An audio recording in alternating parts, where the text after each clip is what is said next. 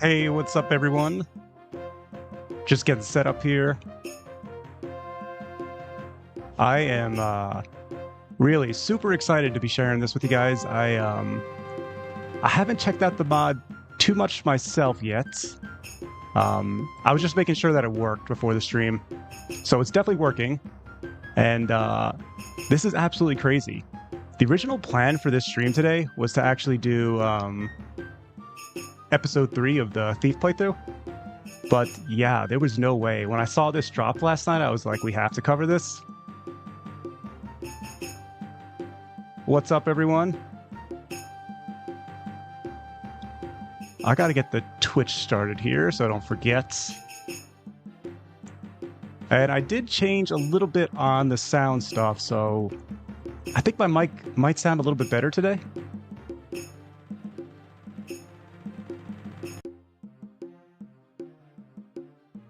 Tabaxi Kitten, thanks again for becoming an Agent of Shpan member. It's very generous of you. Thank you. I'm also in Discord with the name Dwarfblood. Okay, yeah, I remember seeing your message last night. So, do you prefer if I call you Tabaxi Kitten, or do you like Dwarfblood better? But then this mod came out, yeah. I know we were joking in the last stream, like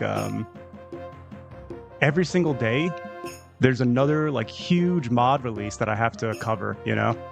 If I was trying to do this with just like normal videos, and if I didn't have the live stream, there's like no way I could keep up with this.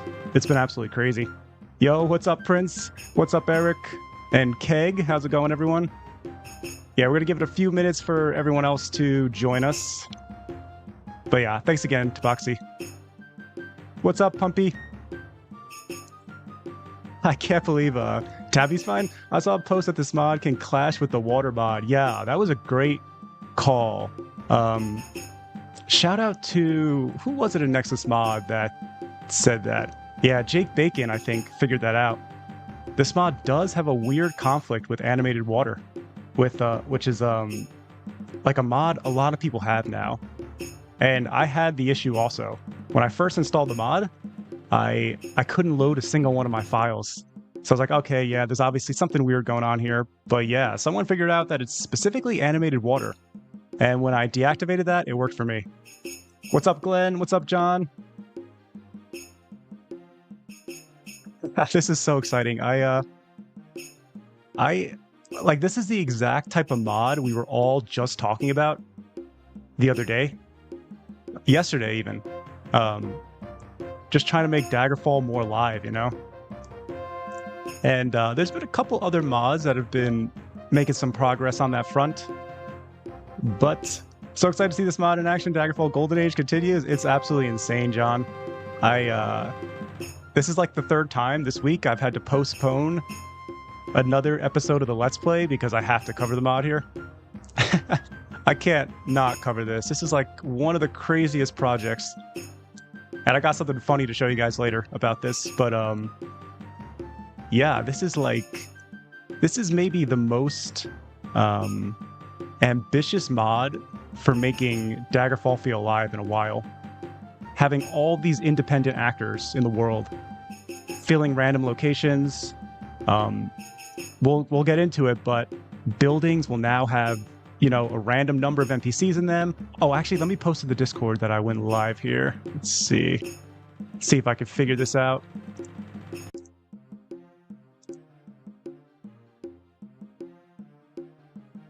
Anything to make the world of Daggerfall alive is a win? Yeah, absolutely. I'm so excited for the showcase. Yeah, me too. I haven't had too much of it even spoiled for me, which is kind of cool. I just made sure it was working, and it's definitely working. But I didn't spoil too much of it for myself.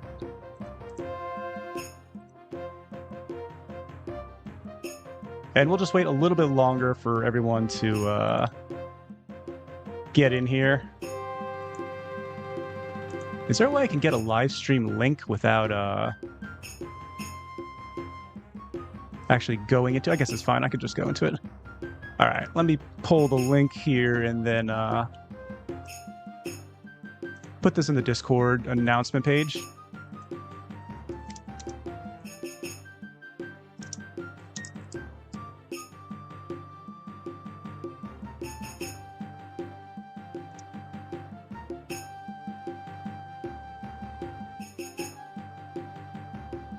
I think the mod's called, yeah, it's called Living World, okay.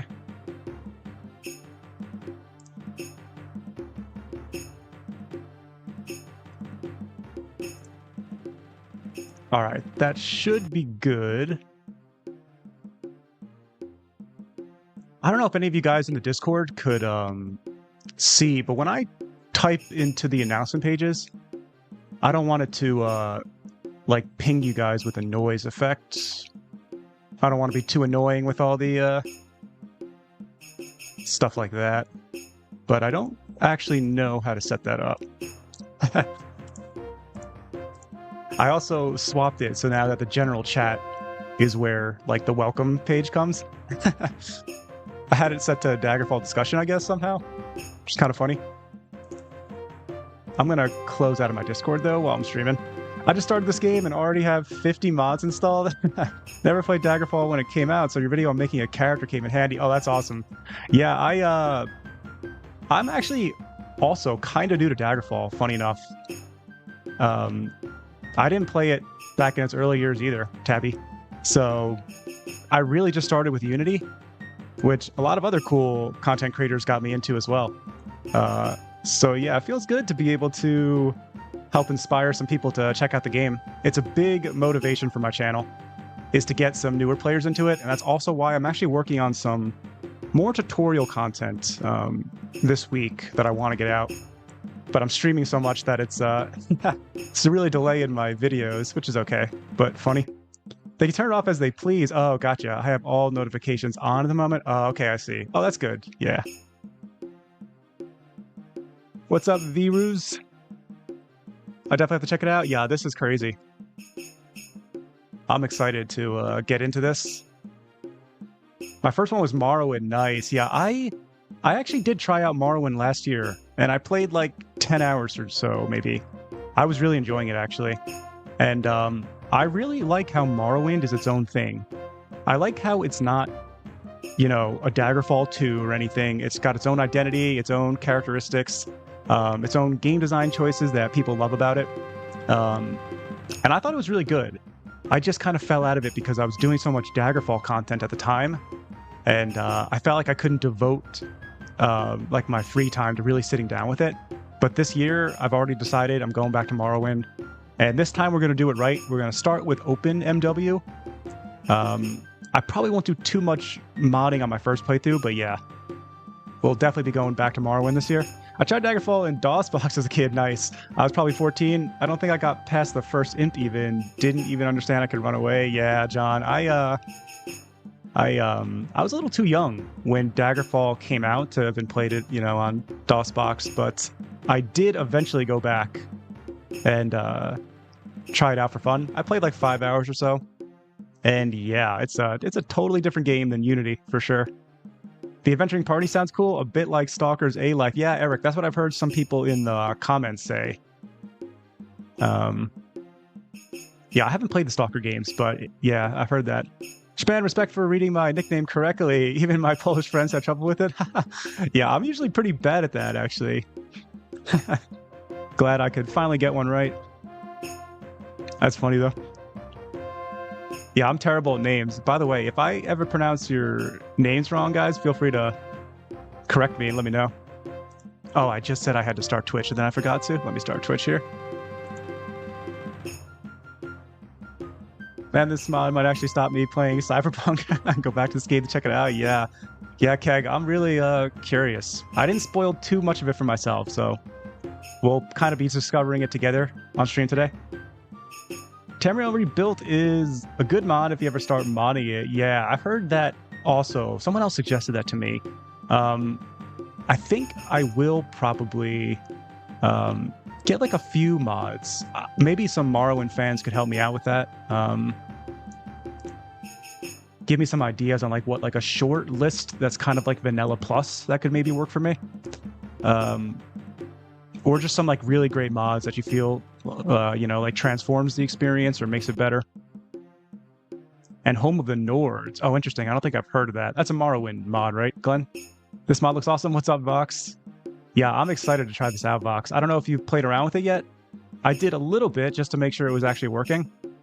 And I think we could jump into it I'm sure some more people will join in here, but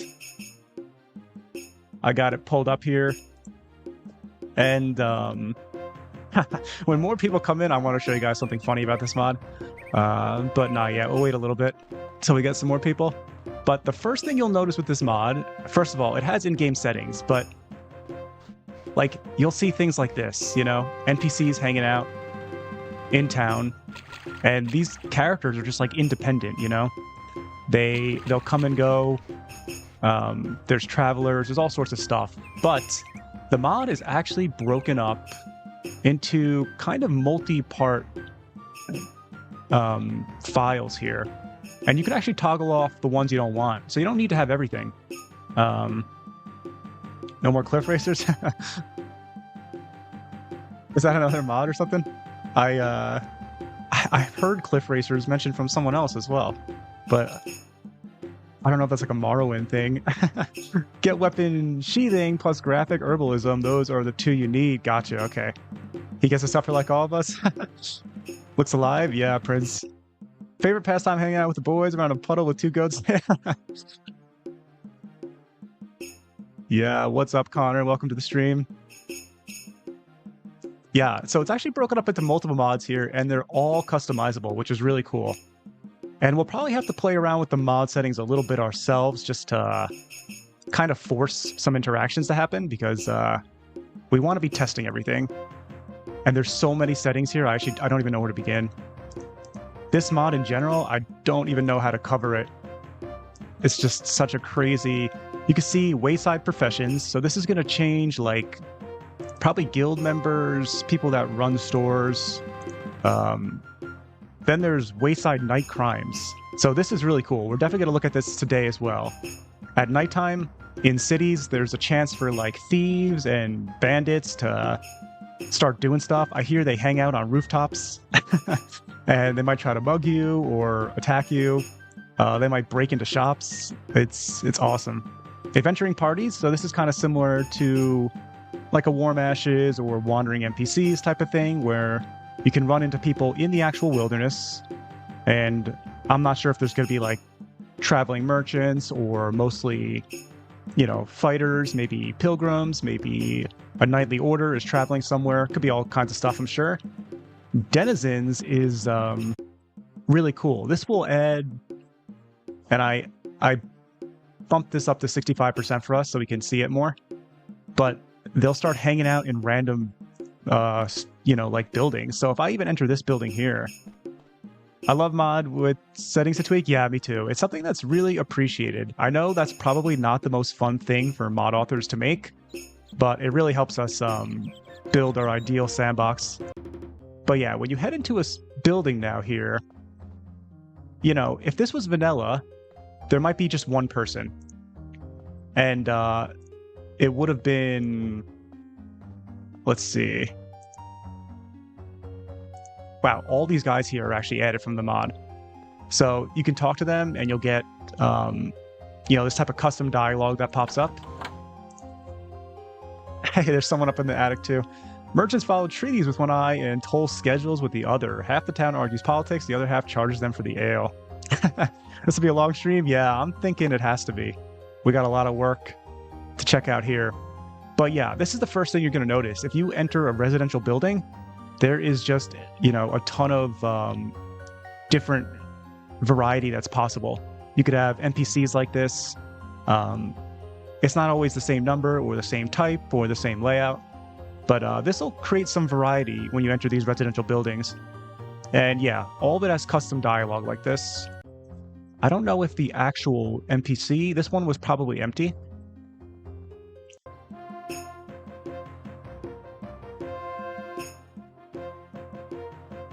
Man, this is such a hard mod to showcase properly because there's just so much to it.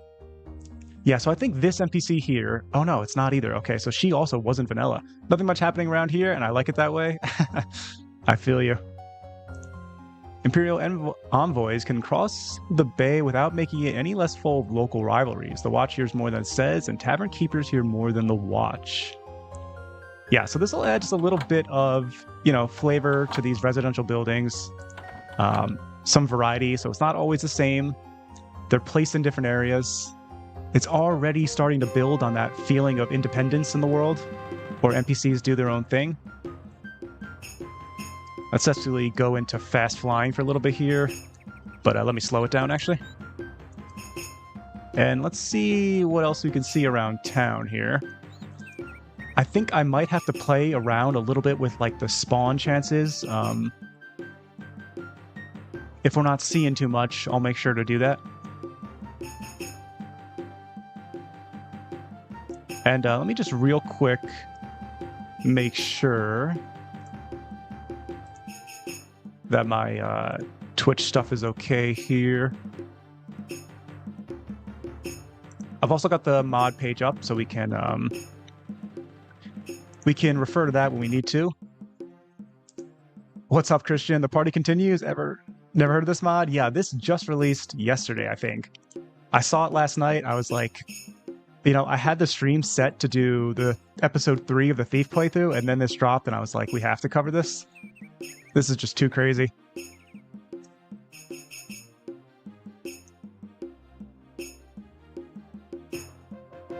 So yeah, I might have to play around with the spawn stuff.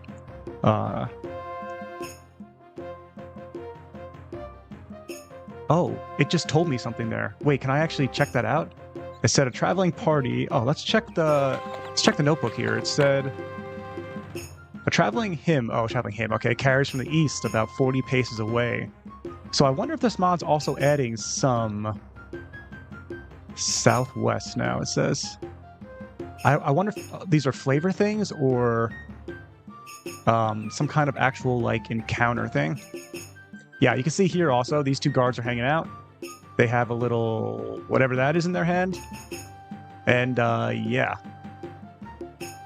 This is the type of thing you'll start seeing more of. Just kind of independent behavior.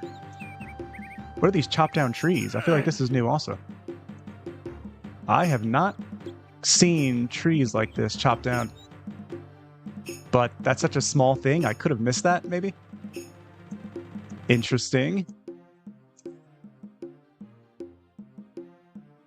That's a pretty cool looking stables. This town is... Where am I right now? This is an interesting town.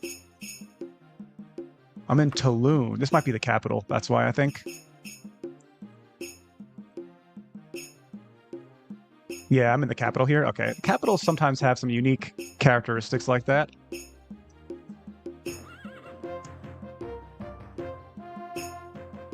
Oh, this is what I need for the Thief playthrough. I need this holy relic here. Steal it off the shelves.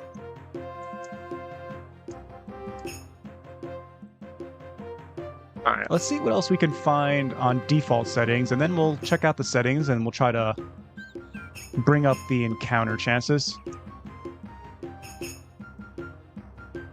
It's kind of funny. Some of the things, I don't know if this is from this mod or if this is from Beautiful Cities of Daggerfall. So once we get out of the city, it'll be a little easier to check as well.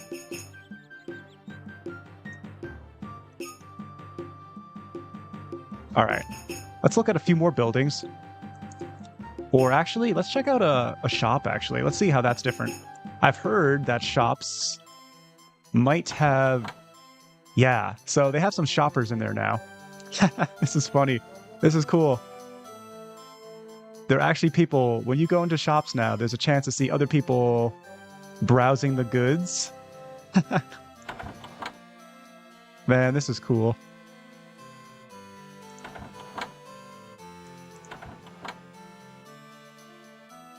And I think all of the ones from this one are actually... I think they work off of denizens. I think this is all from the denizens one. And I increased the spawn chance. This isn't the default chance, so it might look a little bit more crowded than usual. And that's just because I've kind of pumped up the chance just so we can all check everything out. I think this is all from denizens. I'm trying to see here. Disable residential denizens. Tavern should also have adventures now? Yeah, that's going to be cool. We'll definitely have to check that out. I kind of like taverns were always, for me, a little bit... I guess I wanted them to be a little bit more like crowded and have like a more populated like atmosphere. So yeah, let's actually go to a tavern and check that out real quick. Let's head over to this one over here.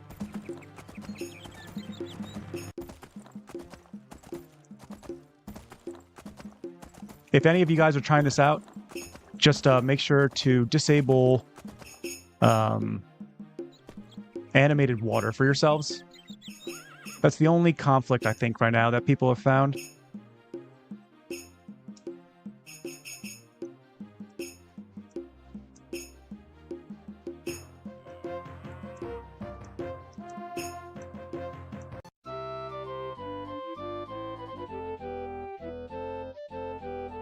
All right, let's see if we can find some new people here. This one actually looks the same right now, but I think I only have a 65% chance to spawn it, I think. I don't know if that's, I don't know if it's like a binary, like, on or off thing. Like, when you enter a building, is there just a set 65% chance? Or is it like, maybe... like each individual has a 65% chance. It's probably just like a... Yeah, this guy's also browsing the shop. Yo, what's up, C. Rudux? Good to see you. Yeah, right now we're just checking out this crazy new mod. Let's go to another tavern, actually. But I might as well just bring this up to 100%, actually, while we're testing it. So chance on entering a building... Oh, okay, yeah. So it is just like a... spawn or no spawn thing. Chance on entering a building that it gets any denizens at all this visit. Okay, so let's bring it up to 100% and let's head on over to a new tavern here. We got one right here. Easier to say my name as Crude Uxie. Gotcha. I'll remember that. That's easier, yeah? Thanks. Yeah, that goes for any of you guys too. If I say your name's wrong, feel free to let me know. I want to get them right, so... Always appreciate that. Which of the tree mods do you use? Looks great. I'm up to date with your mod list, even though I watch all of your Daggerfall Unity videos. This actually is not really a set mod. So I guess, though, it is part of Vanilla Enhanced. So yeah, my trees are really just Vanilla Enhanced. I don't have like a separate tree mod for my list here. Yo, what's up, Van? What new NPC mod? Yeah, this is crazy. Just dropped yesterday. Where's the entrance to this? Oh, here it is.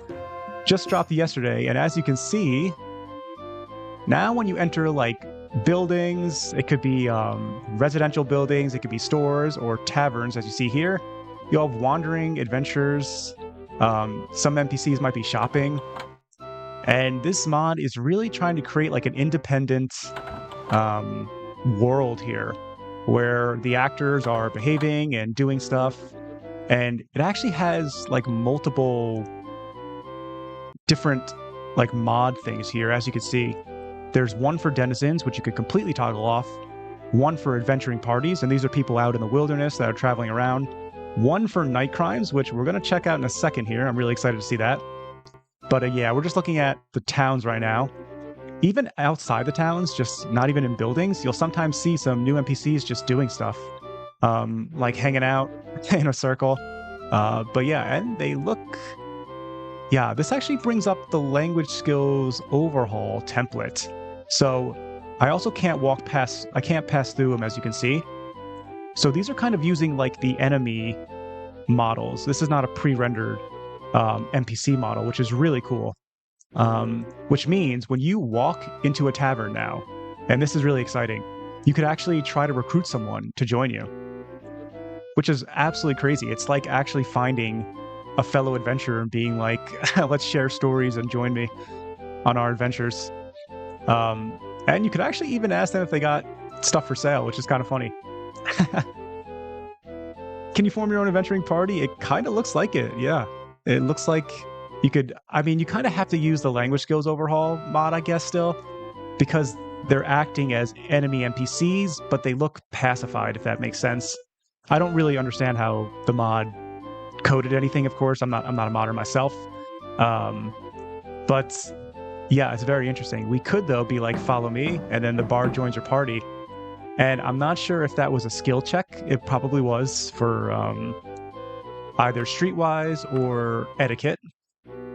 But yeah, it's kind of funny now that you could actually recruit someone from like a safe place, like a tavern. And they actually come with you like this. Will this mod and the Wandering NPCs mod be part of your Druid Permadeath playthrough? What's up? Yeah, the Red Fox, how's it going? I think this one, I'll have to test a little bit more to make sure it fits well, but Wandering NPCs, I think for sure, will be in the Druid playthrough. But yeah, I'll have to test both of them a little bit more. This is so cool, though. Let's put our torch on real quick. Do we have a torch on? No, we don't. Okay. Get some light here. I guess I found a way to get my soldier squad for the tank build. Looks really cool. Yo, what's up, Adam? Yeah. I love having some different options for doing this type of thing. You know, whenever I wanted to recruit someone in the past, it was always like you have to go into, you know, a dungeon, into the wilderness, either find a bandit camp or something like that.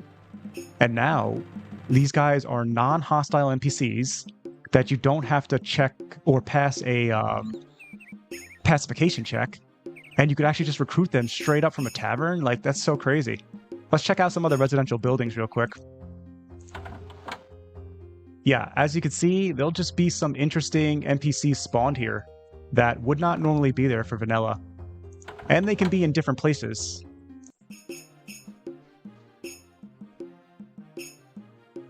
I was about to say, is that from Language Skill Overhaul? Yeah, it looks like it is using the interface of Language Skills Overhaul.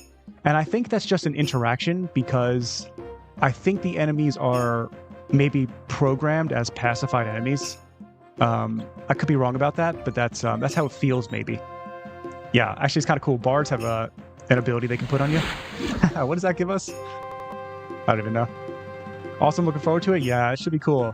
I'm slowly making progress on the Druid playthrough. Is this mod incompatible with any other mods? What's up, Magic? Yes, it's good that you asked. It's actually, weirdly enough, incompatible right now with... I'll write it in the chat here. Actually, incompatible with animated water. And I know this is a very popular mod, so what actually happens, if you have animated water on with this mod, you can't load your save file. And it happened to me personally, but Jake Bacon on Nexus Mods, I think he figured it out. So if you just disable that one mod, you'll be good to go. Someone says come in. Yeah, we'll just take a week. Oh, I actually got attacked in here. Okay. That's kind of funny. I didn't know you could be attacked. Such a fun-looking mod. Yo, what's up, LC? Yeah, it's insane. I'm so excited to like do a proper deep dive on this today with you guys. Would you ever try the mod which adds transparent windows? Yeah, Glenn. I have that on my list. I have to get around to updating my mod list. I think that's a really cool one. I like that idea a lot, the idea. And especially with like the bloom effects that I had added to the light source at night, I think it looks cool. I just have to spend some more time with it and make it a part of the actual main mod list here. Let's sleep until nighttime and then check out some of the night crime potential. Hey Shpan, have you tried a mod called Project Legacy? Looks interesting. I was reminded of it by the roguelike mod. Yeah, I've heard of this mod a few times. I've never actually tried it out. It's the mod where you die and your offspring takes over. Is that correct? I've heard of this a few times here, but I've never tried it out. It sounds really cool though. I feel like I would like it. Where's the entrance to this tavern here? Wow, those NPCs are mean. Yeah, that was the first one that went hostile on us. Oh, what a weird place for the entrance. Yeah, it's so cool. We just got a couple, like, you know, NPCs hanging out. This guy's just here. All right, let's actually get a room here. I'm curious to test some stuff. Is there any interaction with resting? Looks like there's not. That's cool. Wow, I don't know how this mod author managed to do this stuff. It's, okay. Let's rest until nighttime, and then we're going to try to spawn the night crimes situation. So this mod also adds night crimes. Let's make the hourly operation chance 100%, so it triggers. Don't worry, I don't use that one because of another mod on my list. Best mod? Oh, nice, Magic. Yeah, I was using animated water. But yeah, not a huge deal just to disable it for trying out this mod for now. I'm sure they'll figure it out too, the mod authors. Wow, this has 4 tabs of stuff to look at. All right, so we got the hourly operation chance set to 100. That's good. Set crime hours to entire day for chaos. We might have to do that after this. Crime window end hour. Oh, okay, so what time they have to stop? Minimum operation minutes. Minimum in-game minutes a robber/assassin operation may remain valid. This is so interesting. We're gonna have all sorts of... I wonder how they're gonna behave. Suppression... Wow, it's just so much stuff. Enable rooftop traversal. Robbers and assassins to use proactive wall climbing, low roof vaults, sloped rooftops. Oh man, I can't even wait. Let's just get to this. Let's rest. Let's do like 13 hours. This is crazy. I almost feel like they're going to be, you know, the Jack Be Nimble mod guys? I feel like these NPCs are going to be jumping around on rooftops here. I got my friend here, my traveling partner, so maybe he'll help me out. Oh, I slept a little too long. It's 4:30. I think we should still be okay, but I overslept. It is very cool to see these areas, though, like, you know, have proper traveling NPCs here that can be recruited. That is like, I wasn't even thinking about that option. All right. Let's keep our eyes open, guys. If you see anything, let me know. Keep an eye out on the rooftops here. Permadeath successes when surrounded by crimes and murders. Yeah. Oh, this is so exciting. I'm gonna use my own jumping here to get on top.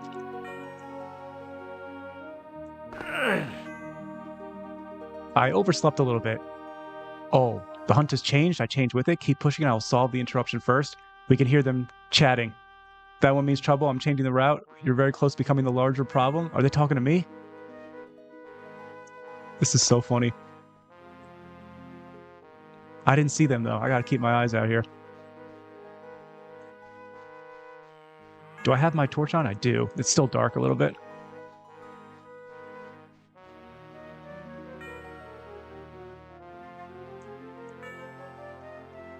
Oh, that is cool. Yeah, man. This is so sick right now. Oh, look at them. Did you see this guy? Oh, what is that? This guy is leaping from building to building here. Let's go get him. Oh, man, that was crazy. I don't know if you guys could see that on stream there.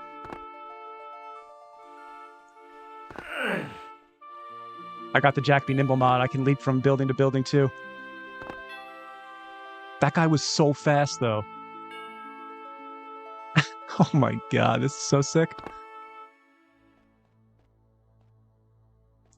Wow, he was, like, too fast for me to catch up to. You didn't see it, Prince? It was like almost in the sky. The guy was leaping. Oh man, I overslept. We're gonna have to do this again another night. Thought it was a bird for a second. I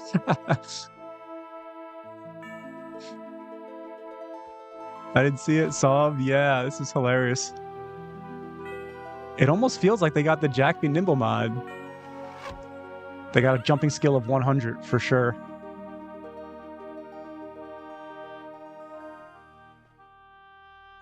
Yeah, I think you were chasing them. Yeah, he went left, he went right, though. Oh, man, he went left, you were right. Oh, man. Okay, let's sleep again till the next day.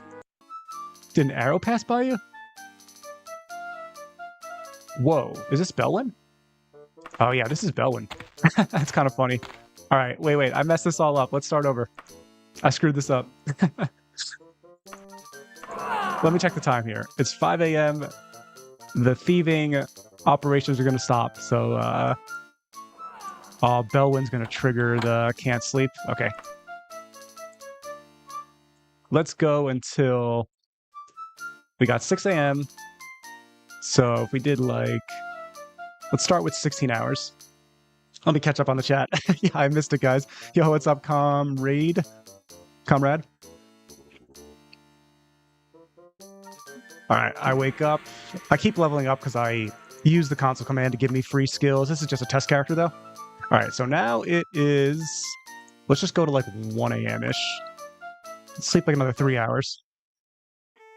Yo, what's up, Killface Kitten? What is this modding project? This is a mod that's attempting to make all these independent actors and NPCs do all sorts of realistic stuff in the world. From nighttime crime operations to browsing stores during the daytime to traveling throughout the wilderness and going to towns, or you might have like a nightly order traveling, a pilgrimage traveling, traveling merchants. It's actually broken up into multiple mods if you didn't see the beginning of the stream here, and you can deactivate certain ones, which is pretty cool. Oh, the name of it? Yeah, let me get the name for you. It's called Living World.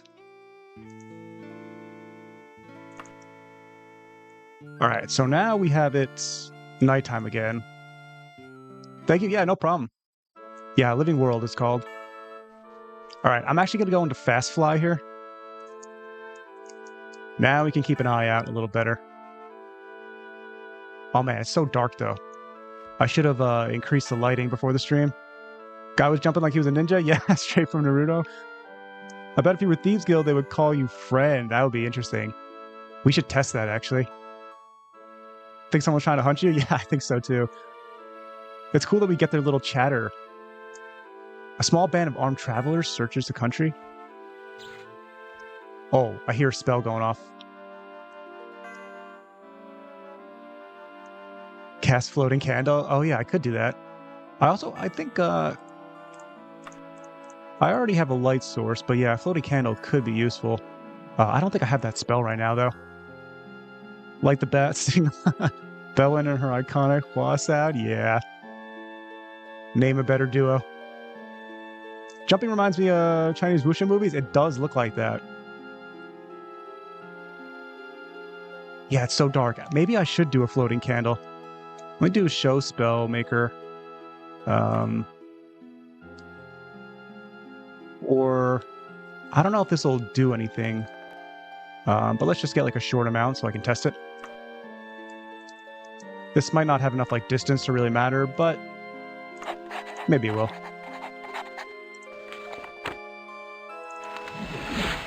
Yeah, no distance really? That's okay. Reminds me of catching Black Cat. That was so funny in the distance, just seeing them leaping around. That's like a 200 jumping skill distance right there.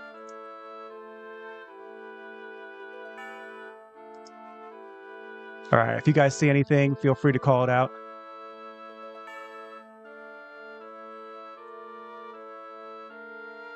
I don't think I played Spider-Man 2 on PS2.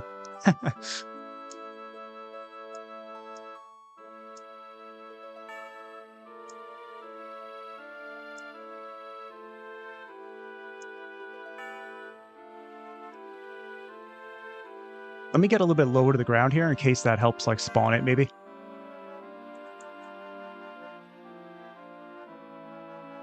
Let's make sure, do we got God mode enabled here? Okay, we did. We're good. We're all set. All right, let me actually go down to the ground here. And if we see something or hear something, then I'll go into fast fly mode so we don't miss them.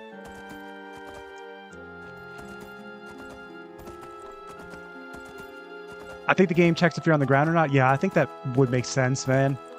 I think you're probably right. Oh, I heard an arrow. Yeah. But from where?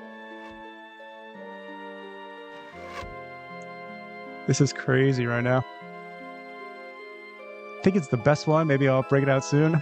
Nice. Oh, I saw it. Okay, I saw it. If I get near them, let's see if they chase me. Wait, how far away are they shooting? I definitely saw the arrow come from here, though.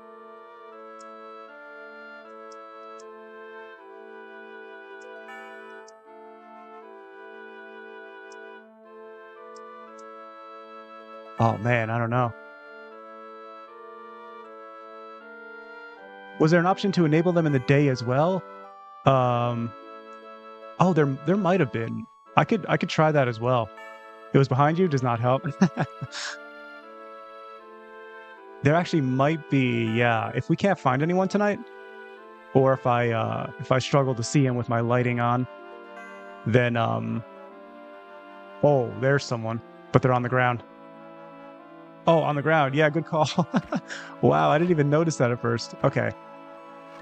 Let's see if we can get this guy to jump on the roofs again. I want to see if we can get him into a corner, if he'll try to climb.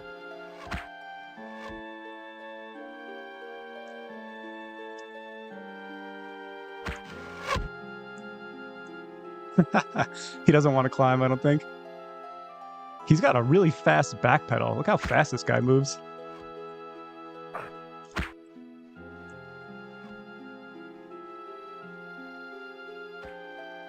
This is so funny right now.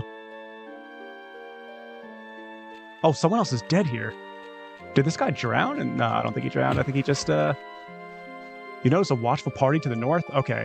Let's see. Let's test if that actually is represented with our thing here. It said to the north. The patrol calls briefly to the north, 33 paces away. Go, go, go, go.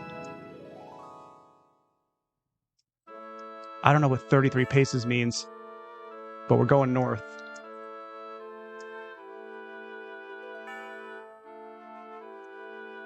Your companion just staring at you? Yeah.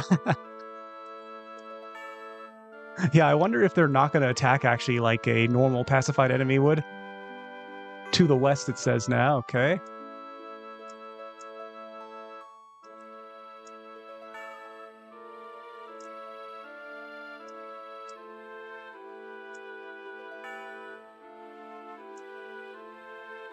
We're going to try this in the daytime as well. Just to get a sense of it all.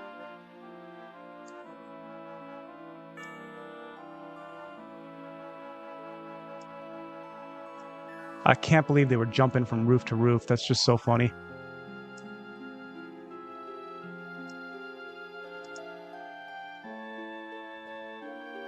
You probably need to attack them first. Yeah, that would make sense. Only one guy actually came after us, it looks like, without me attacking first. So, yeah, that would probably help, I think. I'm going to shoot a spell at them if I see one. We'll give it a little bit more time, and then we'll try to spawn them in the daytime. If we can't find anyone. I saw a crazy cutscene after I died earlier in Draveni Tower, and I wish I could have recorded it because I have no idea what they said or what it was for. Oh, man. Yeah, I think there is like a unique one, right? For some of the main quest dungeons. You notice a watchful patrol to the southeast. Oh, they're on top of this roof, right? Let's test this.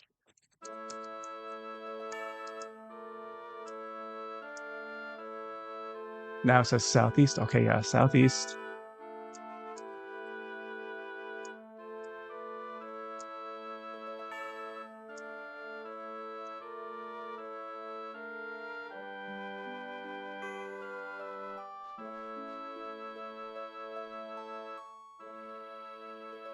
I missed them? Okay. I got terrible eyesight. All right, let's go to a tavern and let's Oh man, you guys saw them? They were below me? No. All right, I'm going to blame the window glare on my screen here. All right, at least you guys saw them. Let's actually head into a tavern, though. We'll sleep to the daytime, and we'll make it spawn in daytime. Maybe you should go to a smaller town. Yeah, I could also go to a smaller town. I think this should be okay, though. As if I wasn't missing it. Oh, this guy's patrolling at night? That's kind of interesting. Usually at nighttime in Daggerfall, you won't see anyone. Sounds like someone is turning into a vampire or werewolf. Yeah, I know there are a couple different things that could happen here. All right, let me go into the mod settings. We're going to make this trigger at night. I mean, or during the daytime here. Let's go to night crimes. Streaming blindness. Yeah, this mod is sick. Makes moving around town at night more dangerous. Yeah, this is really cool. All right. Hourly operation chance set to 100. Crime window, first hour. Oh, you can't actually choose. Still considered part of the night. A value lower than the start hour wraps past midnight. Okay, gotcha. So this is midnight, this is 4 a.m., this is 6. We could put it to 8 a.m. Okay, that's not terrible. All right, this still gives us some at the bottom. Oh, daytime hourly appearance. Good catch there, Tabby. Yeah. Enable daytime off hours. Assassins can occasionally appear outside the active night crime window without committing civilian crimes. Interesting. Daytime hourly appearance.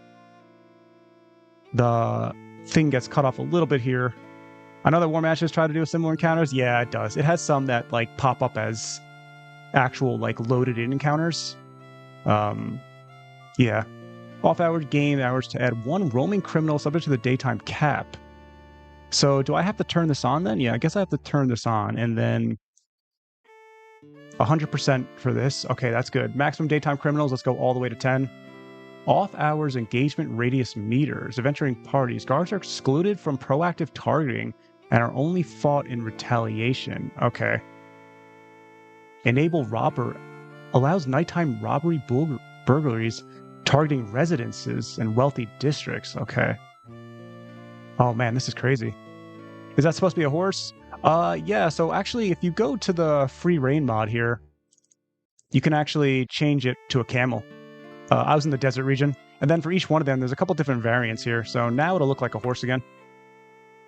All right, what time is it? Let's rest until the morning then and see if we can force some of these encounters to happen here. You prefer Daggerfall over other modern Elder Scrolls games? Why? Yo, what's up? Yeah, I do actually. I like Daggerfall a lot. It's my favorite for sure. And what I like about it is that it is a sandbox RPG where I can kind of build my own role-playing goals, restrictions. I like the character building in this game. Combat's fun. But yeah, what I love about Daggerfall is that it's just a really good foundation of role-playing systems for sandbox. But of course, the modding scene is what really builds that all together. If I was only playing Daggerfall vanilla, I don't know if it would be my favorite, honestly. But with Unity's version and all the modding scene, it's 100% easily my favorite, personally. You do a whole lifestyle playthrough of just being a guard trying to catch break-ins? Yeah, man. I mean, the role-playing options this mod is going to open up is crazy. You could literally set, you know, some kind of playthrough goal of catching a certain amount of criminals or protecting a specific city or town. And you could also, you know, like accompany that with like maybe joining a nightly order or something like that. There's so many options. Daggerfall has better fantasy life sim elements and role-playing opportunities. Yeah, for sure, especially with mods. Late again, I sub to you. I should get notifications. Yo, what's up, Valentine? Yeah. I like the big world. Yeah, me too. I just think Daggerfall has amazing role-playing foundations too. Oh, I already see a thief over there. Look at this guy. This guy's running away from me. Let's catch up. Oh, yeah. Okay, cool. So this actually is to the east. So these messages up top are actually what's going on. It actually is like reflecting correctly on the map. Let's see if he jumps on some buildings. Yo, look at that, guys. He's climbing the buildings. This is so cool. Yo, this is awesome. What? How did this mod author accomplish this? Let's follow him. Let's track this guy. Let's see where he's going. Man, I want a spell pack mod that lets us jump like this. Oh, he might be onto me. So it's kind of like representing a climbing here. So this is cool. I think it looks good, actually, a lot. They're doing some climbing. He's trying to figure out where he wants to go. All right, he's going up. He's waiting for the signal. So cool. Yeah, this is so sick. How late are you? Nah, you're only like, I don't know, 20, 30 minutes late. You're not that late, Valentine. Some say the Elder Scrolls 6 will be spiritual successor to Daggerfall. Yeah, maybe. I would love to see it. Something like that would be so cool. He's flying. Yeah. What's up, construction worker? Welcome in. This is so funny. I keep in mind though, guys, I like pumped up the settings. So, you know, in a normal playthrough, you're not going to see so many, what's it called? Like criminals doing this. I mean, of course, unless you want to set that way for yourself, you know, whatever you're feeling. It's all about making the game that you want to play when you're modding. But yeah, I put the settings up high so that we can get max number. So they're kind of just doing their own thing here. Let's... Oh, this is my guy here. Okay. All right. I'm glad I actually caught that correctly. That was so sick. Crouching Tiger, Hidden Dragon mod coming. That is exactly what it feels like. There's some wuxia movement vibe. And look at these guys. These are just some NPCs that are going to be moving around and doing stuff. She's trying to bring the horse inside the gates. Or the fence, I should say. Those are some big jumps? Yeah, for real. That is understatement. They got jumping skill 300. Another thief was in the background. Nice. The thief has endless hope. I kind of want to see. Let's see if we can find someone breaking into a store or something. I don't know if we would like see that visually represented on the outside. It says the northwest. Okay, this is a different direction. Let's see if there's someone else here. Man, this... should I add this to my thief playthrough right now? It's kind of cool. I wonder if there would be some compatibility if you join the Thieves Guild. Maybe they won't go after you. I feel like that might be too much to ask for.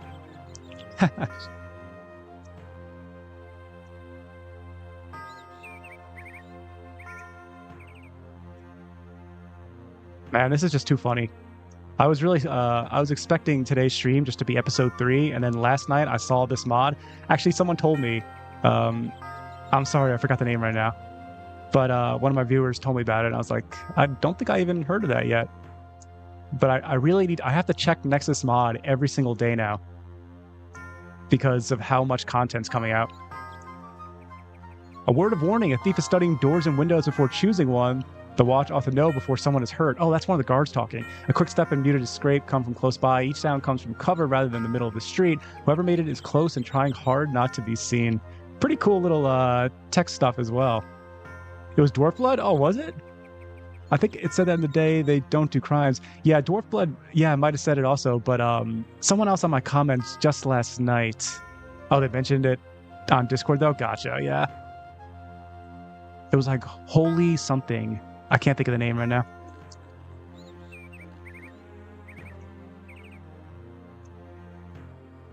Imagine the thief jumping around then hearing halt and surrendering. Yeah, that would be really cool.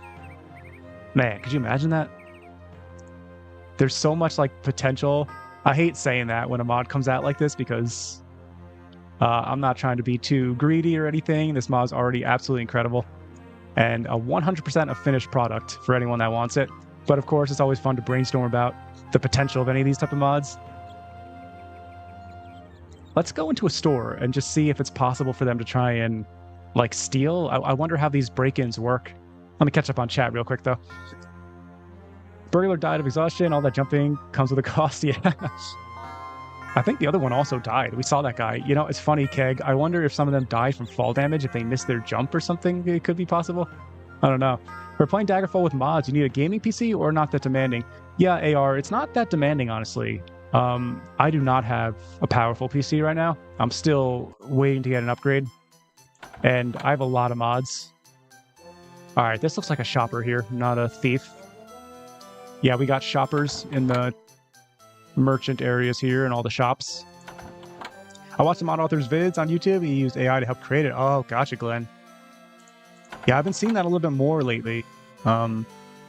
People using it as a tool for the coding stuff. I think you still need like pretty good coding skills though anyway, right? Wow, we got a lot of shoppers in here.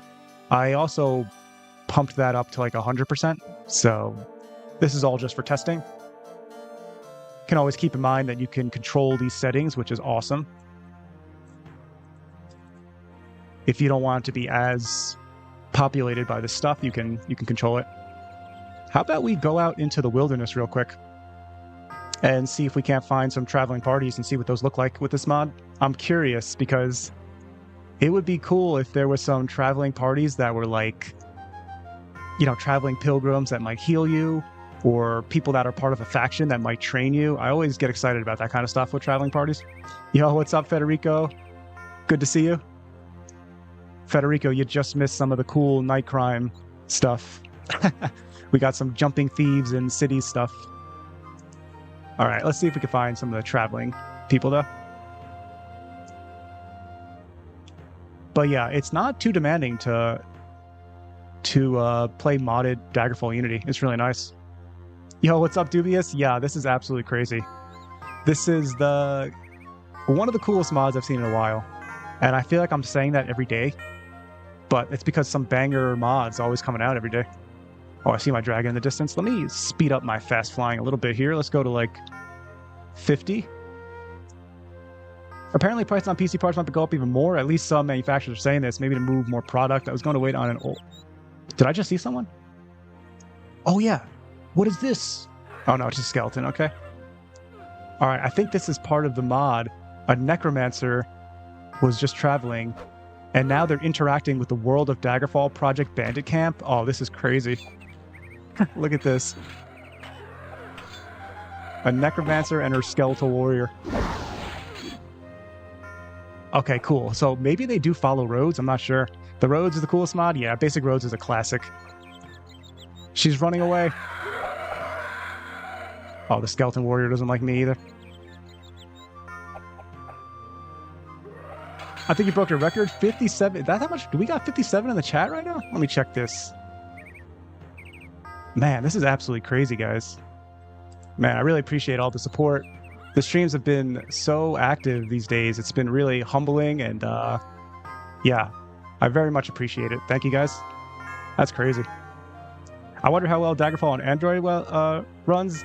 Yeah, I heard it's pretty good, and there's a lot of mods. Oh, yeah, okay, here's another example here. This is 100% from the Traveling Adventures. So it looks like they're getting a little rest stop here. And they're hanging out. They got a campfire here, too. That's cool. So can I interact with these guys? I can. Looks like we get the language skills overhaul pop up here. Let me catch up on chat. My bad, guys. I'm so bad at reading chat and playing. It's currently level Bethesda's writing. You're not wrong, maybe. I guess we'll see with Elder Scrolls 6. I think you broke your record, yeah. I wonder if adventurers also go inside dungeons. Yeah, I'm not sure, Tabby. We'll definitely check out...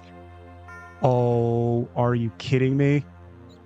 Tabby, what? 10 gift memberships? Oh, man, what did I do to deserve that? Oh, man, thank you very much. That is extremely generous. That's crazy. Do you guys see the notification show up? I don't even know if I have my Streamlabs running correctly. Thank you, Tabby, again. That is, yeah, I really appreciate that. Very, very generous of you. You need to put together a mod list? Yeah, I almost need to do another full mod list video for you guys. It takes a ton of work for me. That's the only reason I don't do it more often. I did the 2025 one, I did the 2026 one, and I love doing them. But the 2025 one was like a 25-minute video, right? And then the 2026 one was like a 52-minute video. The 2027 one's going to be like a 2-hour video at this rate. But yeah, I'm thinking about doing it because I'm getting asked a lot, and I've gotten so many more mods since the start of 2026. It's like a totally different... They're bouncing on the screen? Okay, cool. So it is working. All right. I'm not the worst streamer. I can sometimes get that stuff right. Good vibes? Yeah, dubious. Thanks. Yeah, this is a crazy mod, though. So it looks like it's definitely working with these. I wonder if I can actually pump up the chance to get some encounters here. Shpan mod pack? Yeah, I know. People were asking for the mod pack also. I've been a little unsure about the mod pack stuff just because I don't want to be responsible for like screwing up anyone's mod list. And I fool around so often with different mods that I don't know. I just have like such a volatile mod list all the time. But maybe I could do like smaller packs that are like specifically, this is my graphics mod pack. This is my like role-playing one. All right, let's check out adventuring parties. Oh, there's actually chatter distance too. I didn't realize that. Let's pump that up so we can hear what people are saying. Just put up a load order in Discord. Yeah, that's a good idea too, Tabby. I'll actually do that. Yeah, actually, I could take a screenshot actually and then do a load order thing. Because the load order actually for my mod list is somewhat important. I'll notice sometimes that decorator gets like disabled if I have the wrong load order. And for this mod, guys, just be careful of animated waters. I'll type that in the chat again. Animated waters right now is having a conflict with this mod, and you can't load your files. So just be careful with that. Minimum party size, let's bump that up. So let's see what we can get. Oh, wait, no, that's minimum. Okay, let's keep that low. Let's go maximum party side. Party level. Oh, that's interesting, too. For new company members, Living World Progression can scale individual members from level 1 to 99. Okay, so you could really spawn in some boss mode guy here if you want to. And a health multiplier. Wait a sec. You know what's hilarious, guys? Let me show you this real quick. This is so funny. When I installed this mod, I opened up the page, right? And then I noticed... oh, do I have it set up anymore? Oh, I do. Okay. This mod, I don't know if it came up on the screen for you guys, but this mod has a 16-page player manual. A 16-page player manual for a mod. Like, how hilarious is this?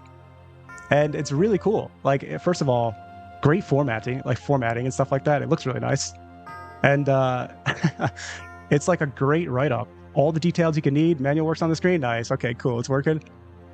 Like, how cool is this? Like a table of contents. This mod author just put like all this work into this. And it's actually very useful because this mod is so in-depth. Like, they set out some tables here to explain the 5 different modules. This mod is technically 5 mods in one, right? So you got the Wayside Denizens, and you can deactivate these on your own if you want to. You got the Wayside Life stuff. This was like the... Oh, this is also road traffic. Interesting. I didn't realize that. Okay. 61 concurrent views. Congrats, Shpan. Thanks, Glenn. Yeah. Thank you guys all in general. Everyone hanging out here. I've been loving the live stream vibes. And I didn't know this many people love Daggerfall like I do. Adventuring parties, yeah, okay. This is named companies with persistent rosters. Like, how cool is that? This is a strongly persistent layer. Companies and members are intended to be remembered and cross encounters. So it's a collection of 5 mods. And what's cool about that is you can disable certain ones on your own if you want to.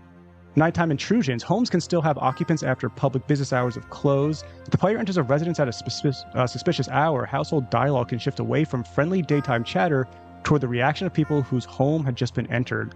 So a lot of reactivity like that. Yeah, this is interesting. Vortex does not load the mods in the right order, though. Yeah, I don't actually use Vortex myself, Tabby.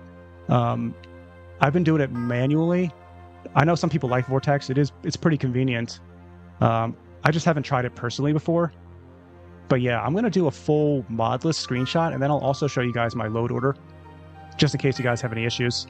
This mod right now, though, the only conflict should be animated water. Sounds sick. Yo, what's up, Lichin?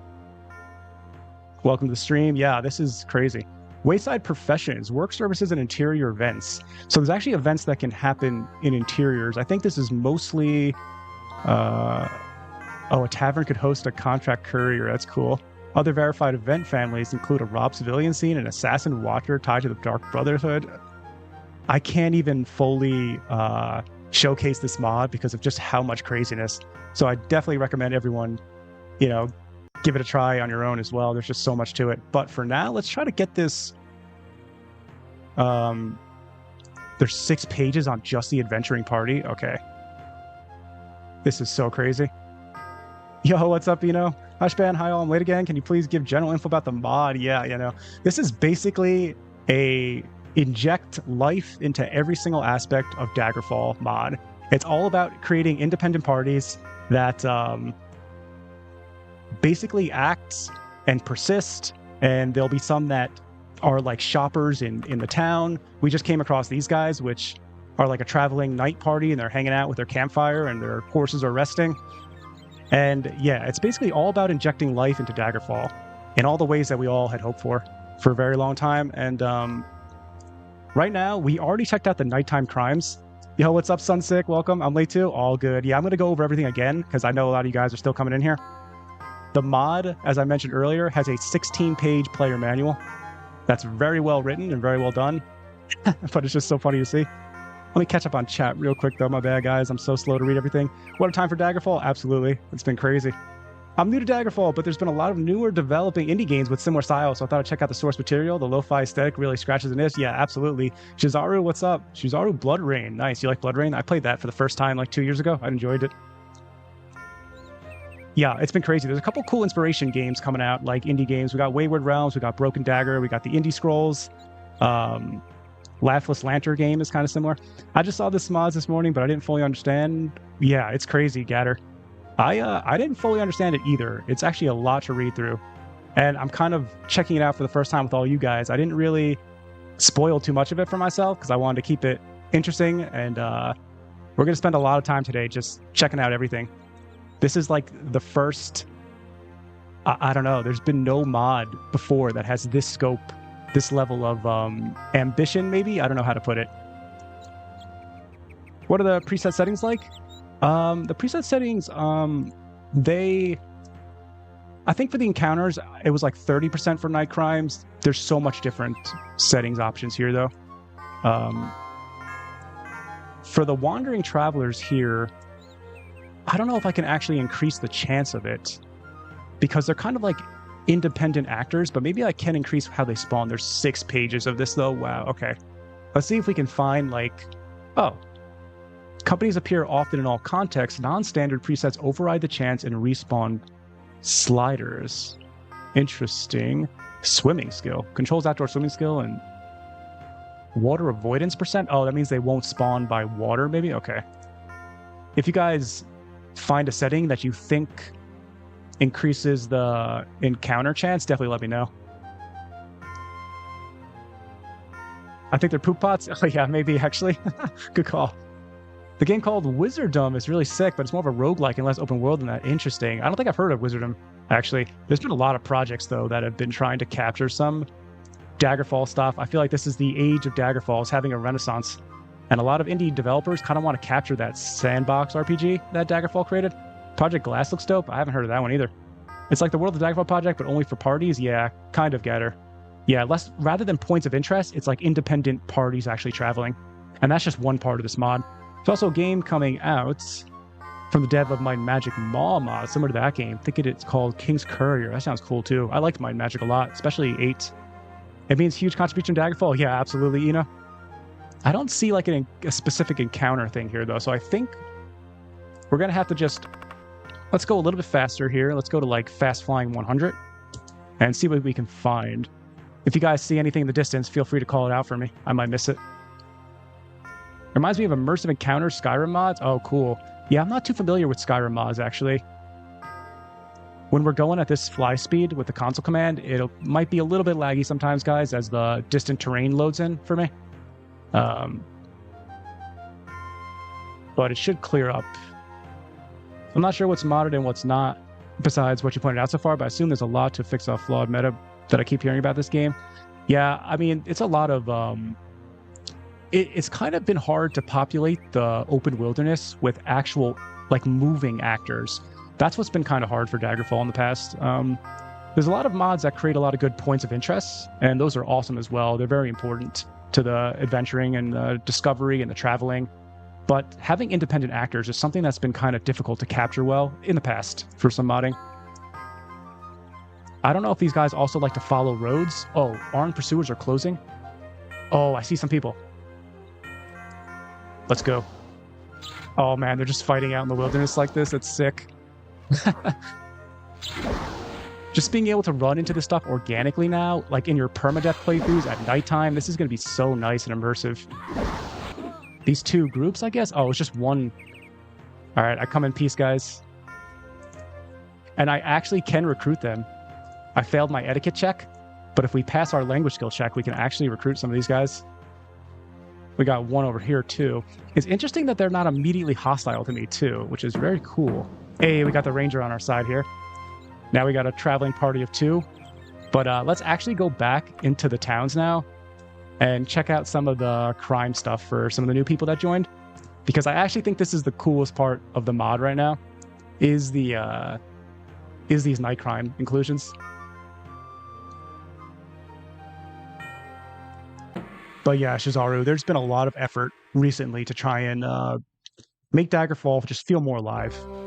And there's been a couple different mods, even just this month, that have come out that are trying to capture this. I also do want to remind you guys again, though, that I brought the settings up really high. We're also going to change the weather back to sun here so we can see a little bit better. But I changed the settings so it wouldn't be this active in a normal playthrough with default settings. But yeah, you can see the thieves can actually climb walls, and they're going to try to scope out like a town or a building to break into, a shop to break into. They don't look hostile to me right away, though, so this is kind of interesting. Like, she doesn't want to fight me, I don't think. Let's keep looking. This area is a little laggy. I think I saw a jumper in the background here too. Some of these mountainous regions... Oh, did you guys see that guy leaping from building to building? Let's follow that guy. Oh, he's on the move. He's on the walls now. This is so funny. That is so crazy. Alright, we're going to assume this guy is some kind of spell blade. And he's got the levitate spell active right now. This is crazy. Oh, I'm lagging a lot though here. I think I'm spawning too many.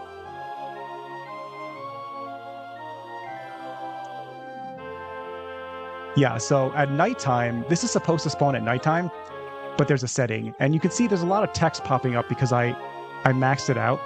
So, yeah, they're going to kind of keep spawning. That's just for testing. But yeah, this is very, very interesting. And they will break into shops. This guy looks frozen up here, maybe. You doing all right there, my friend? Maybe I could help you down. Oh, this is my guy. That's why he got a little frozen. This is my traveling companion.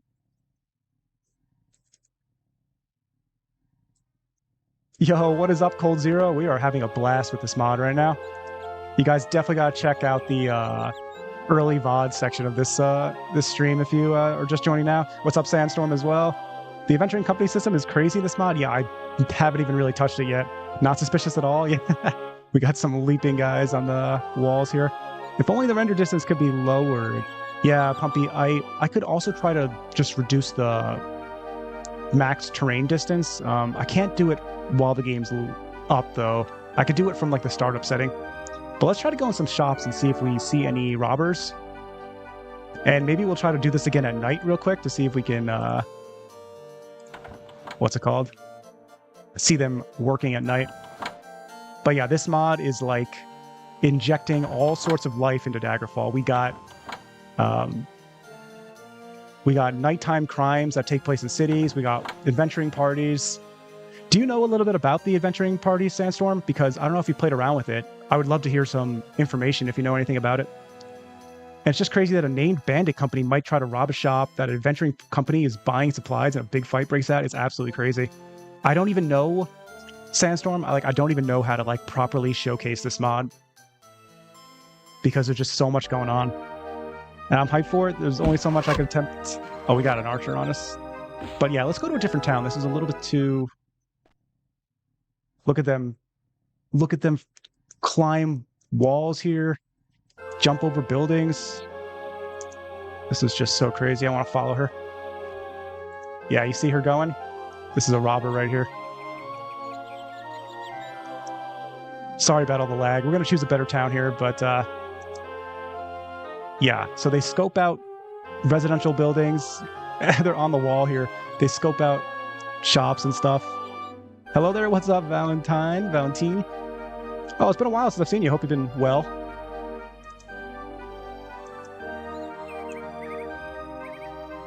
But yeah, they hop around, going from building to building like this.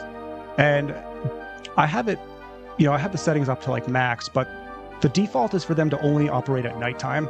It's a little hard to see them at nighttime, but that's what's kind of cool about it. It'll make the encounters more interesting. Yeah, and you also got sometimes NPCs doing whatever these guys are doing here. Bringing the horses around in the farms. Yeah, you'll see all sorts of interesting NPC independent behavior. The adventure companies are the most complex in the mod. They take quests and go into shops/sleep and taverns. Man, that's insane. Yeah, we actually recruited some people that were hanging out in taverns. One sec, guys, I'm going to set up my standing desk real quick. My last stream, I was sitting for like 3 hours straight, and I was like hunched over the microphone. Is the NPC supposed to jump so high? I'm not sure, Valentine. I don't... I think the climbing looks right, but the jumping is pretty intense right now. I'm not sure if it's meant to be that way, or if it's something with my mod list interacting, potentially. Or if it's just like the way to represent it for the mod author. I'm not sure.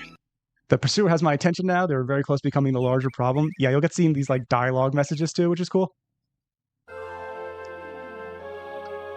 All right, let's get to a different town here though, so we can not have so much lag. A lot of these mountainous areas are pretty laggy. Maybe we should check out like a desert town back here. See if there's any differences. I imagine they're using grappling hooks. Yeah, I think that's what it's supposed to be like. Yeah, you got to use our imagination a little bit, which is always the beauty of some older games like this. So if I play through in one region, you'll run into the party quite a bit. Oh, I see what you're saying, Sandstorm. Yeah, that's what I heard too. I was reading... Yeah, guys, for you guys that are new right now, we looked at it a second ago, but the mod has a 16-page manual. And look at how well made this manual is. There's so many different aspects of it that, yeah, it's absolutely crazy. So if you're like struggling to figure out how to make some things work, or, you know, just curious about everything that the mod offers, and the mod is actually technically 5 mods in one, so you can also disable those ones. I'm also repeating myself a little bit in this one just because some of you guys just showed up now, but it's absolutely crazy. It's such a well-made manual too, but it's so funny having a mod that has a 16-page manual when some RPGs these days don't even have like a 16-page manual. But this is absolutely crazy. Yeah, a lot of customizability options too, and quest safety. So it'll like not activate on buildings that could spawn quests and stuff. And you don't need all 5 modules. You can you know, choose what you like here. But yeah, I think next we want to check out some of the more traveling parties here. I found one of them, but I saw in the mod page they mentioned that... Let me turn this off here for you guys. In the mod page, they... oh yeah, let me just get my level up here. Let's go a little bit of luck, a little bit of speed. That's good. So each different module, you can see all 5 here, they have their own unique settings. But for adventuring parties, they're persisting parties. Even the characters' names and their activities, I guess. So how can I force these to spawn more often? Oh my god, Emmanuel, I love it. Yeah, Cold Zero, me too. It's so well made too, very cleanly designed. The mod is just out, so it can probably be fixed. Yeah, I'm sure it'll have some updates and stuff. This mod does look amazing so far. Yeah, for sure. I'm super impressed by it right now. I imagine they're using grappling hooks. Yeah, we should. Thank you so much for my membership. I don't deserve it, but I'm very grateful. Nah, you definitely deserve it, Valentine. I've been seeing you hanging out every day in the stream. Obi-Wan, what's up? What mod collection are you using? This is just my own personal mod list, Obi-Wan. I'm actually going to make a post tonight for my full mod list, and then I'll also give you guys the load order in case you have any issues on my Discord. I could get the Discord link. Do I have it set up? No, I don't have it set up. Yeah, I'll get the Discord link for anyone new here. I don't actually have like a mod pack collection on Nexus for you guys right now. I'm thinking about doing it, but I'd have to curate my mod list a little bit more carefully. If I release a mod pack, I want to make sure it's like, you know, has no issues. I wouldn't want to release something that could cause problems. I wouldn't feel good about that. So how do I do this again? Oh yeah, I think I pressed that. Yeah, if you guys want to join the Discord, feel free. It's pretty bare bones at the moment, but we're just chill. Little general chat talk, Daggerfall talk. But yeah, I don't know if we can force this to spawn more. I use Daggerfall. You seen that one? Yeah, I've seen Daggerfall. That's a cool one. That's a very popular one. I think a lot of people like that. I haven't tried it myself, but I know it's got some cool visuals. I think it uses Dream, right, Obi-Wan? It's a cool one, though. It's just amazing because it's simulating everything rather than chance encounters. It reminds me of the old Stalker games. Yeah, that's why it's so insane right now, Sandstorm. It's just not like any of the other mods that did this, because those usually relied on some kind of like encounter moment, you know? The screen would go black, you would see an encounter message, and then it would spawn in. Shpan, looking forward to trying the game again with this new mod list, and still waiting on your Redguard video. Yo, what's up, Minecrafter? Still waiting on my Redguard video. Yeah, I gotta get around to playing that as well. I actually think that game looks good. I know some people, it's kind of like memed on a little bit maybe, and of course it's like a spin-off of the series, but I feel like it looks good. But welcome to the stream, hope you're doing well. What does wall comfort distance do? Where'd you see that one? Oh, here it is. Wall comfort distance. Distance at which wall centering begins. Yeah, I don't even know what that means. Enable wall comfort. Oh, bias movement away from nearby walls. Oh, okay. So they'll try to avoid walls, I guess, so they don't get stuck, maybe. Yes, it does. Very awesome mod collection. Yeah, it's sick. Redguard Unity win. What's up, Freakanoid? Yeah, Redguard's a sick one. I don't know if all of you guys have tried that out, but I kind of want to cover that on the channel someday. But let's head back into town. Actually, I also want to... Let's get rid of these guys. We don't need our followers anymore. The extra NPCs that show up in taverns, guys, you can actually recruit them, though. It looks like the language skills overhaul framework is working for them, which is really interesting. All right, this city is a lot less laggy. I would love Redguard back then, another decent Tomb Raider clone, but also an RPG. Amazing, yeah.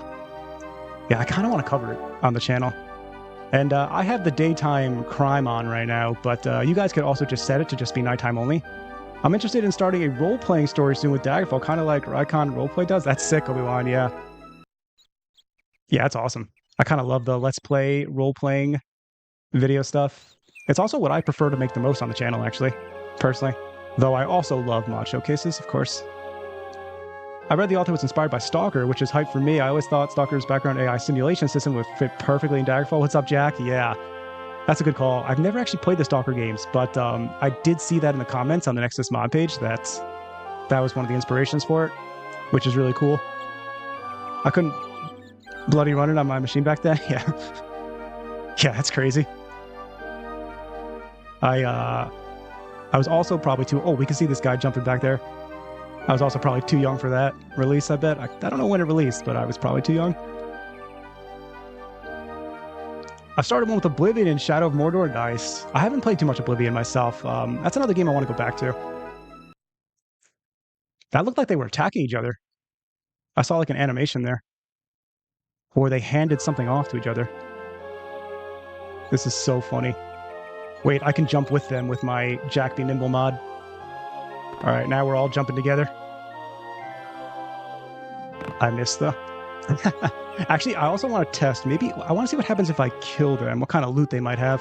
Let's get close to them and trigger a console command to let me sleep. Oh, his dying animation in the air. Oh, that was crazy. Oh, he can't die. Look at this. He's stuck in his death animation. Stalker system is called A-Life. Interesting. Yeah, I really should get around to the Stalker games as well. It's a fantastic game if you can handle the old janky controls. It's so well written. Yeah, that stuff doesn't bother me. I'm rarely bothered by janky controls and stuff. I tend to actually like that stuff, weirdly enough. I like when systems have their own sort of game design options, things that are different from the norm. I saw someone play Arena and it looked fun waiting for the remake mod though. Yeah, Arena's going to come out with one as well. Similar to Unity, it's got someone working on it.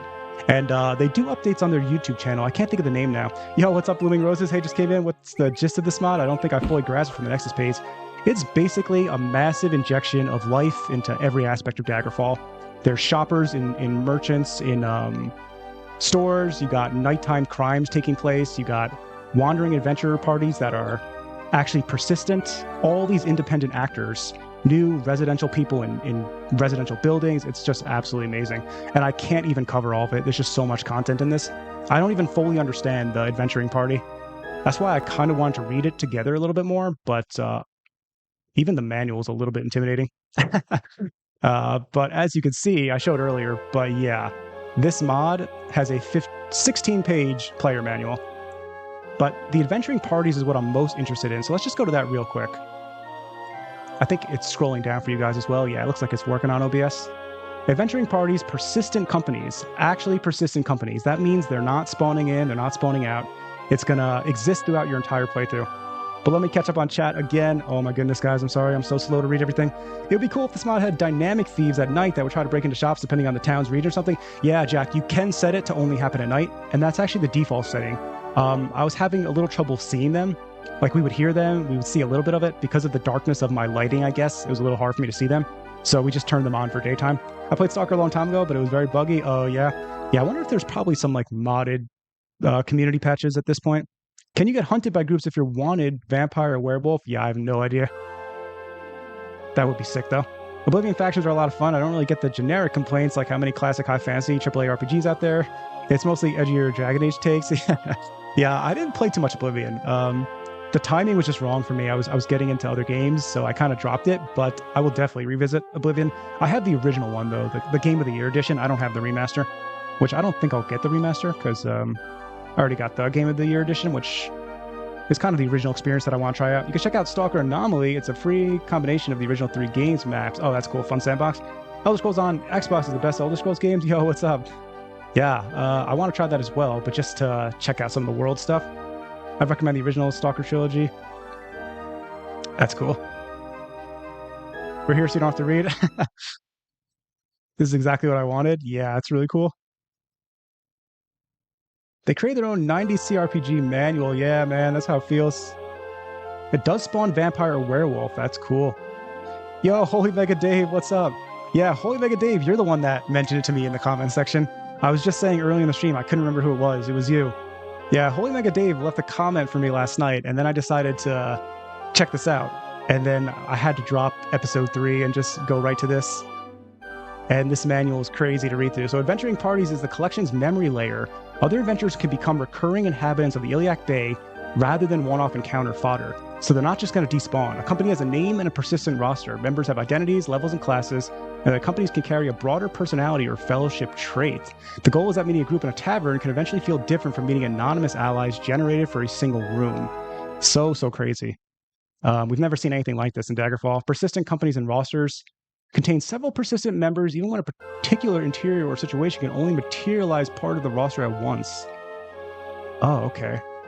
This lets a group have a real bench rather than forcing every member to every doorway. Gotcha, okay. Different class levels, general combat stuff. Equipment tendencies can reflect roles, shield, and durable armor. Okay, that all makes sense. Guild work and contracts. Companies can claim work from a shared guild job system. Current play evidence includes companies taking work associated with the Fighters Guild, Mages Guild. A job has an issuer, target, or destination context and an outcome state. So I wonder if that means they'll also spawn in dungeons. That would be very interesting. The player does not need to be the center of these contracts. That is the point. Guilds can appear to have work in motion even when the player is pursuing something else. Yeah, finally the feeling of a lived-in world. We're not the center of attention. We're not the center of the universe. Other adventurers are doing their own thing, collecting bounties, doing work, trying to survive. Oh, man. This is just crazy. We saw that they have some camps here, errands, services, and travels. The party layer has room for ordinary adventure life around the contract itself, resting camp behaviors, service visits, errands, and travel between contexts. The fantasy is a working adventure company, not a squad that exists only while swords are drawn. Gotcha. Okay, let's close this out. I think I get this here. Let's actually just go into the wilderness and look for some of these guys. I didn't see a setting to actually force them to spawn, so it might take us some time, but let's just look around. Let's go to like fast flying 50. That should be better. And let me save in case we crash or something. The mod does spawn vampire. That's cool, yeah. Nothing beats Oblivion dynamic interactions. Oh man, I'm curious. Yeah, I'll have to go down the rabbit hole of Oblivion modding as well at some point. Looks amazing, a huge mod. Yeah, Dave, it's crazy. We've never really seen something quite like this yet in Daggerfall. I wonder if they try to follow roads. I don't know if anyone that's fooled around with this mod has checked that out. Alright, this might be a little bit of a bugged spawn here. It's also kind of cool. We can kind of troubleshoot or look for some bugs and stuff. This is way more in-depth than I expected. This sounds like what I imagined could happen, in the world when I was a kid. Yeah, man. This is, a lot of people were just talking about this recently. You notice a watchful patrol to the south. Okay, cool. You'll get those text messages on the top, and then you could actually follow your compass, and they'll actually show up. It's crazy. It reacts to the actual location. It's not just like a flavor text.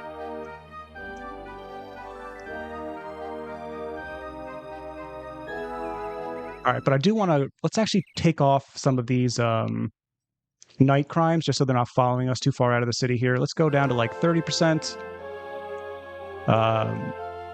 Give it a short window here. We'll reduce the operation. All right, that should be better now. So it's actually playable. Yeah, it's actually playable finally. I'd heard this mod author was working a very long time on this. I don't know how long, but it seems like some other people already knew about this being in development. And I actually just heard about it for the first time. I might have a little bit of an issue going on here with them floating in the air. Oh, I wonder if they're floating in the air because I'm floating in the air. They might be spawning on my level. Oh, let's go on horseback and test that out. That's interesting. I don't have the roads mod, maybe I should. Yeah, basic roads, Tabby. It's pretty good. And what's cool about basic roads, you might not know, it's not just like a flavor or a dressing type of thing. It also has some functionality to it. Let me actually get to a road real quick, and I can actually show you this. It's a real quick way to activate travel options without having a destination, which is pretty cool. So it's kind of unique in that way. You're allowed to just strictly follow a road if you trigger travel options on it. And the default setting is, or the default key is F for that. Made by only one modder? I believe so, Tabby. Oh, cool. Check this out. Yeah, we just got one here too. Yeah, we got like adventuring parties here. Armored voices. Man, these guys are in like the NPC enemy factions. They got a nice little formation going on here too. One modder with help of AI. Yeah, right. Yeah, I think they had some AI help with the coding stuff. I don't use fast travel. Oh, okay. I got you, Tabby. Yeah. Yeah, if you don't use fast travel, then the basic roads would basically just be like a, just like a flavor thing, I guess. It wouldn't really be that necessary for you. I love the little mini road map that pops up. Yeah, that's cool too. There's also, you can see on the top right map there, that's this little roads thing. You in Sentinel Kingdom. Yes, what's up, Folk Metalcore? I'm in Alkir Desert, actually. So we're in Hammerfell here, just below Sentinel. But yeah, we're in Hammerfell here. And we're checking out some of this new mod here that's adding a bunch of life to the game with wandering NPCs, nighttime crimes, shoppers in stores, new residential NPCs. If I talk to them, oh, it looks like I do have to pacify them. So interesting. You do have to pass your language skill checks. All right, let's keep moving though and see what else we can find here. Okay, this mod is officially cool. Yeah, definitely, Keg. How to tell friend from foe with so many? Yeah, I don't know, Elsie. No one's been like outright aggressive to me, but I think, you know, there's a couple different types of events that can happen. So there are like vampires, there are werewolves out there. There are like specifically thieves and bandits. So I don't know for sure. If they don't shoot an arrow in the knee, they're friendly. Exactly. It'd be cool if they would make camps for the night. Some of them do. We saw one of them hanging out with their horses that were laying down. So we had like a traveling group of a couple knights that had a campfire going, which is cool. And we probably could have rested near them actually. And then if an enemy spawned, they would help defend us, which is cool. Because they're technically not enemy NPCs. Yo, what's up, Mr. Samuel Adam? Can't pass my speech check? Kick rocks? Yeah, they're not interested. Unless you got a nice level of etiquette, they're not going to waste their time. We're in the desert. Where's the camel? Oh, good call, Federico. Yeah, this is kind of cool. If you guys are unaware, I like to always show this off. But if you got the free reign mod for the better horse controls, head on over to the third tab. Check the riding section here. You can choose camel, and you can choose some different textures here. A couple different textures are available. Let's try texture 2 for the camel. And now we got this tan-looking camel here, which is so perfect for the... Yeah, there's some fast traveling available. Daggerfall is such a big world that it's not always fun to just strictly fast travel, right? So Travel Options is a mod that kind of creates accelerated real-time travel. And the sky will change, time passes, and you can follow... You could actually make any direction. So if I just wanted to go here, I can begin travel options. And I can choose my speed here. I can go a little bit faster, a little bit slower. And then I'll move in accelerated real time. And so you can, you'll see the sky change into nighttime. If you go really fast, it can get a little laggy. But yeah, it's a huge part of making the world more approachable, more realistic to actually travel through. It lets you actually see all the cool points of interest and organically run into stuff with the World of Daggerfall project, adding a bunch of points of interest. So it's a huge part of the modding scene for sure. Wait, I gotta catch up on chat again. This mod versus Wandering NPCs mod, different kinds of encounters. What's up, Possum Billy? Yeah, they're a little bit different actually. this is much more of a total overhaul of injecting life into Daggerfall. This includes city stuff and town stuff. Living World is really much more about just injecting life. There's a bunch of independent actors that are going to be persistent to your playthrough. So it's not just traveling NPCs. It's people will show up in what's it called? Like taverns, traveling adventurers that you can party with. There's people showing up in shops as shoppers. There's people showing up in guild factions and they're taking on quests themselves, and they actually go out and complete those quests. There's, I think I mentioned the nighttime bandits and thieves that are scoping out, shops and residential buildings in towns, and they'll try to break into them. They scale the walls, jump over buildings and stuff. It was pretty cool. We were checking that out earlier. I'm going to have to go over this stuff again because so many of you guys are just catching the stream now, which is cool. But yeah, feel free to ask any questions if you just joined the stream. I'm really excited about this, though. This has been the type of mod people have been waiting for a very long time in Daggerfall. Right now, we're just trying to see if we can find any of the traveling ones. I haven't tried World of Daggerfall yet. I think I should, since I've beaten the game with the default world once. The hilly and mountainous area here is so nice. Yeah, World of Daggerfall project is an absolute game changer. And what's up, Lori Gama? Welcome to the stream. I think it's the first time I've seen your name. Yeah, it's really, really cool. It's not just topography that changes, too. There's a couple new points of interest. So there's bandit camps, orc fortresses, normal human fortresses that you can siege. There's also a couple different like farm and rural looking areas and towns. Well, I shouldn't say towns. They're not towns, but they are just like residential buildings. Let's see if we can find anyone real quick that's also traveling. But yeah, I highly recommend World of Daggerfall project. Helps build... it adds enough points of interest without littering the map. You can even see here, there's still a lot of stretch of land that's just empty. It still keeps that core Daggerfall identity where it's a massive sandbox. And there's that beautiful kind of isolating atmosphere to this game, especially at night. Why don't we test resting, actually? What happens if we rest? Let's test this out for a little bit and see if any encounters happen. Let's just rest for like 6 hours. I just got here. What does the living world entail? Oh, what's up, Erland? Yeah, I think maybe you caught some of my explanation there. But yeah, basically injecting a bunch of independent actors into the game in all sorts of aspects. It's like a Stalker A-Life system? Yeah, that's what I've heard. I haven't played Stalker myself, but that's what everyone's saying. Oh, we got a mummy out here. It looks like you can also get some enemies and stuff like that could spawn, maybe? I'm not sure if that's part of this mod as well. Let's fast fly around a little bit, though. See what else we can find here. Oh, what's up, Folk Metal? Welcome. Yeah, I saw you. I appreciate that. Yeah, if you guys prefer Twitch, I do also have the Twitch up. I'll just type that in the chat here. And I'll get to everyone's message real quick. I just got to catch up on chat. But yeah, if you also want to follow me on Twitch, it's Shpan_. I always dual stream, so whatever's more comfortable for you guys is good. But yeah, it also helps me a lot if you follow me there for sure. We got to kill this mummy here. All right, let me catch up on chat. Sorry if I missed your message. Feel free to always repeat yourselves, but I think I missed a bunch scrolling up here. Okay, speaking of these NPCs, is it the traveling NPCs mod that makes them the accurate Redguard race? I went to Sentinel and everyone was white.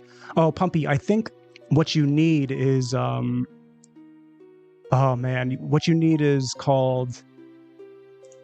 who made this? I feel like this is a Cliffworms mod. Someone else might know off the top of their heads. Cliffworms made a mod called Fixed Desert Architecture, and I think that also includes NPCs. I could be wrong. I might be getting the mod wrong. But it's not traveling NPCs that does this. It's a different mod I have that makes all the Hammerfell cities actually have Hammerfell residents, not Bretons, not High Rock ones. Yeah, I can't think of the name. I'll find the name tonight, though, and I could send it in Discord. The mod mentioned earlier about compatible civilians resource packs, and if you have it installed, the mod will be able to use it. What resource pack? It might be Rosie's resource, Craig. I have no idea, though, off the top of my head. With all these new mods, we're just a few steps away from my dream of being able to recruit player-like NPCs into your party coming true. Yeah, Federico, this is nice, because now, when we go to taverns, you can actually recruit other adventurers to join you in taverns. It used to be the only way to do this in the past was to go out into the wild, find a bandit camp, or go to a dungeon, and then try to pacify an enemy and then turn them into an ally. Oh, yeah. Okay, here's an example right now. So sometimes you'll see them at nights. Man, this is so cool. They got their horses resting. They're hanging out by a campfire. And so I think these are persistent parties, which means that they'll travel somewhere and they'll go do something. There might be like a distinction between certain ones being independent and certain ones being persistent. Some might despawn. I really don't know totally. I still got to read up on how the mod works. Just download basic roads and free reign. Oh yeah, Tabby, if you didn't have free reign is sick. You're going to love that. It totally changes the way that your horse is going to feel. I wish the game had more variety of human NPC sprites for friendly / hostiles. Yeah, Carnum, that would be really nice. There are some people that make pre-rendered ones, but it's kind of rare to get ones that are that actually function as moving enemy NPCs. And the only mods that might really do that right now are Daggerfall enemy expansion, though they're really not humanoids mostly. They're mostly like monsters. Though there is another one, some of Warm Ashes enemy types, that's SquidKamer's mod, also adds some very unique looking NPCs, like dark looking necromancers and stuff with like red robes, some unique stuff. One day that New Vegas gets source port or something like that so we can get what Daggerfall has. Yeah, man, that'd be sick. I gotta play New Vegas still. Is it Village or Immersion Overhaul? I don't think it's Village or Immersion Overhaul. No, I don't think I have that. Okay, awesome. I love the way they look. Yeah, I'll definitely put it in the Discord later. Are you using this with the other NPC mod that came out? I actually disabled that right now, Jack. I'm disabling the Wandering NPC mod just so we can test this. But in the future, I might have them both going at the same time. Is the Fixed Desert Architecture mod? Yeah, I think that's right, Tabby. Yeah, I'm pretty sure that's yeah, I'm pretty sure. Any mods you view as non-negotiable, like always on? I use language options. Yeah, I always have language options. I always have the World Daggerfall project. I always have travel options. I always have dynamic skies. I love dynamic skies. I can't praise that enough. I always have Daggerfall enemy expansion. Killer Instincts is always on as well. Free Reign's another one that's always on. Tome of Battle Addendum. Personally, I like this a lot. I like the spears that it adds. Spears. And there's another weapon that it adds I can't think of. Oh, crossbows maybe? Yeah. I'd say those are the big ones for me that I always keep in my mod list, no matter what the playthrough concept is. I was wanting something that added NPC adventures. Hopefully they can go in dungeons also. Yeah, we're going to check that out, Cognitive Dissident. And welcome to the stream. We're going to check out some dungeons, see if we can force them to spawn. See the message up top that just spawned as well, guys? You can actually follow the directions here. So wounded travelers have made a rough halt to the southeast. Once that pops up, I can actually try to find them. So we can look at our compass on the bottom right here. It said southeast, right? And as you can see, yeah, these guys are wounded. I don't know if that means they can't travel or... Can I still get them to follow me? Yeah, I can. That's so funny. We got a whole traveling party right here. Look at this. That's crazy. If you end up playing Stalker, one game, do you end up loving the modding seed? Yeah, there's so many games like that I gotta check out. I want to get all these mods running on a computer with an old CRT and pretend this came out in 96. Yeah, Jack. Someone else just posted their CRT in the Discord. I was mad jealous. I've never played like on a proper CRT for Daggerfall, but if you do use a CRT, guys, go into the mod, in the effects setting, and put on retro mode for yourself. Actually, I can show you what it looks like right now, even. If you put on retro mode, you can see it gets a lot more like kind of pixelated, especially the skies and stuff. I'm very used to the normal mode because I started Unity this way, so I usually keep this on. But yeah, that's an option for you if you like that. Yeah, they can. I saw it when you opened the manual. Gotcha, Tabby. Cool. I wonder if this mod is faction wars that were advertised but cut from the game. They wanted to have full-on city stages, but could not do it with the text slash within the release window. Yeah, Jack. Another mod, Doom Feud. I could write in the chat for you, but Doom Feud can give you some of that. Some faction wars. People will siege cities and stuff. Yeah, so there's a couple options there. Should we check out a dungeon real quick, guys, and see if we can find any of the travelers? Let's reveal some locations here and look for a dungeon while I catch up on chat here. They seem to show up a little close. I wonder if you can push out the spawn radius. Yeah, you can, Jack. I just had it like this right now for testing on stream. This would not be the settings that I would use for an actual playthrough. It's very frequent and it's very close. I would want it to be like more organic, where they spawn much further. And yeah, this mod has very in detail like customizability options for you. So you can set that to how you like it. Monty's non-negotiable with the Stalker series, seeing as the games are quite janky. I pre-ordered Stalker 2, knowing it'd be broken at launch. Nice. Yeah, that's kind of like Bethesda Elder Scrolls games then, huh? Will you abandon your wounded friend at the campfire tonight? Yes. Immediately. Didn't even have to think about it. I wish retro mode had a higher res mode. Yeah. The true retro mode is 3D acceleration and CRT. Yeah, that would be cool. I'd love to try that out someday. Does this mode have hostile groups also?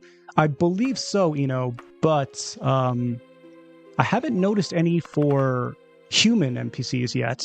I do think that there's vampire spawns, there's werewolf spawns. All right, where's this dungeon? So, oh yeah, here it is. So yeah, it looks like there is some. The thing is though, I don't know how to make it spawn. I guess we could check the options again here. It should be under wandering. This has 6 tabs though. They run errands, yeah. So some of these wandering groups are actually trying to accomplish quests on their own for certain factions, which is why I think there's a chance we might see them in dungeons, though I don't know for sure. Yeah, see, companies fall back to generating their own private contracts, same as before this feature existed. So yeah, if you disable this, they'll go back to their original functionality, but with this not checked, they're actually taking on guild job boards right now.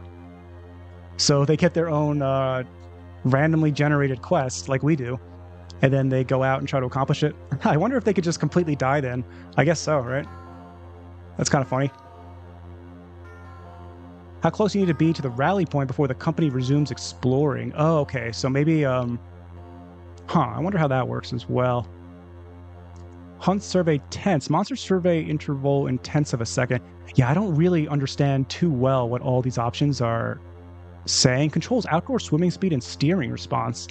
Is that for the player? Outdoor safety. Controls water survival, swimming, and avoidance of dangerous outdoor terrain. Enable swimming. Call an exterior ward, swim toward... Oh, this is for NPCs. Okay.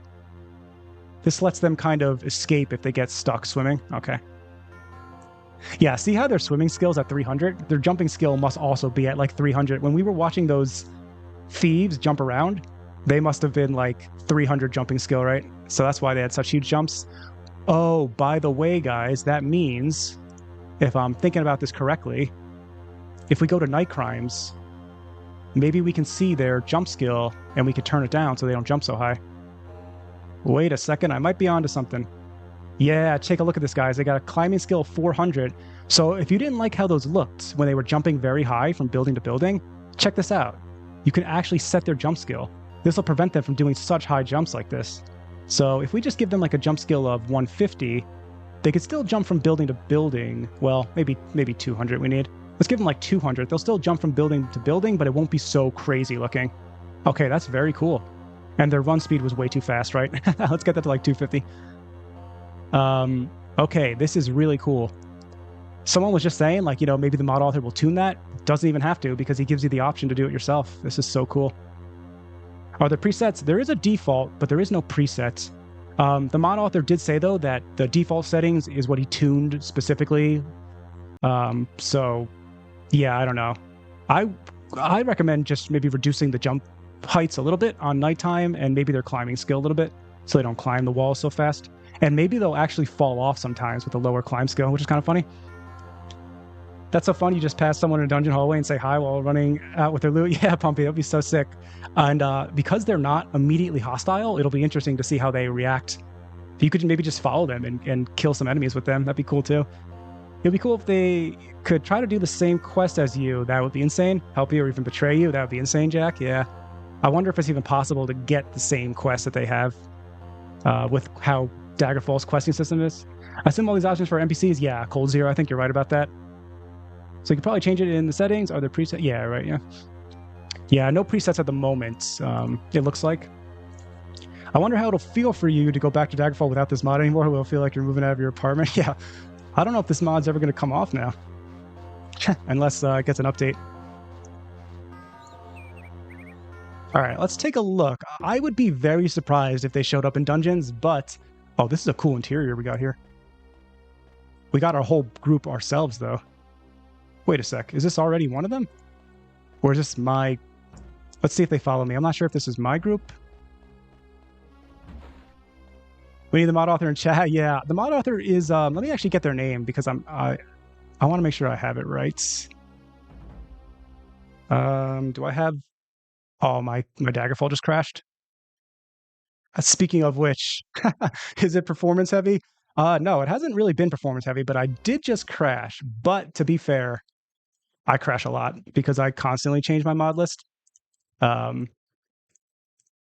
So just because I'm crashing here does not mean it's the mods have an issue here. Well, it's some mod having an issue, but not the one we're checking out necessarily. The mod author is something Santa. I'll check again real quick. Let's see. Mod author is the Real Lord Santa. And they've done a couple other things as well. Oh, you know, now that I'm here, let's increase our... where's this at again? Let's get the night ambient light up a little bit, just so we can see a little bit better. And get our torch light up a little bit too. That'll help us at night. Would want pre-rendered spirit differentiation between adventurers and random muggers, but that's as tall of an ask of as another mod entirely. Yeah, Erland. Yeah, I think so too. Though I do think pre-rendered, we do tend to get like more variety of pre-rendered stuff. I think it's probably a little bit easier. But yeah, of course, it's still hard. I'm not a mod author, so I'm definitely not a good judge of what's easier, what's hard for mods. The mod author gave his mod list, and it was awesome. Oh, that's sick, Glenn. Guess Christmas came earlier this year. Yeah. All right, let's head back to another... Oh, he's jumping around now still. This jump animation's so cool. Why is he jumping like that? Hail Santa, yeah. I'm surprised nobody has made dynamic palette swaps for NPCs yet to simulate different armor materials. Yeah, Jack, it used to be even worse in vanilla. There's a Unity setting to just have different options for like an enemy group type. So like assassins can have a variety of different looks rather than just the one look. Thieves can have a variety of different looks. Like a knight can have a variety of different looks. So yeah, apparently it used to be even worse in vanilla. 80 viewers is crazy. We have 80 viewers right now? Man, that's insane. Thank you, everyone. I didn't know there was this many people that love Daggerfall like I do out there. Yeah, guys, the support has been absolutely insane on the stream lately. I really, really appreciate it. I'm very humbled by it. And that's the highest on my channel ever, for sure. Let's let this guy rest so we can actually fast travel here. All right, so let's actually check out dungeon here. We're going to save outside the dungeon just in case it crashes again. If it is crashing a lot at the beginning of dungeons, then we know maybe it could be an issue. Oh man, this desert looks beautiful right now also. Seems like you're exponentially growing viewers, bro. Just 2 streams ago, you were half this much. Yeah, Blooming, it's been crazy. I feel like Daggerfall is having a renaissance. People are loving the sandbox RPG vibe. And I think, you know, it's all thanks to Daggerfall Unity. Daggerfall Unity has done so much work to make this game more approachable, more fun.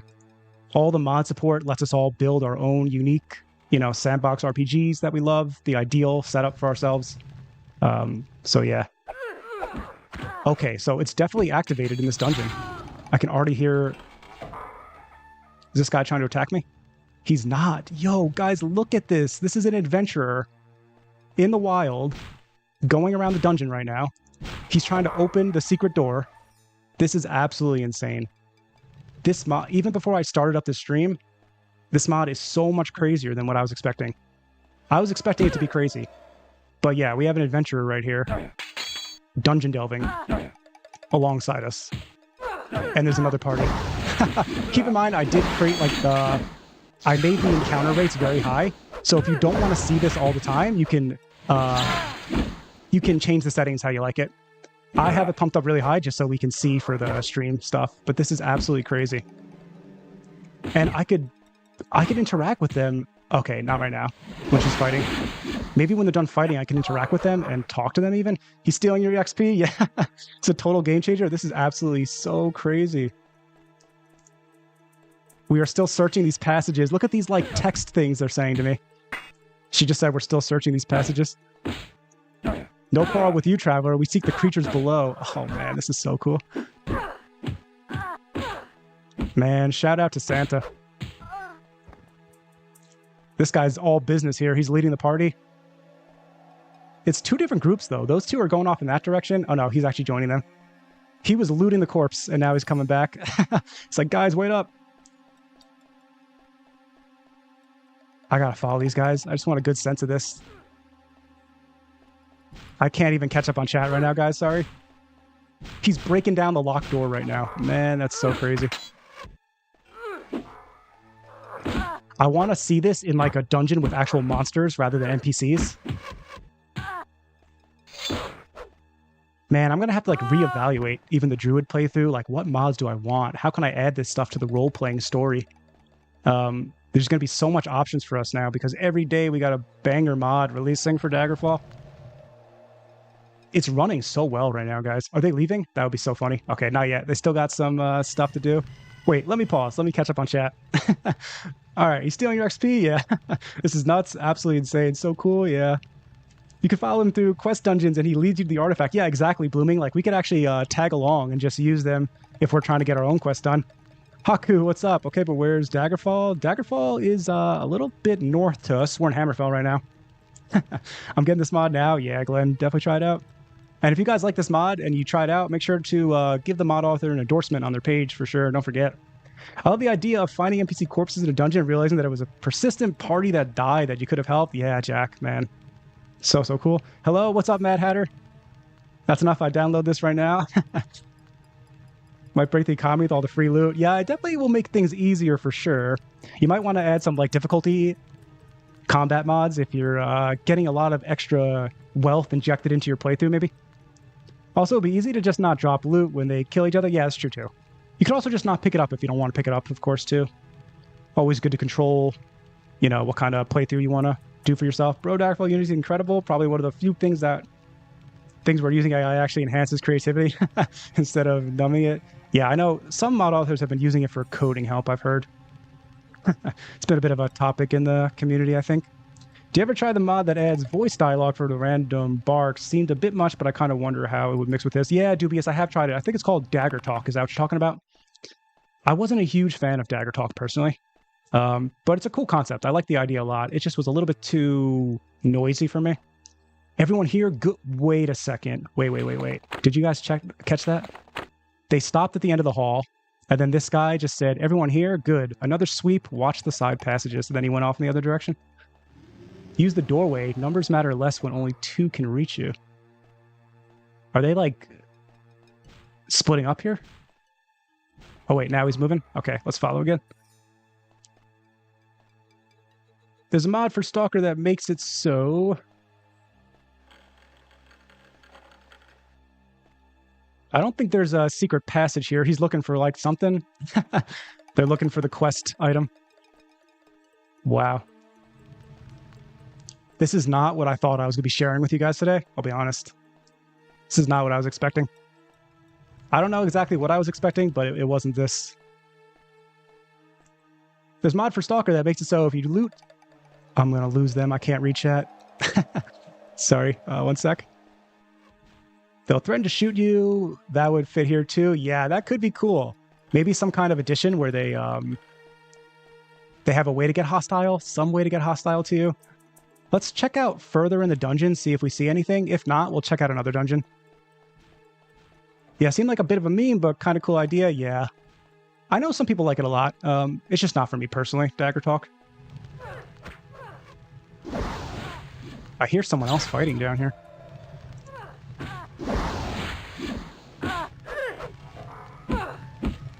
We got an epic duel. 2 spell blades. Actually, one's a thief here. She's paralyzed. Oh, man. I think she's done. Oh, yeah, she's done. Someone remind the mage that sparks and old dust make poor companions. Yeah, I have the encounter or like the spawn rate too high right now, of course. You might not want this many traveling adventures like this, but I mean, it's not that much. It's probably just one group, honestly, the same group. But yeah, you can customize that how you like it. Classic dungeon crawl tactic, yeah. I feel like voices inherently reduce the isolation feeling you get. Yeah, it's pretty frequent. Maybe the mod has some optional settings that I missed, but I didn't love it personally. But imagine you had a quest to get done right now and you're just like piggybacking off these guys and using them to help clear out a dungeon. It's very cool. Having these different ways to dungeon delve, different ways to roleplay is really, really nice like this. There's nothing like this. No other mod like this yet. This is really breaking new ground. Man, look at that pile of corpses right there. Let's fast fly up here.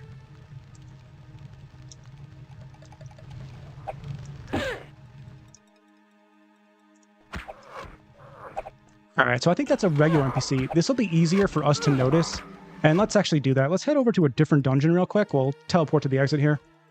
We're going to check out a couple different dungeons here.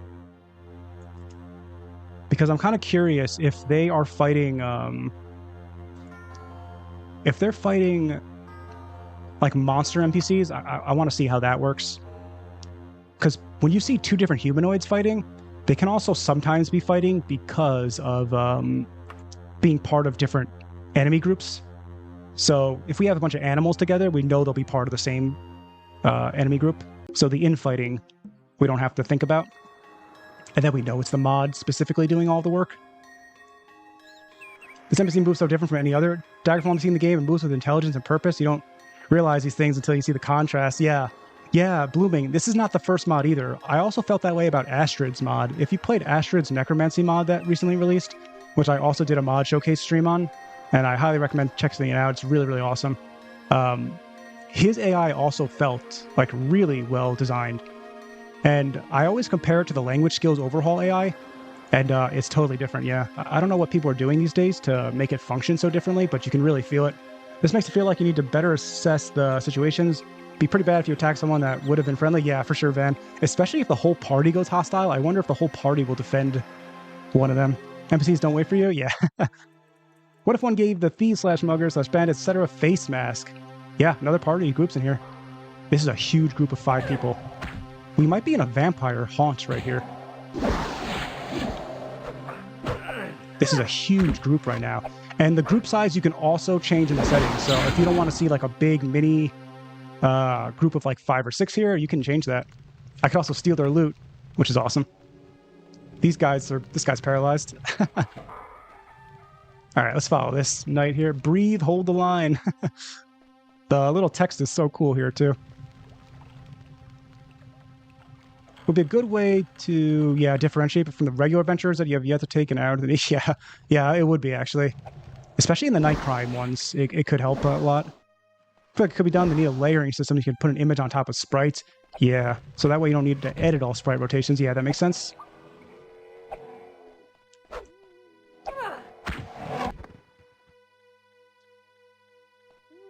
Next update, hey, that's my loot. Yeah.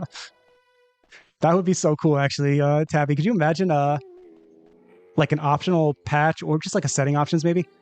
Where if you steal loot from an enemy that the adventurers have killed, it flags them hostile on you. I would actually love that.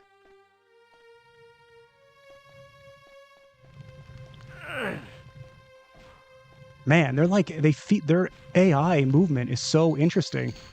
It's a really good point, Blooming. Like, I'm seeing it more and more now that you said it. They're moving with like such purpose. Like they check a dead end and then they turn around and then they wait for everyone else. And it feels like we got like a multiplayer mod going on here or something. Did you adjust the spawn frequency? Yeah, I adjusted the spawn frequency. It's very high right now. Yeah, I maxed it for basically everything we're testing. Yeah, I'll have to fool around with the settings to see what I like the best in like an organic playthrough. Maybe like once every, I don't know, what would be cool? Every other dungeon, once every 3 dungeons? I don't know. I guess it depends on how much you want to dungeon delve in a playthrough. Some playthroughs you know dungeon delve a lot, some you don't dungeon delve at all. So it kind of depends what you're feeling, I think. But you know what's also cool about this? Like you could also kind of role play as some kind of like expedition leader that brings these groups into dungeons specifically to find loot and to sell stuff. Since they're all non-hostile to you, it probably wouldn't require too much more modding effort to make that work. Though you probably would want some support mods. I wonder if that co-op mod was ever updated for the latest Daggerfall Unity. I don't know, Jack, actually. I hear it mentioned a lot. I could also pull enemies to the adventure groups, right? How cool is that, too? If I don't want to fight something, I can see my adventurer over here. He just fell to his death. Oh, actually, not to his death. But he did fall. Did he also fall down this? Alright, we just activated slow fall somehow. I don't even know how. Star Siege, what's up? You need meaner monsters? Yeah, I do need meaner monsters. I saw that mod as well. That's another one on my list to think about. By the way, guys, do you like this dungeon texture mod for this? This looks amazing, right? If you guys have not tried, I'm going to put this in the chat also. If you haven't tried Daggerfall Dungeon Variety, I highly recommend this mod. That's why my dungeon interior looks so different right now. I don't know if we're in a crypt or a haunt right now. I'm not sure. But yeah, it looks amazing. It adds all these new textures to every single dungeon type, of which I think there's 18 in total in Daggerfall. This ghost doesn't want to come out. All right, let's see if we can force these guys to fight it. They're not paying attention. There's something they want over here. Is there a secret door? A secret door might be bothering them. No, I don't think so. They're trying to go up, maybe? Yeah, there is a path up there. Interesting. Wait, let me catch up on chat again. They're talking to you, telling you to be careful. Yeah, it's really cool, Van. They got a bunch of, like, just random lines coming up on the top. I wish they made the mod that added more movement to the 2D NPCs. Yeah, that would be cool, Winged. Hussar, welcome to the stream. Yeah, that would be cool. Dungeons so big in Daggerfall, these parties are great. Yeah, for sure. Yeah, the easier you make it, the more you need a counterbalance, for sure. Yeah, there's a lot of good options for difficulty mods in Daggerfall if you want them, and there's ways to create, you know, your own personal restrictions to make things harder too, which is cool. You know, I just realized I need an add-on to change the torch/scone sprites for each dungeon interior. That would add a lot of flavor, yeah. Yo, what's up, Shaz? Oh yeah, I saw your video about that. Yeah, it was a really cool one. I really like this mod. And, you know, it's one of the big complaints a lot of people had about Daggerfall, where dungeons felt kind of too similar to one another. So, yeah, that variety is, like, really nice. This dungeon is generally sick. Feels like the dungeon variety changed more than just wall textures. It did, actually. Never seen dungeons with this many assets. Yeah, there's a couple few, like, decorations they added as well. So it's not just the wall textures. What's also very cool, too, is it's also the map textures. Like, look how the map looks now. It actually reflects the new textures, which, I don't even know how they did that. It looks amazing. They seem to be stuck trying to get out of this pit. Yeah, I think there's a hallway up there, and they're not realizing they're below it. I think that mod clashes with Dreams, so I can't use it. Oh, I gotcha, Tabby. Yeah, that's unfortunate. Yeah, I don't use Dreams, actually, personally, though I think Dreams is awesome. I think it's a great mod. I just don't use it right now. They've been able to navigate Daggerfall dungeons of all things so far. It's really impressive. It is crazy. And I'm sure it'll just get better as it gets updated. And also more random audio, like audio greetings. And yeah, the audio greetings could be cool, too, as well. There's that Dagger Talk mod I was talking about earlier, someone mentioned. But yeah, more like general greetings where they don't repeat themselves would be cool. All right, guys. Give me 1 second. I'm going to take a quick break, go to the bathroom, refill my drink. Let's all take a 2-minute bio break here. Let me put up the little overlay here. And when we come back, we're going to go to a different dungeon this time. We'll try to get a dungeon that spawns animals, because I want to test that. And then we'll go back to the cities and look at the night crimes again with a lower encounter rate and with the nighttime ambient light higher so we can see it better. I want to show all you guys that are kind of new to the stream or just tuned in the night crimes in the city. So I'll be right back.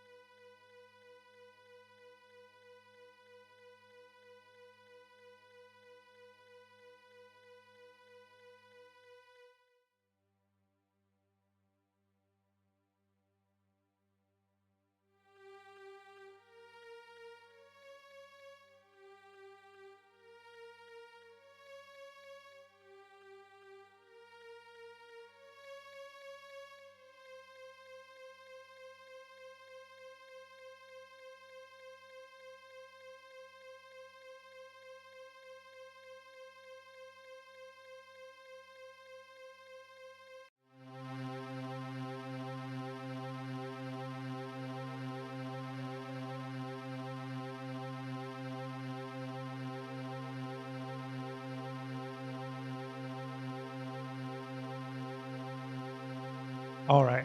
I'm back. I got a lot of water in me. I could talk more. yeah, I've been reading so much. I'm getting a little too excited about this mod. Let me relax myself here. What's up, Robbie? Has anyone considered the average Daggerfall dungeon maybe bigger than the average game these days? You're honestly not wrong. I would not be surprised if that's true. Yeah, by the way, guys, I should have mentioned earlier, if there's anything about this mod, if you're reading the player manual, which we could take a look at again just for the... I just think this is so funny. Anyone that just tuned into the stream a little while ago, this is a 16-page player manual for this mod. But yeah, I wanted to mention, if there's any of this aspect of this mod you want me to check out, definitely let me know in the chat. Because, yeah, I'm not sure what we want to check out next. I think we want to look at the nighttime intrusions again. See if we can get some, like, more variety to show up in this. We're going to lower the spawn rate on them so it's not so busy. And we'll see if we can maybe find, like, a residential house break-in or something like that. That could be cool to see. But yeah, anything you guys want to check out, definitely let me know. And we'll look at it together. Take a look at it. Let's see here. Let me catch up on chat real quick. I'm taking advantage of the break to prepare some mate. Nice. Argentina's signature drink. What's that? Stretch my legs to... That's why I got the standing desk set up. Membership goal? Oh yeah, let me update that. And thanks again, Tabby. That was crazy. Yeah, you're right. I got the OBS right here. I also got to update my subscribers. I think I'm getting close to 4,000, which is really exciting. And yeah, I can't thank you guys enough. It's been absolutely insane. Let's actually check real quick. Let me check my YouTube. I'm just curious. Take me 2 seconds here, then I'll catch up on chat. But I want to update the numbers. I don't have a way to update like automatically. I don't know why. I know some streamers found a way to do that. I'm not great at that stuff. All right, we haven't gotten too many more subscribers, so it's okay.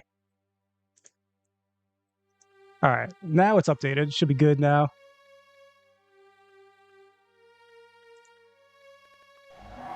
But yeah, thanks again, everyone. I also want to see how many we got in the chat right now. 77 of you guys? Man, so awesome. That's just crazy to me. Man. The Daggerfall scene is just coming to life this year. It's been so insane. I keep saying it's like a renaissance for Daggerfall, but I really do feel that way. It's just been such a crazy year for this game. The modding scene popping off, the enthusiasm, the excitement on like Reddit, and in the gaming like landscape in general. All the indie games that are like, you know, inspired by it, and yeah, it's just so cool. Sandbox RPGs in general, I feel like people are just trying to come back to here. But yeah, let me catch up on chat.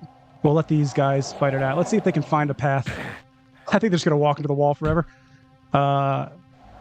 What's everyone's thoughts on building a mod where you can use an AI chat box as NPCs, anything you want? I think this has been done in some other games, right? Doesn't Skyrim have this? I think Skyrim has something like that.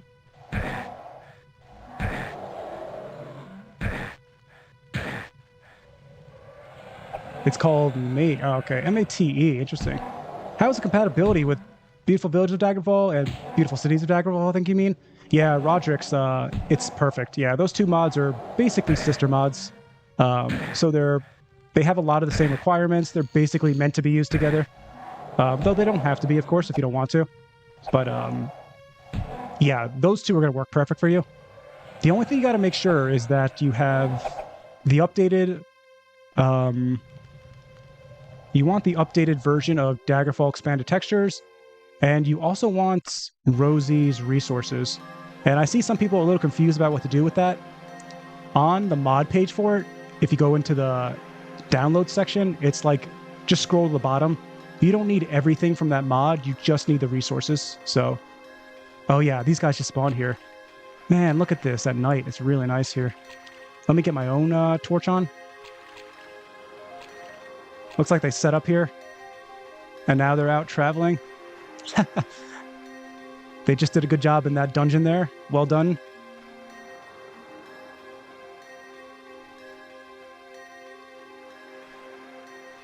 Daggerfall is having to come back for sure, but I also think a lot of us watch you as it's nice watching a creator that's earnest and positive. Oh, thanks, Green Man. Yeah, I appreciate that. I mean, yeah, a big part of my channel is just to get people into Daggerfall, into retro RPGs, into role-playing. Oh man, they're going to fight this random bear. Are they? Nah, they're trying to walk past it. Oh, they are going to fight it. Man, that's sick.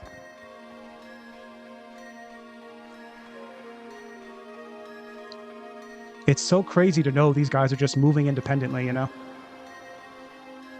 This is a group that's going to be persistent in my playthrough. It's just very crazy. And you'll get a couple messages up there, like a traveling hymn carries from the west about 64 paces away. That means if we travel to the west 64 paces, there could be some kind of event going on. Maybe someone else is a traveler or something. I'm not exactly sure all the different types of interactions and stuff. I missed Daggerfall's Dawson's nighttime. It was actually quite realistic, since when your eyes adjust to darkness, you don't really see any color. And Daggerfall achieved that because of the software. That's really interesting, Jack. I really don't have much time with the DOS version. I like how they're giving me just like words of encouragement like this. That's funny. Yeah, I haven't really spent too much time with that. But that's a kind of a cool feature of the hardware of the time.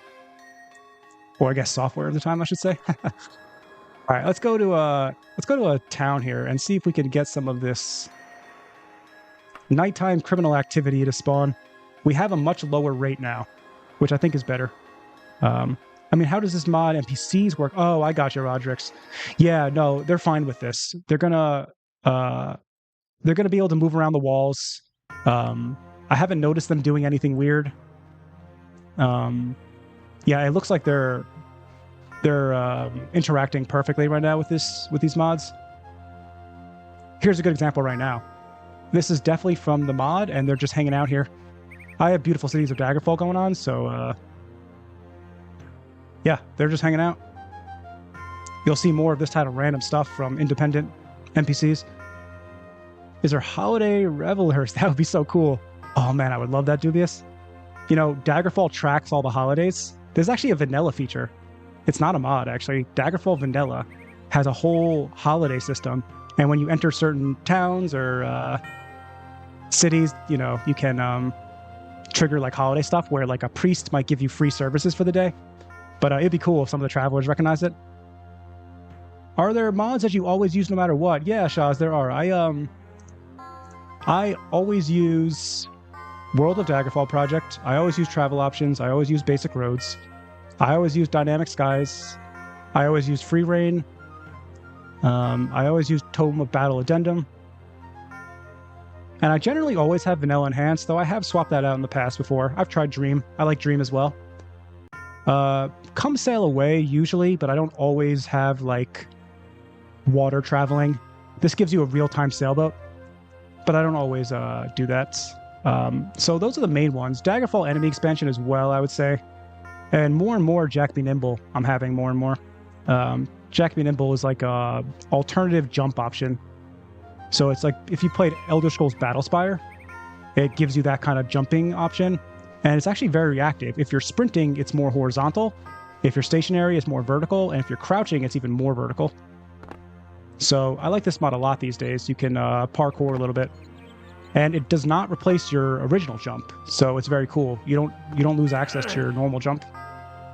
So yeah, this has been kind of making more of a permanent stay in my mod list.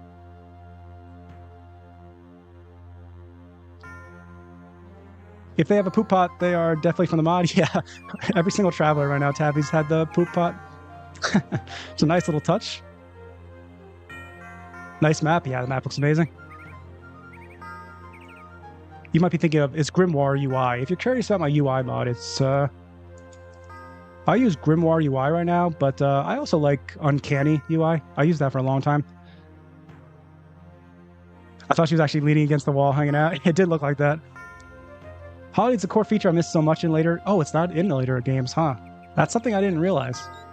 I didn't play enough Morrowind to realize that, and I guess I don't really remember Skyrim well enough.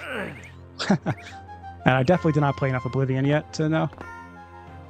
All right, let's wait till nighttime, and let's go into the mod settings here. We're actually going to change the time window here. So the minimum operation is fine, I think, but the first hour they can start, we'll do like 11 p.m. and they'll end at like 5 a.m. I think that's good. We'll do a 30% chance of an hourly operation, so it's not constantly spawning. I'm curious how this will feel. I think it's going to feel a lot better like this. Let's get to an inn. The mod author from Dream has posted they are stopping updating the mod. Oh yeah, it's heavy. I didn't see that. I mean, they worked on it for what? So many years now. And I think Dream is actually the #1 most downloaded mod. I'm pretty sure. So that is that's awesome to see. They are a well-earned retirement if they do stop. 10 years? That's insane. Okay, I did not realize it was 10 years. 10 years? That's unreal. Man, I'm glad it's the most downloaded mod. Dream is a very special mod, and I think it's really responsible for getting a lot of people into the game. I know that I personally use Vanilla Enhanced, but there's a lot of people that don't like this art style, you know? And Dream is that perfect, like, very different looking art style option for players. And I think Dream looks great, even though I don't use it. How long have you played Daggerfall? Shaz, I played Daggerfall for a little over 2 years now. I only started making content for this channel like a year and a half ago. But yeah, I actually started with Unity. So I don't have, like, you know, nostalgia for the game. I don't have any strong memories of the DOS version. Though I did try it out a little bit. I keep forgetting how long do I gotta rest. Okay, it's 7 p.m. Let's do like 6 hours, I guess. Or 5 is fine.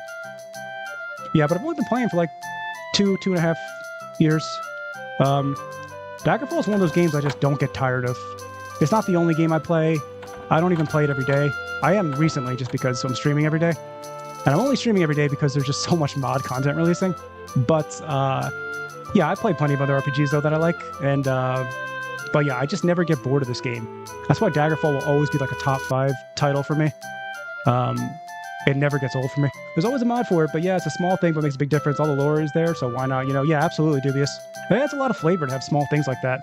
And I like how towns and villages react to it, you know? When it's a holiday, you know, a priest might give you a discount or completely heal you for free, so I like that kind of stuff. Doing his butt off to the tavern. Yeah. Yeah, this is part of the mod. I feel you guys probably could see that. And because of that, this is now an alternative way to recruit an allied NPC on your party. So, yeah, that's a completely new way to do that now is available. All right, now it's... Oh, wait. Did I not rest? Oh, it's 12. Oh, okay, I was wrong. All right, let's just sleep until like 10 more hours or 11 more hours. And we've lowered the encounter rate here, so it'll be interesting to see.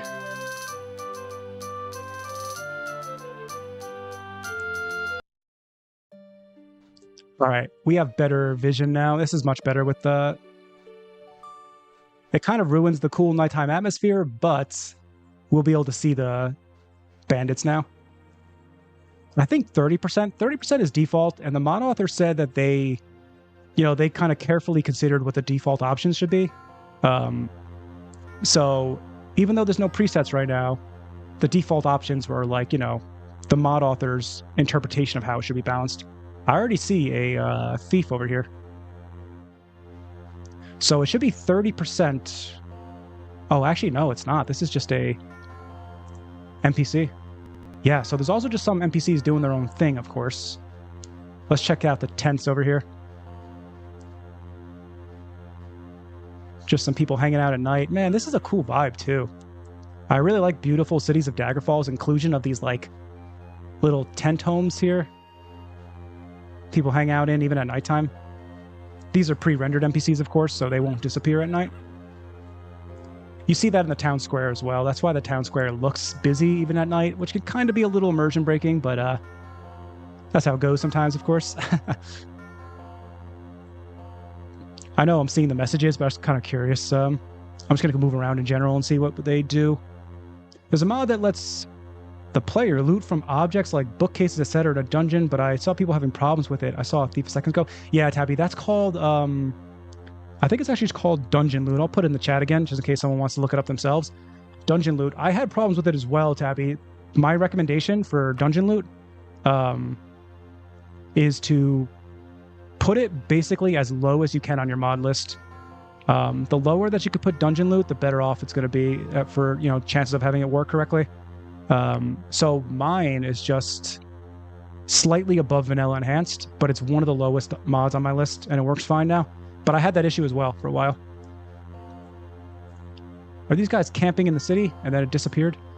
I think they weren't supposed to be there, and the mod realized that. I wish someone made a mod where we could form our own adventuring / mercenary company, Battle Brothers style. That would be sick. Like, we gave them wages and stuff. Oh man, that'd be crazy. That reminds me of another game. Oh man, Vagrus, I think it's called, or something. But I would love like a traveling group like that where I control my party's like income, and I'm like the leader of some kind of traveling company like that. It would be so sick. That's like Vagrus though. I don't know if you've ever played Vagrus, Keg. It's a cool game though. Yeah, honestly, I feel like Daggerfall's nighttime are too quiet. Yeah, they can be very quiet, especially depending on your mod list. Yeah, you definitely would want stuff like this mod will give you nighttime encounters and stuff. World of Daggerfall project helps a little bit with points of interest on the map, of course. Maybe Doomfeud would help with that as well. You get some like nighttime city raids or something. I don't know. Yeah, so we can see them talking. This is much better with like a 30% chance, though it does feel like they're still spawning a lot, which is kind of weird. It's supposed to be 30% chance per hour with our current settings.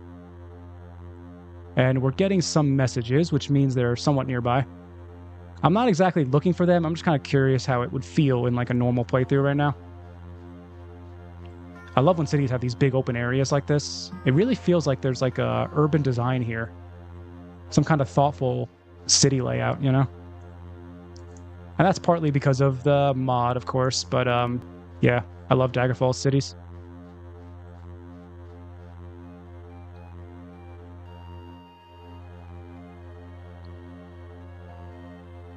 Let's go into our bear form for a little bit.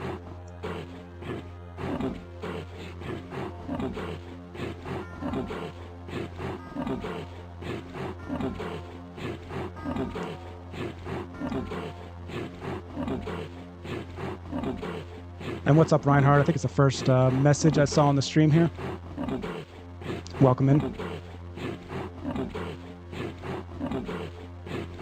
Yeah, so their jumping should also be a lot lowered now. They're not going to be leaping from building to building like that, though I honestly think that setting is cool. Like, I know some people might think it's goofy or it looks a little bit immersion breaking for you. I think it actually looks really cool. But I am just kind of curious how they would operate with a lower jumping skill. Do guards not attack you in animal form? No, they shouldn't. Yeah, they should not attack me, at least with the mod settings I have on now. I don't know if there's a way to flag it so it would be hostile to you. But yeah, right now for the mod, they don't do that. Which is good for my Druid playthrough, because in my Druid playthrough, everyone in the town's going to know that I'm there. I'm there for a specific purpose. I was summoned by the Mara Knightly Order and the Temple Leaders to deal with a threat. Which is kind of a cool concept, I think. It'll be fun for the role-playing. I built in some custom rumors. So the people talking will mention me, and some of them will recognize me and stuff. It'll be funny. Yeah, I think this is better. We're not seeing it too much, but let's just see if we can trigger another conversation from the thieves, because as long as I see like the text, I know they're there. I don't have to actually physically see them. Yeah, okay, so walk away before curiosity adds to you to the night. You're very close to becoming the larger problem. Yeah, they're speaking to me. Oh, and there they are. That's so cool. Oh, this one's actually... Wait a second. Let's see what this guy does. He's actually at a residential house right here. I don't know if he's gonna, like, enter. I don't know if you have to enter to make them, like, start the break-ins. I'm not sure. Looks like they're fighting, though. It could be two different criminals, or this knight looks like someone that's defending the city.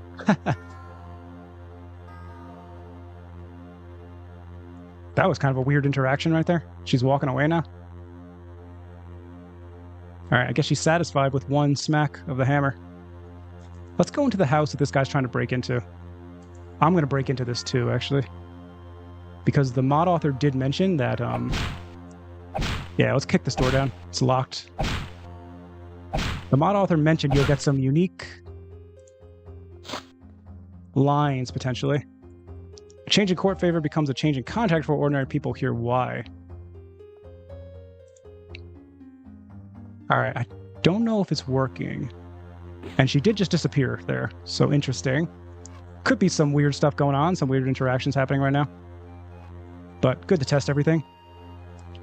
If you have rumors, then the Adoring Fans mod would work for Druid playthrough. Oh, I've heard of this mod, Glenn. I don't know, someone else might have mentioned this. It might have even been you. Someone else might have mentioned this the other day. I haven't looked at that mod yet. I gotta look at that mod and see if it would work for what I want.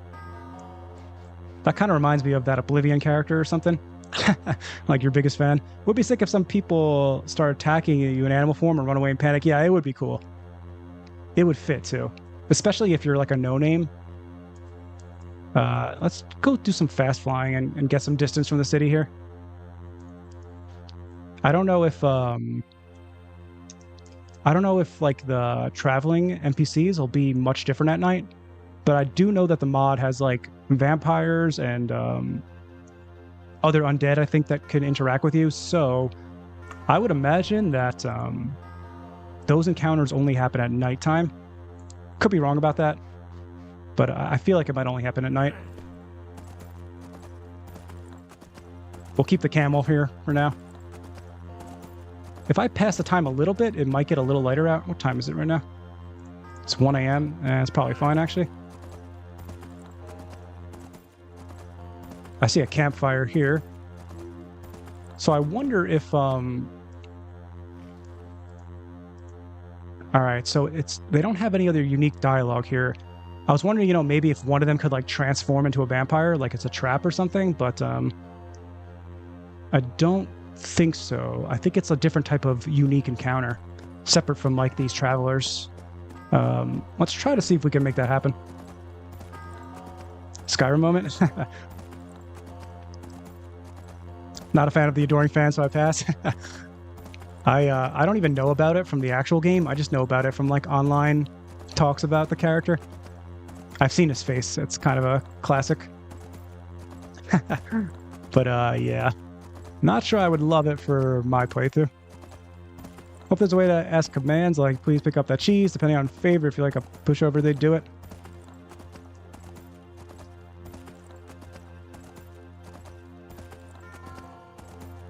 Oh, I see what you're saying, yeah. Yeah, so the encounter rate is pretty high still for this. Oh, we're lagging a lot here. Give it a second. So I don't know if any of you guys have been playing around with the mod, but have you actually run into vampires or like a werewolf encounter? And if you have, what does it look like? Is it just like randomly seeing them? Or is it like an actual encounter where there's like a text box or something? They're actually traveling at night and not staying at their camp, which is interesting. Devs also put them in Starfield. Oh, did they? Oh, man.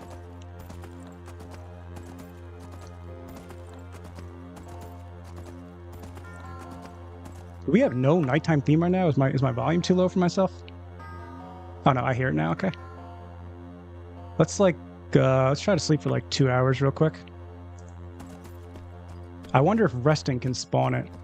It looks like I spawned something, but this might just be my normal mod. Oh no, this is different for sure. Okay. That's kind of what I was hoping for. What are these even? Frost Daedra? So I'm curious, did they show up as like a generated show up? Like a pop-in? Or did they show up because I rested 2 hours and time passed? I actually don't know. But okay, so we know it's working. There are encounters like this. That's interesting.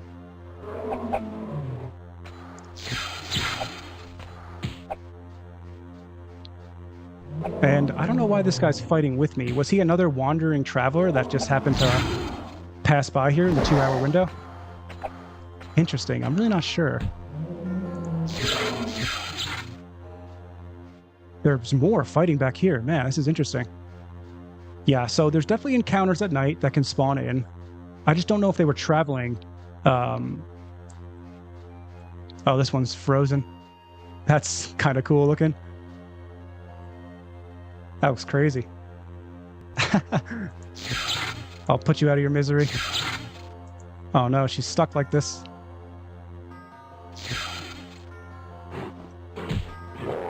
Yeah, she's stuck. Alright, I'm sorry.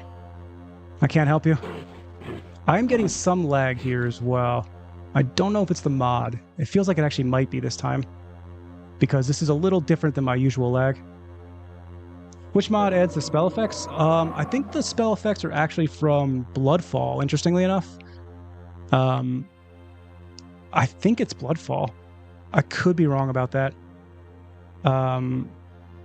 But Bloodfall has a lot of like gore effects, but then it also has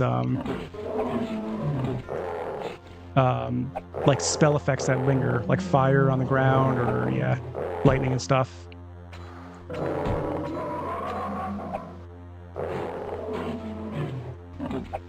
It's kind of weird. They're getting stuck in death animation. So this is the third time we've seen this on the mod, right? The jumping thieves also got stuck in their death animation. And now we're seeing it with these NPCs here. I don't think we can actually kill her.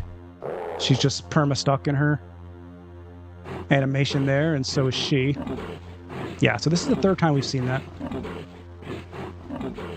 If it's not Bloodfall, Jack, I'll figure it out for you for next time, but I'm pretty sure it is.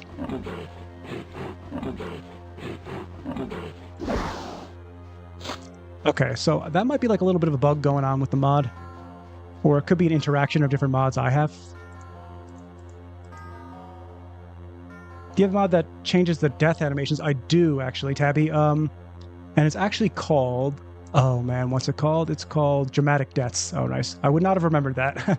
Dramatic Deaths is really cool. It's not... It doesn't do too much, but what it does... And I probably could show you on this guy.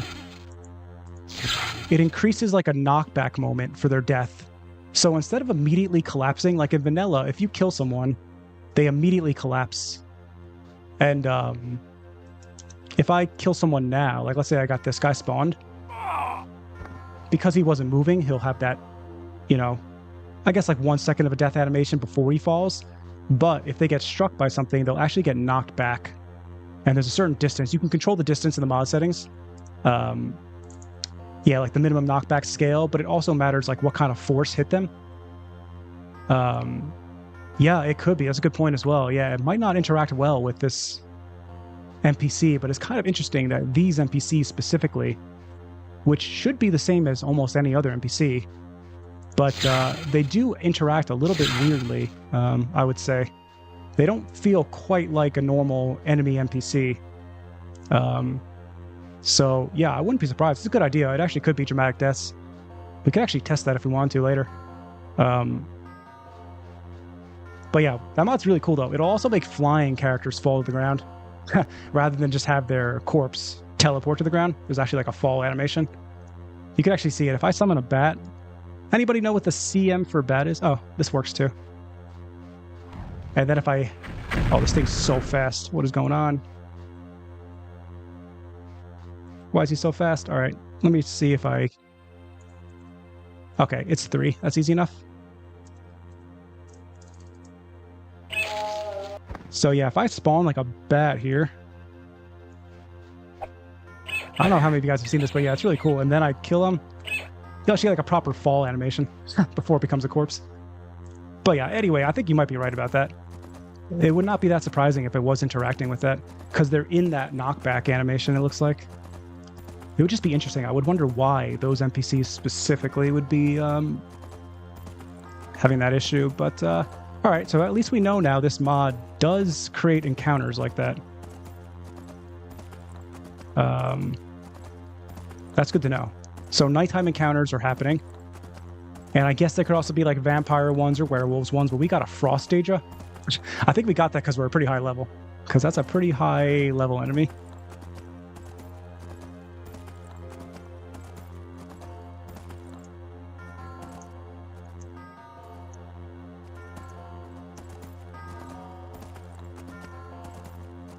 And we couldn't seem to really spawn the nightlife, like crime stuff that we wanted.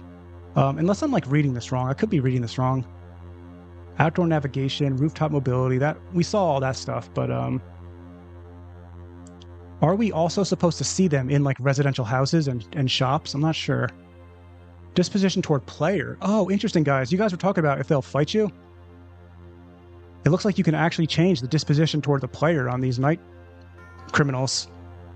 Base attitude of wayside night crimes NPC groups towards the player. These sliders affect robber, assassin, class dialogue, civilian warning willingness, and guard/good faction response range during night crime scenes. Interesting. -70 toward the player. Default is openly hostile. Raises this only if you deliberately want less aggressive criminals. Okay, cool. So if you're doing like a Thieves Guild playthrough, guys, or just a thief playthrough in general, you could actually just raise this and then the thieves are not going to fight you. You could actually make them very positive with you. So that's a cool way to get around it. You can set that up how you like. Assassin as well. I guess if you're part of the Dark Brotherhood, then the assassin option would be better for you. And then we can get civilians to help fight, I guess. Oh no, this is civilians. Oh, this is interesting. You could even make the civilians treat you as a hostile thief at night. So that's kind of cool. So let's say I was doing a Thief Guild playthrough, right? I would have the robbers go all the way up so they work with me. And then I would have the civilian witness go down so they actually treat me as working with the thieves. That's really cool. What's happening here, in? Yo, what's up, Donut? Or yeah, okay. Yeah, we're looking at a new mod that released here. This is a crazy one. I can't even think of what's the name again. It's called the actual mod in my file is called something different than the actual mod online. It's called Living World. And yeah, it injects all sorts of life into Daggerfall, all sorts of aspects. Wandering travelers, nighttime encounters. There's criminals that can travel over the rooftops in cities at night. New residential NPCs that can spawn, and they're all independent actors, which means they don't just spawn in and out, but they're actually static for a playthrough. They do their own quests. You can see them in dungeons. They're attacking enemies. They're trying to complete quests for factions. It's absolutely insane and super ambitious. It's really the first mod of its kind right now. There's already a faction slider, so I think you don't have to change it. Okay. That makes sense too. Yeah, right. Oh, sounds nice. Yeah, it's very cool. We're just kind of starting to like stress test it a little bit, check out all the features. Lowering the encounter rate to see how it feels in like an organic playthrough like this. But let's actually go back to a city real quick and we'll check out some residential buildings and stores at night. I'm going to break into some stores at night and see if we can... Oh, I don't have enough gold to travel. Let me give myself some gold here. We'll see if we can, like, see a criminal in the act of trying to break into a store or something. That's the one thing I didn't really test. And I might be reading that wrong. I'm not sure. Means donut with coffee in German? Gotcha. By the way, since you're German, are you a fan of the Realms of Arcania games? Or Dark Eye? All my German viewers love that and helped get me into it a lot. So I became a fan as well. Especially Realms of Arcania 3, which I really liked. All right. So if we go into residential places here... Oh, whoops, let me... Yeah, you'll see new NPCs spawn here. Though... That's cool for a little bit of flavor. I don't think any events can actually happen. Yeah, I don't think events can actually happen, though, in residential houses without anything else going on. But at nighttime, they might. Yeah, and as you guys can see, we got Wandering Adventurers here. And we can even try to recruit them to join us. Never heard of it? I'm more like an Oblivion Skyrim. Oh, gotcha. All good. All good. Yeah, I want to get back to Oblivion myself. I haven't played too much of it. There's more Oblivion fans out there than I realized, though. I've been hearing a lot from you guys. But yeah, there's a chance we could actually get them to follow us if we pass our language skill checks, but we don't want a traveler right now. We just want to go out at night. So let's talk to the innkeeper here, and let's sleep till nighttime. Realms of Arcania has a great villain, the Necromancer Borbarat. Yeah. Yeah, the ending of Realms of Arcania 3 is absolutely crazy. I'm usually not a fan of like story moments that like strip you of all your gear, especially in RPGs, but they managed to make it work pretty well, I'd say. Though I think not everyone would love it. All right, it's only 9 a.m., so let's sleep until like, I don't know, let's go to like 14 hours or something. I'm always torn on if I like Skyrim or Oblivion more. At some point, I would love to see you stream Oblivion. Yeah, Pumpy, I gotta get to Oblivion at some point too. I feel like I'll probably do Morrowind first, just because I did that 10-hour like playthrough of it, and then I dropped it so quickly. I kind of wish I didn't drop it, because, I don't know, there was just a lot going on. I was doing a lot of Daggerfall stuff at the time, so I kind of fell out of the vibe. But, yeah, I think I would probably do Morrowind first, but I do got to get to Oblivion. I did buy Oblivion, so I already got it. I bought the Game of the Year edition, not the remaster. I don't know, for you Oblivion fans, what do you think? Should I do Game of the Year edition, or should I do the remaster? I actually have never asked Oblivion fans what they think. Alright, so we're in someone's house here. The guards will come soon, but I'm just curious if it's possible for the thieves to actually break in and be like operating in the residential houses. I feel like they probably can't, but I don't know for sure.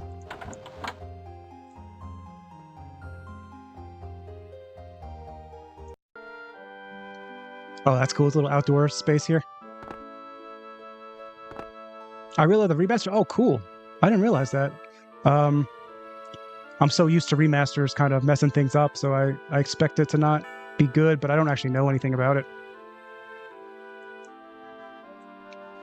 How do you guys feel about the art style of the remaster? Is it generally okay, or does it not look too good?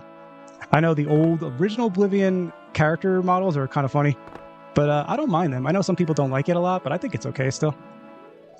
I made a character when I loaded it up, and yeah, it's not like my favorite, but I didn't think it was like distracting or bad or anything. They're basically the same game, but if you want to mod it, I would go OG. Okay, yeah, it's interesting. I guess there would be a little bit less mod support, right, for remaster now? It's probably building up still since it's a somewhat recent release. That depends. The remaster has better graphics. Think that's the only difference. Oh, okay, Tabby, yeah. So they're pretty similar then, yeah. Which I guess makes sense. Such a beautiful game. Oblivion gates are mind-blowing. Yeah. I feel like that's the one thing I do know about Oblivion. I know the beginning with the guy when you go through the sewers, and I know the Oblivion gates are epic. That's what I've heard. Graphics look good, but some of the faces are gross. Looking in the remake, yeah. That doesn't really bother me that much. I know some people don't like that, but funny to read it like that, though. Original Oblivion is so ugly. Always was for me. The remaster has very nice graphics. Oh, cool, at least in my opinion. Yeah, I looked at it a little bit. I think I watched a streamer play some of it, but when it first came out, so... yeah, it's been a little while since I've looked at the character models and stuff. But I do remember what the character models look like for the original, and they can be pretty funny sometimes. Remaster has some good mods, but it's going to take some time for them to build up. Yeah, that makes perfect sense. That's what I'd expect. And I guess if there's no mod I really need, or if the remaster has like the most important mods, then it's kind of fine for me either way. Alright, so I got the guards on me. That's okay. We're going to keep moving in here just to see if there's anything out of the ordinary in here. Faces of the original are scary. Some of the angles can be really weird on the lighting on the original faces too. I do remember like trying to find a face I liked and being like, I don't know if this is going to happen. I didn't play much Oblivion though. I was basically testing to see if it worked when I tried it out. Yeah, watch out with the clamoring mod as well. If I do this, I'll pop through the floor there. And you can control that by not sprinting. All right, so I don't think they actually break into stores. We could try a few more stores. I think it's just them, moving around the town and like threatening, to attack you, to steal. But I don't think you all actually see them indoors. I could be wrong about that. We'll keep checking, but I don't really think that's a big deal, honestly. Unless you're doing your own Thief playthrough, you're probably not going to break into stores anyway. And there's very little reason to break into residential buildings in Daggerfall unless you are just role-playing. Where's another store? Okay, we got a store up here. Bethesda was ever good with faces? Yeah.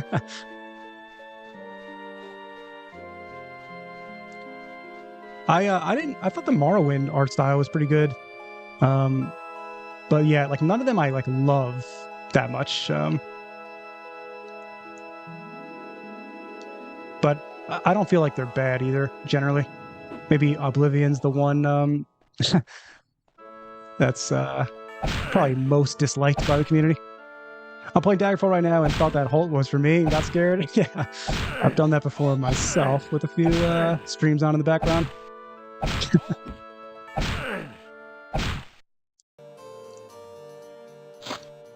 Ooh, the interior lighting's nice in this area. I don't know if it's because of my ambient occlusion being so high. The edges and corners look really dark.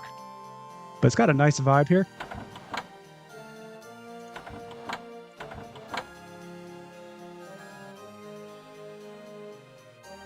Have you ever watched the Elder Scrolls Real Scale Cities and Towns videos? Imagine if people just made a game based on that. Oh, Keg, are those the videos where the guy paints? He paints like a picture of what he thinks the Elder Scrolls cities would look to scale. If that's what you're talking about, I actually have seen that. That's so funny that you've seen those too. I wish I could paint like that. But yeah, he did one for Whiterun, right? That might be what you're thinking of. He did one for Whiterun in Skyrim, and it actually looks insane if you think about the scale of what that city would actually be like. And it's kind of funny because when I see those cities, they're actually kind of like Daggerfall cities. Because Daggerfall cities are like pretty well populated. They got a lot of structures. They got massive farmland on the outsides, if you have the mod, of course. Every major city in Daggerfall is going to have those. Let's fast fly away so I can give you an example. But, you get these massive crop fields out here on the outskirts. And for his Whiterun painting, it was like that too. It was pretty cool. I also love the windmills. Huge vertical structures. They got some movement to it. It really adds to the vibe. Morrowind character models had weird properties somehow, like arms just a little too short or something. Yeah, I felt the model did look a little bit weird as well to me. It almost reminds me a little bit of Neverwinter Nights, which I like. I have a lot of nostalgia for that, maybe. So, yeah, I still thought Morrowind looked fine, though, for me.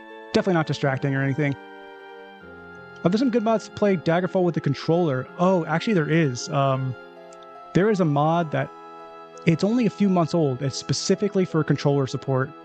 I actually probably could find it for you because I actually covered this in one of my mod showcase videos. I've never played Daggerfall with a controller, but I know some people do, so I wanted to cover it that month. I think I covered this in...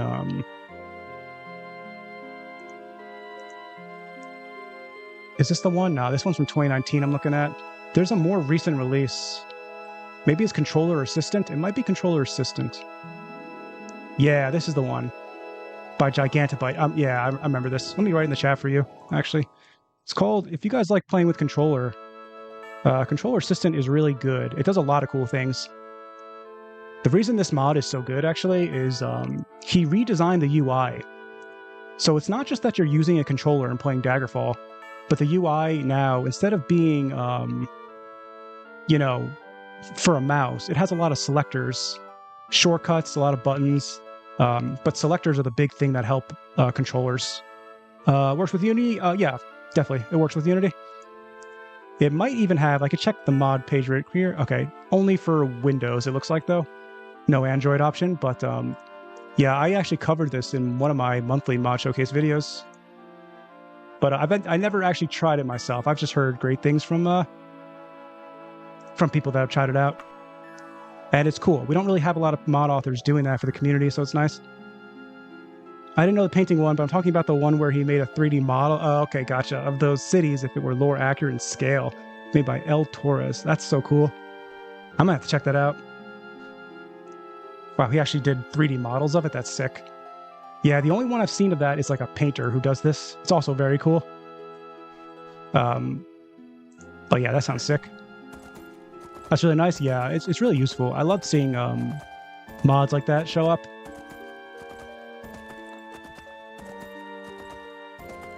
Oh, we're still hearing the bandits from this far away. I think you can also change the range that you'll hear them chatter. So there's like a chatter range distance option in the mods. So yeah, I probably would have to adjust that as well. It looks like if you go into the city perimeter, then you can hear them. That's the default setting, maybe.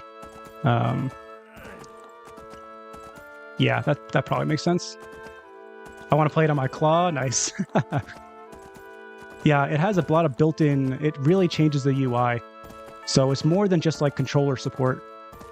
You'll be able to have like selectors. You don't have to drag a cursor around on your thumbstick, which is cool. Wounded travelers have made it rough to the east. I think it just despawned when I looked away. They are spawning pretty close to me, I'd say, so that's kind of interesting. I would probably change that. I think I have it on default right now. I'd probably increase that distance for myself, for my personal taste. You guys might prefer that as well in a playthrough.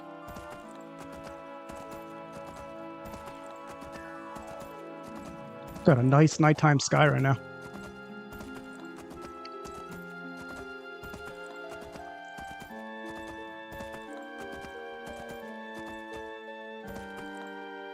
Yeah, this lag here, I don't think that's the mod at all. That's just like the distant terrain popping in. I think I have my distant terrain on 3, and it's kind of weird. If you go lower, the terrain will pop in more often because you have you have less range to show, which is kind of funny.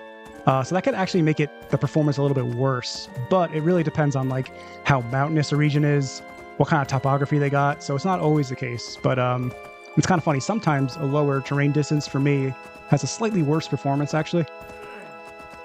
But if I go terrain distance 4, that's usually very difficult for me to do travel options with. Maybe for people with stronger graphics cards and stuff, it's okay. But for me, it's not great. We're going to check out another dungeon as well one more time. Now that I lowered the spawns for that, we'll see how that is. Daggerfall mod is a godsend for me. I game in a recliner from my PC with my PlayStation 2 controller. That's sick. Are you a big PlayStation 2 fan, Samuel? It's my favorite console. That's kind of what I grew up playing a lot, and I still use my PS2. I basically only play on PC and PS2 though now, and I don't play that much on my PlayStation 2. It's just some games I come back to every year. I play Lifeline every year. I like some of the old Lord of the Rings games on it. Here's a couple nostalgia ones I have for sure. They were probably scared off by your camel. Never seen such a beast in these parts. Yeah, that's a good call. Yeah, sometimes it looks like they might despawn. The encounter rate's looking pretty good with this setting, though. It's not happening too often. If you were constantly traveling with travel options, then maybe it does. What mod do you use for the buttons at the bottom of the screen? Oh, yeah, I use, I don't know if it has a mod setting here. It might. It doesn't. I think I could find it for you though. Let me see real quick. Yeah, I don't think it has a setting here. No, it's called it's something hotkeys, and there's a couple different options, and some of them are pretty old, so they're not all perfect. It's the one I use though is by Macadanu, and Macadanu is a really great mod author. If you guys don't know, it's called Hotkey Bar, and this one functions really well. And what I like about this one a lot is I can bring up the cursor. I like how there's spaces in between. Some of them have an entire block in the UI, and this is really not that invasive. When you have it set up like this, it's pretty nice. I didn't used to use the hotkey bar for a very long time in Daggerfall, but when I'm using some of these more modded spell packs, like the Druid spell pack, there's so many spells, to constantly go into the spell book's a little bit too disruptive, I feel. Oh, this guy's all alone here. He's got his poop pot right there. He's got a nice eye patch, which is A small band of armed travelers searches the country to the southwest. They showed up right here. Yeah, the distance was really short there, but actually this is kind of cool. We have not seen this... Oh, they disappeared again. Yeah, so I'm having trouble with that as well. All right, so we're noticing a couple issues for sure. I'm a big PS1 M2 fan. Best controllers of all time. I got adapters, so it could work with on the PC. That's awesome, yeah. Yeah, I love PS2. I didn't play too much PS1 as a kid, but yeah, PS2. I was playing PS2 for the entire PS2 era, and then into the PS3 era, and then even in the PS4 era, I was still ignoring all the upgrades. I was still just playing PS2 games and still buying PS2 games. My favorite is the Mega Drive and PS1 consoles. Nice. I don't think I ever played anything on Mega Drive. And if I'm being honest, if someone asked me, I probably could not name a single Mega Drive game off the top of my head, which is probably blasphemous. What inventory overhaul mod would you recommend? Oh, for inventory stuff, I like Uncanny UI, and I kind of keep the base setup for not Uncanny. Sorry, Grimoire UI, and I keep the base setup. I just got kind of used to it. The thing about it is that every UI mod has their own like setup, you know. And I was using Uncanny UI for like probably 8 months or 9 months, very long time. And I got so used to it that it took me a very long time to get used to Grimoire UI setup. But now that I'm used to it, I don't think I can change right now. And then Grimoire UI, of course, comes with other great UI options. Like I really like the world map for it. I like how the world map shows the topography.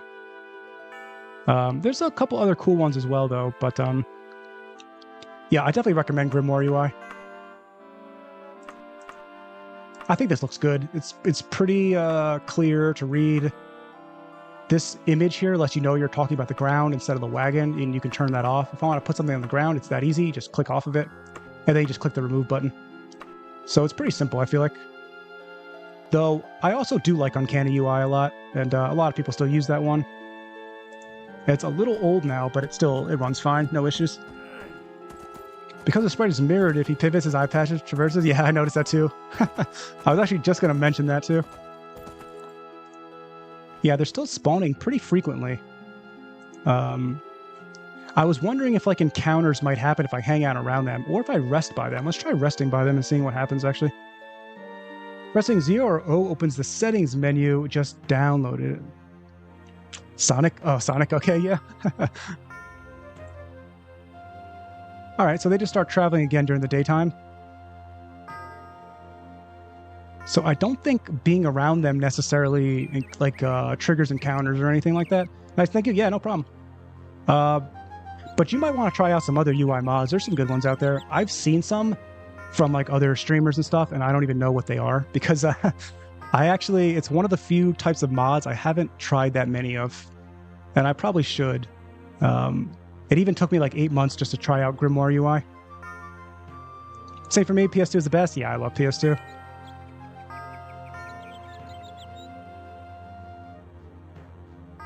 I might stream Lifeline on PS2 one day on the channel, but I only play it once a year. In the in-game story, it takes place on December 24th. And it's so funny. It's an old game, obviously, now. Maybe it came out in 2002.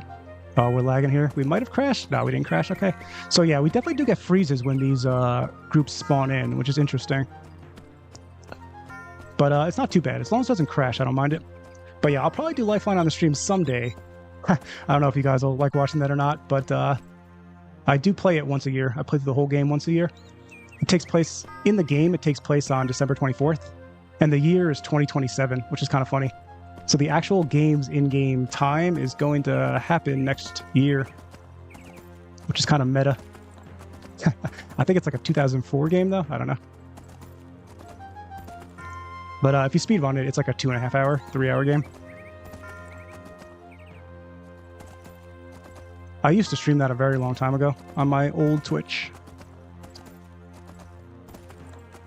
You should totally do a Christmas time playthrough on here? Yeah, for sure. I actually think, I don't know if you guys know about Vox's new mod for Daggerfall, but he's working on like a survival horror, like exorcism mod thing where you get trapped in a dungeon and there's like spirits that haunt you and chase you and they pop up and do all this cool stuff. And he's got different types of enemies. He has the twins, which are like these two creepy ghost girls that can pop up and kill you. He's got some crazy, like, tall looking thing. I didn't see them all. But yeah, you're like trapped in a dungeon. It plays around with all these horror stuff and the environment. And the only way to kill them is to like succeed on these skill checks with an exorcism. So it's crazy. And for sure, we're going to do that for Halloween on the stream. I should honor the occasion by finally playing through Daggerfall. Yeah, for sure. I feel like I'm hallucinating this, but I swear there was a Daggerfall Unity mod which increases the number of frames in the choppy NPC animations, like walking and attacking. Is that real? Anyone know what I mean? Blooming, that I feel like if anyone would have done that, it might have been like Sphincter Visions. He does a lot of like interesting mod work like that. I have no idea though, off the top of my head, if I'm being honest. But it sounds like something Sphincter Vision might have worked on. You could check through his mods. He's a mod author. He has a ton of different mods, all really good stuff. He really works on like the mechanics of the game. So maybe it's him. Sounds creepy? Yeah, it's definitely gonna be creepy. The sound effects are crazy in that mod. He's got a bunch of custom sound effects he's working on. Maybe even new custom music, I'm not sure. But yeah, the sound effects are so cool. Very, very survival horror type of thing. Yeah. One day someone is gonna create an entire separate game inside Daggerfall, like a Skyrim map or something. Yeah. Those are called like seen people ask you about like complete conversion mods. I think that's kind of what you're thinking of, Glenn. Yeah, we don't really have something like that in Daggerfall at the moment, like a total conversion mod. Yo, check out this little rural town. Like benches for the water here. This little like... My sit and loiter mod's not working. But we can fake sit. If I had animated water on, it would look good. But I took that off because it doesn't interact well with this mod. Lagless? Yeah, I guess so. He's got good stuff. I checked through his mods. Oh, okay, you already checked? Yeah. Yeah, I don't know who else I could guess that might do something like that. What's the best place to find these mods? Showing them off from Daggerfall Workshop? No, Jack, I'm actually... These are all from Nexus Mods. That's kind of like a very popular modding hub for many different games, including Daggerfall Unity. You'll find most every mod on there, though not all of them, but most of them. Yeah, it's called... I'll write in the chat for you. If you just type in, like... Nexus Mods into Google, it'll come up for you. And you can browse it by categories and stuff. It's cool. Little Lethal Company in Daggerfall Unity, that'd be sick. Made by SquidKamer. Oh, okay. Cold Zero might be onto it. Man, this lake is cool. I really wish we had animated water mod working right now so we could do that. Whatever is interacting with this mod and animated water, I'm sure they'll figure it out soon.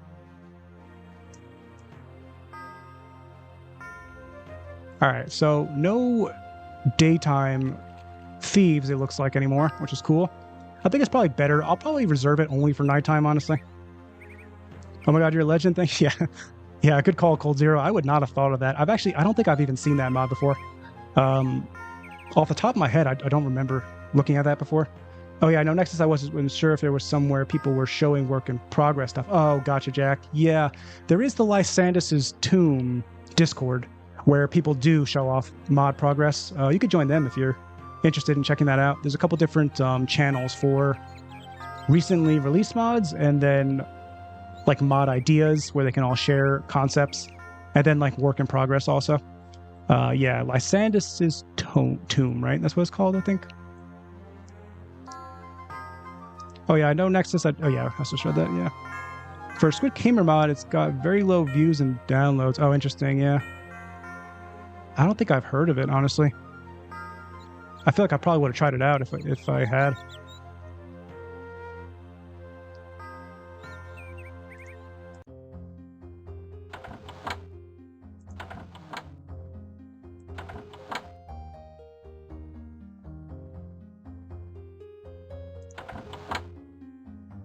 Yeah, usually when an NPC is just hanging out in the middle of a hallway of a residential building, they're from this mod. Which I think is cool. They like spawn in random places and just hang out. And then you can kind of recognize which ones are the vanilla ones, because they're usually in the same places that you'd expect, and they're always the pre-rendered ones, right? Well, I guess not always. Maybe it is always. Yeah, I think it is always for residential houses.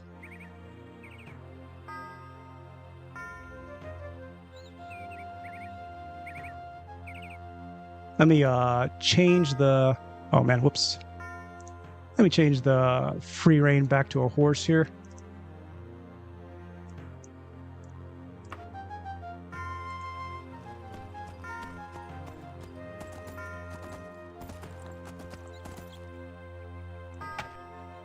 I do feel like my game is a little bit laggier though.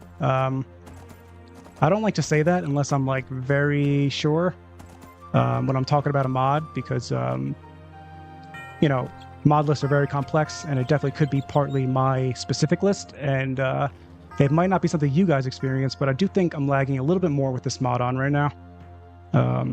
It feels different for me personally. Hey, we got the monk on our team. She doesn't really look like a monk to me. Still waiting for the murder every NPC mod. Not that I do it. It's just nice to know it could happen. Yeah, you actually could do it right now, Jack. But they just kind of disappear. It's kind of funny. It's like a weird... like, if I do it... Oh, she actually resisted the spell.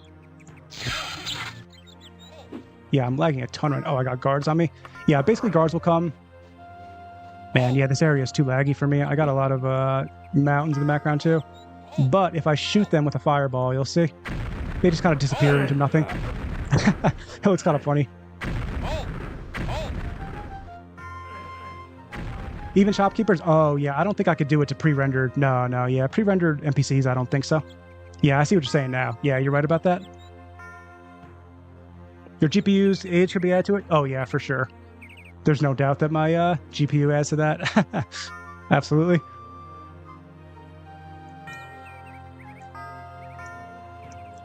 There's a mod that gives dead NPCs loot, but I forget the name. Oh, interesting, Techno. Oh, welcome, Techno. I don't think I saw a message from you today. Hope you're doing well.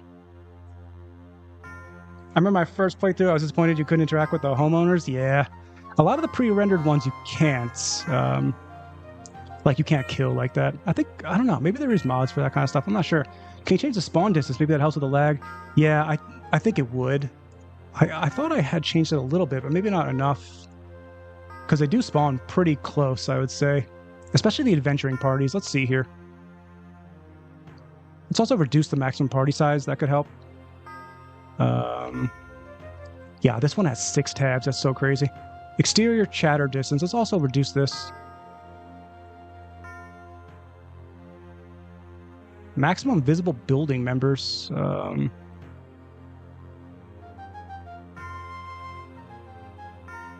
Highest level allowed for living company progression. Wow, they can actually reach level 99. That's so crazy.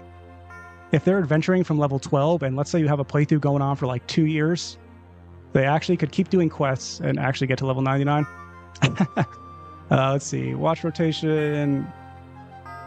Rest fatigue. This is a... I don't think this will be this tab. I don't know if I can change that. Dungeon movement. Oh, okay, so there is dungeon movement specifically. Fine-tune the runtime nav mesh locomotion. I'm not really sure what that means.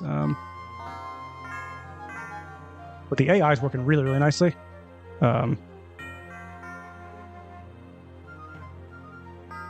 guess is there are too many NPCs running around and it's tanking your CPU. I think so too, Samuel.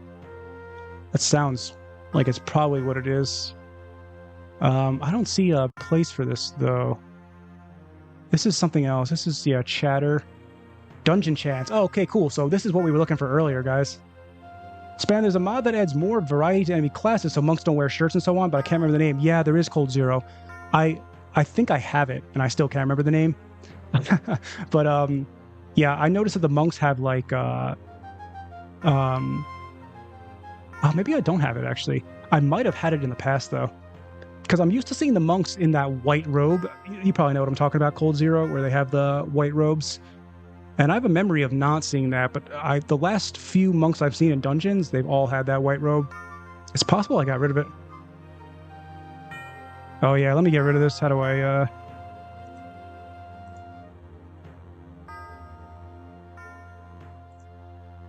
All right, I banned them in the Twitch chat. We're good now, I think.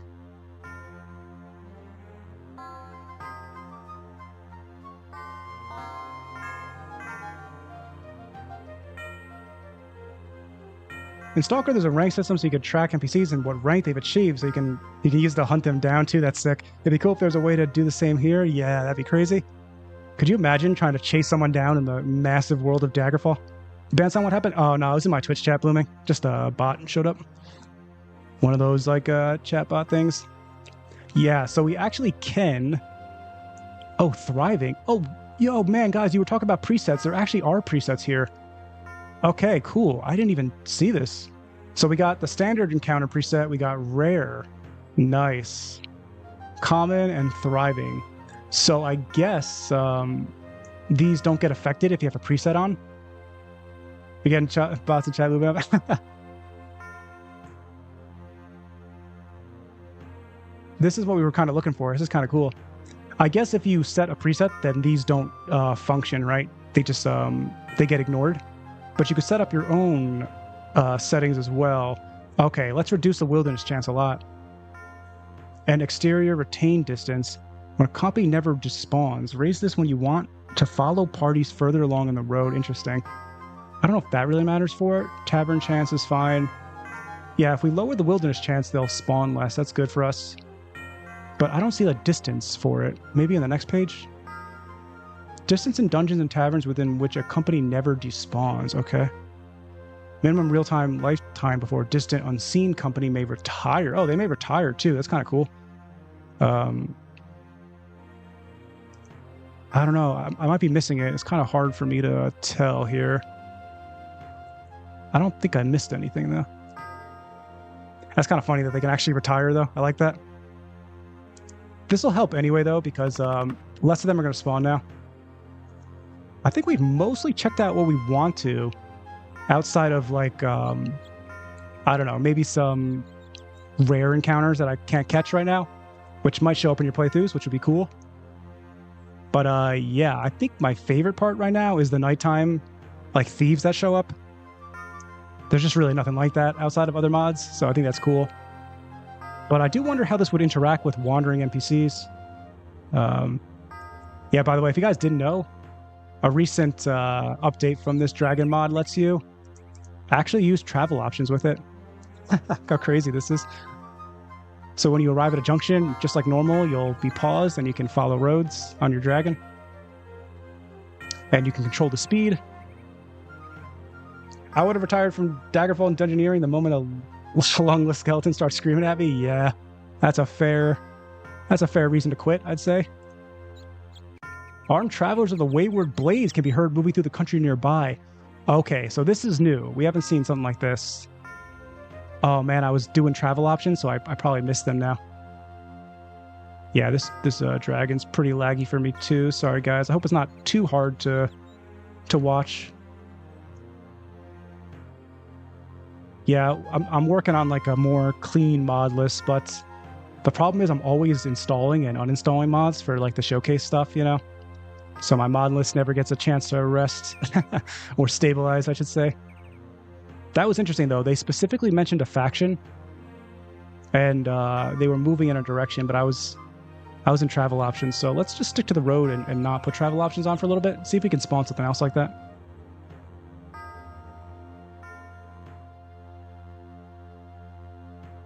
Are you sure your GPU isn't dying or old? I have no idea, Glenn. I'll be honest. I would not be surprised. Let me check my heat real quick. I don't think it's like too hot though, but no, I'm at 66 temp for GPU and 67 for CPU. So it looks like it's not too bad. Dragon riding and Daggerfall, love to see it. Oh man, another donation, Tabby. Thank you. I don't know what I did to deserve it, but I always appreciate it. Thank you. Can I give that a little heart in the chat? I can. Nice. Yeah, dragon riding is absolutely insane though. This was, I feel like the dragon riding mod was like the start of the moment that Daggerfall was having with the modding scene. This was like, when I saw this mod, I was like, man, we've never seen anything like this. And then the next day we saw the wandering NPCs come out. We saw Astrid's necromancy. We saw Astrid's vampirism. Yeah, it just kept going from there. Then we got this. We also had that other mod recently. I can't think of the name right now.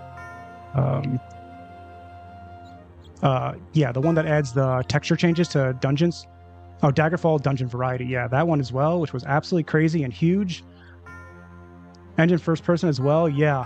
And what's really cool, I just want to show this off to you guys. SquidKamer, he's not the mod author of Dragon Rider, but he did work on a really cool model for the dragon here. Look at this. If you guys remember what the mod first looked like, it was using a dragonling enemy.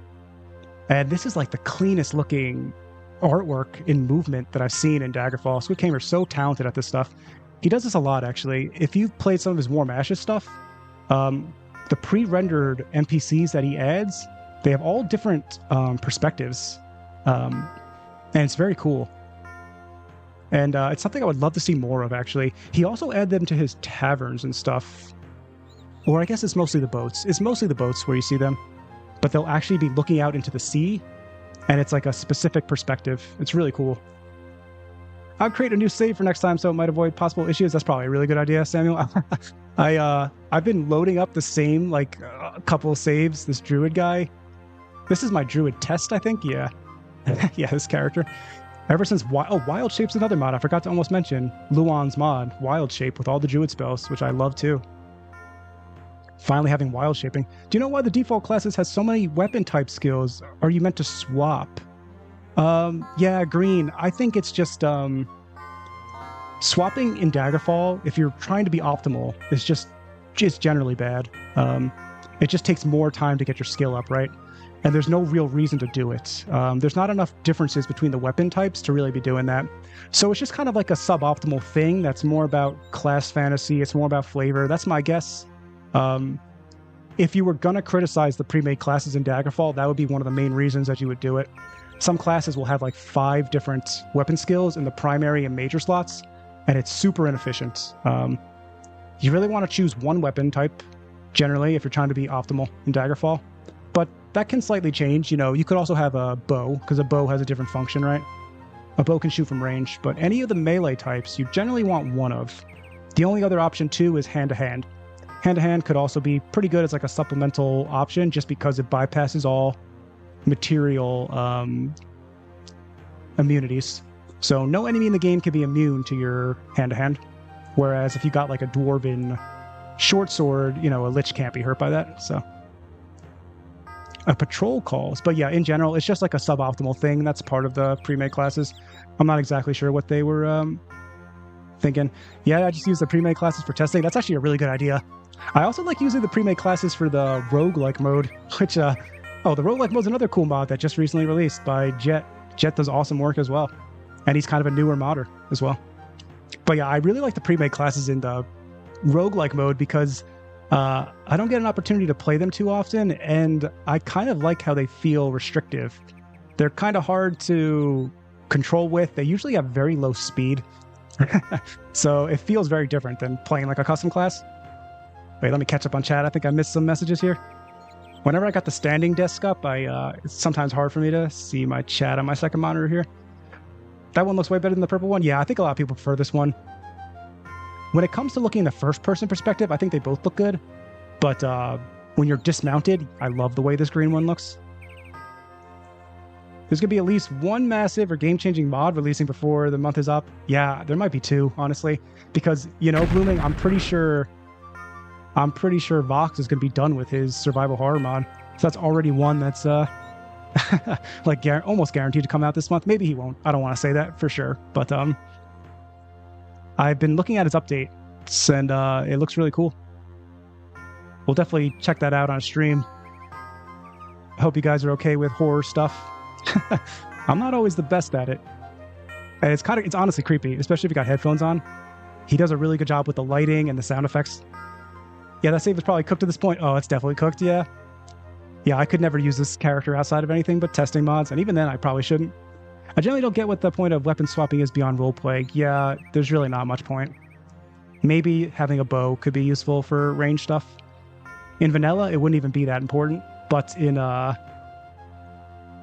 like, if you have Killer Instincts mod, the flyers can be hard to hit with melee. Bats, will-o-wisps, dragonlings, wraiths, ghosts. all that stuff can be kind of hard to hit melee. Otherwise, though, you're right. I mean, there's almost no reason to weapon swap. It's not even that it's neutral. It's actually a very negative thing to do in Daggerfall, because then you're leveling up a skill and you're like dispersing your experience gain into different skills. So none of your weapons will be that strong if you keep swapping to different ones. Thanks. Yeah, no problem. No problem. But yeah, you still might like the pre-made classes. They're fun.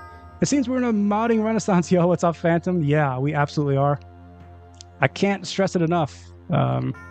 Especially because I feel like I don't know, I was covering a lot of mods in 2025.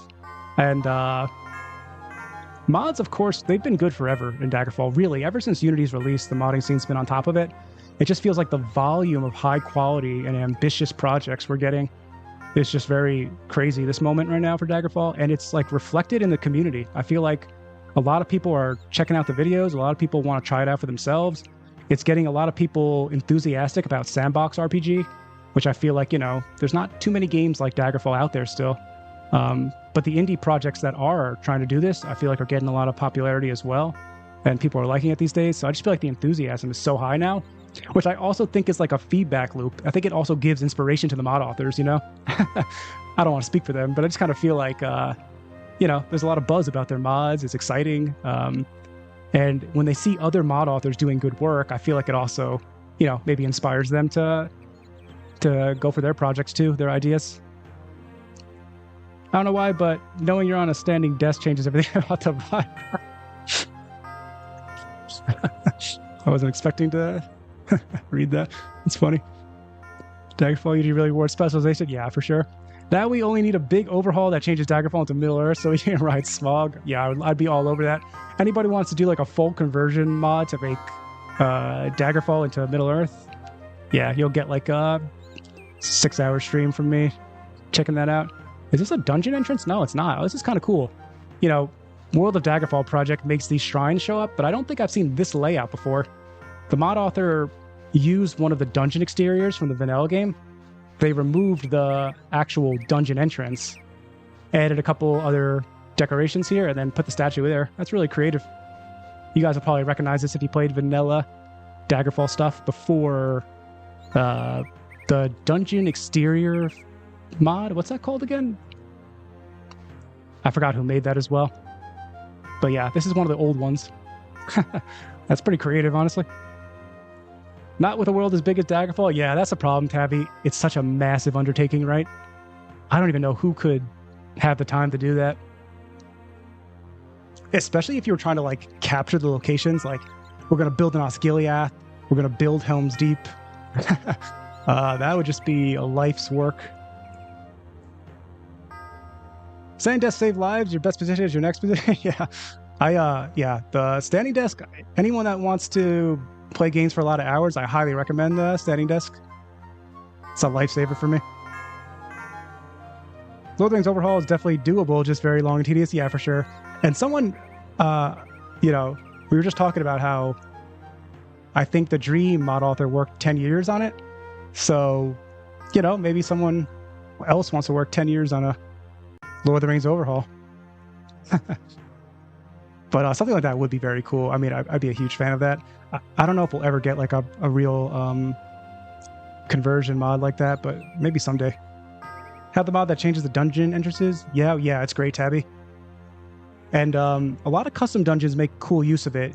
If you get Dungeons of Daggerfall by SquidKamer, his Dwemer exteriors look amazing. I can actually show you guys real quick. I'm going to show you guys real quick, actually, because you reminded me, Tabby.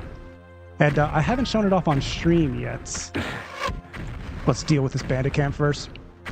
It's kind of funny. All these fireballs, it looks like it should be killing them, but with the Dragon Rider mod, the power of your dragon actually scales with your Dragonish language skill, which I thought was really clever. And I love ways to, you know, find skills in Daggerfall that are kind of niche, don't always have that much of a purpose, and add value to them with mod authors. So this Dragon Rider skill does exactly that, and I always love that.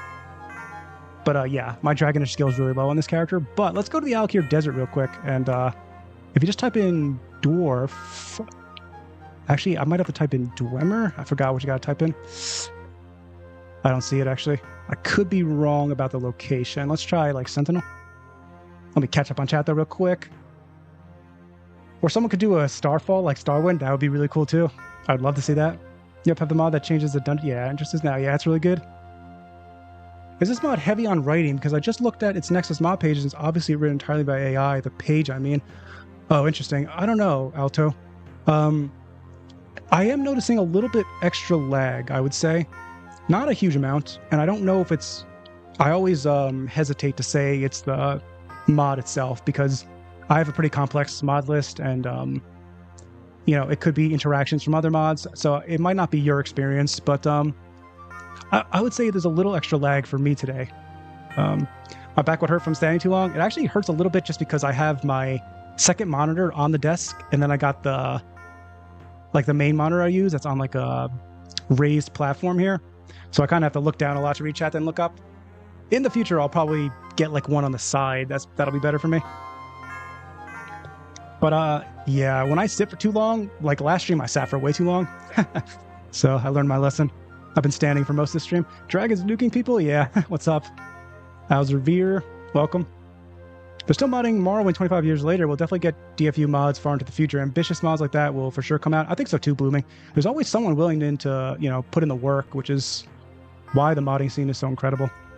And why I have like endless amounts of respect and appreciation for what they do. And I try to get that across in my mod videos. Oh, speaking of encounters, Daedric here. That spawned very close to us again though. But this would be kind of cool, they'll fight here. Their horses are a little bugged out. Oh man. Yeah. Yeah, this one's also stuck in the dramatic death thing, so very interesting. We're definitely seeing a few bugs here and there. Nothing like game breaking yet though, but just a little bit. Slug horse, yeah. We have Crimson Desert at home. What are the Pillars of Light shrines? Oh, Erlen, they're actually from the Dragon Rider mod. And they're actually just points of interest. So if you hop on your dragon, you'll see these, and the different colors mean different things. So if you see a yellow one, that's like a town or a city. Red ones are dungeons. Blue will be like shrine, temple, towns, usually. It's actually just from Dragon Rider, but you could disable it. I think they actually look pretty nice at night, especially. They're not too disruptive, I'd say, but it's a way to travel without referring to your map all the time. I think that was the goal for the mod author. But yeah, if it's distracting, you could toggle it off. I also have Dungeons of Daggerfall. Yeah, it's amazing. And Dungeons of Daggerfall, it might not be immediately obvious to anyone that's trying it out, but SquidKamer made a lot of custom dungeons. Custom dungeons, I mean, like, they're smaller, they're much more compact, there's like more verticality, sometimes there's some platforming. He played around with a lot of cool ideas. But they're not always obvious because not all the dungeons he added are like that, so it's kind of interesting. You could even see out in the distance here, I have some dungeons floating in the water. This is because these are actually like islands that SquidKamer created. And look at how he built these exteriors. They look so awesome, right? That's the dungeon entrance. And you're outside in like an uncharted island here. And you can see another one over there. And he put these across the bay. And if you combine this with your real-time sailing mod, like for my pirate playthrough, it just makes for some incredible ocean exploration. If that's your thing, if you like pirate fantasy, yeah, this mod is incredible for this. You could spend the entire playthrough just on the water if you wanted to.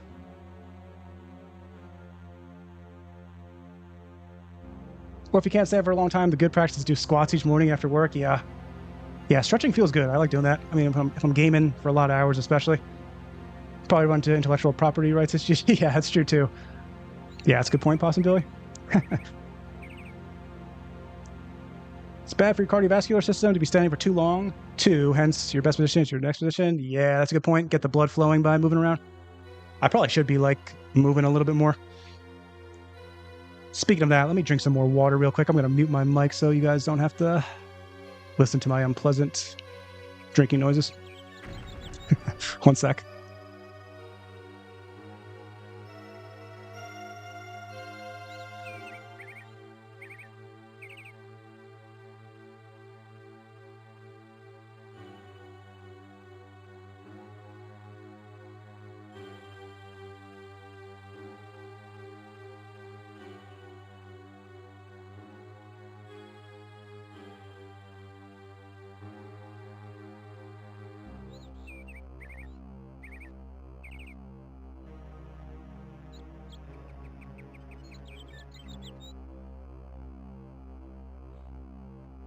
All right, my voice feels better now in my throat.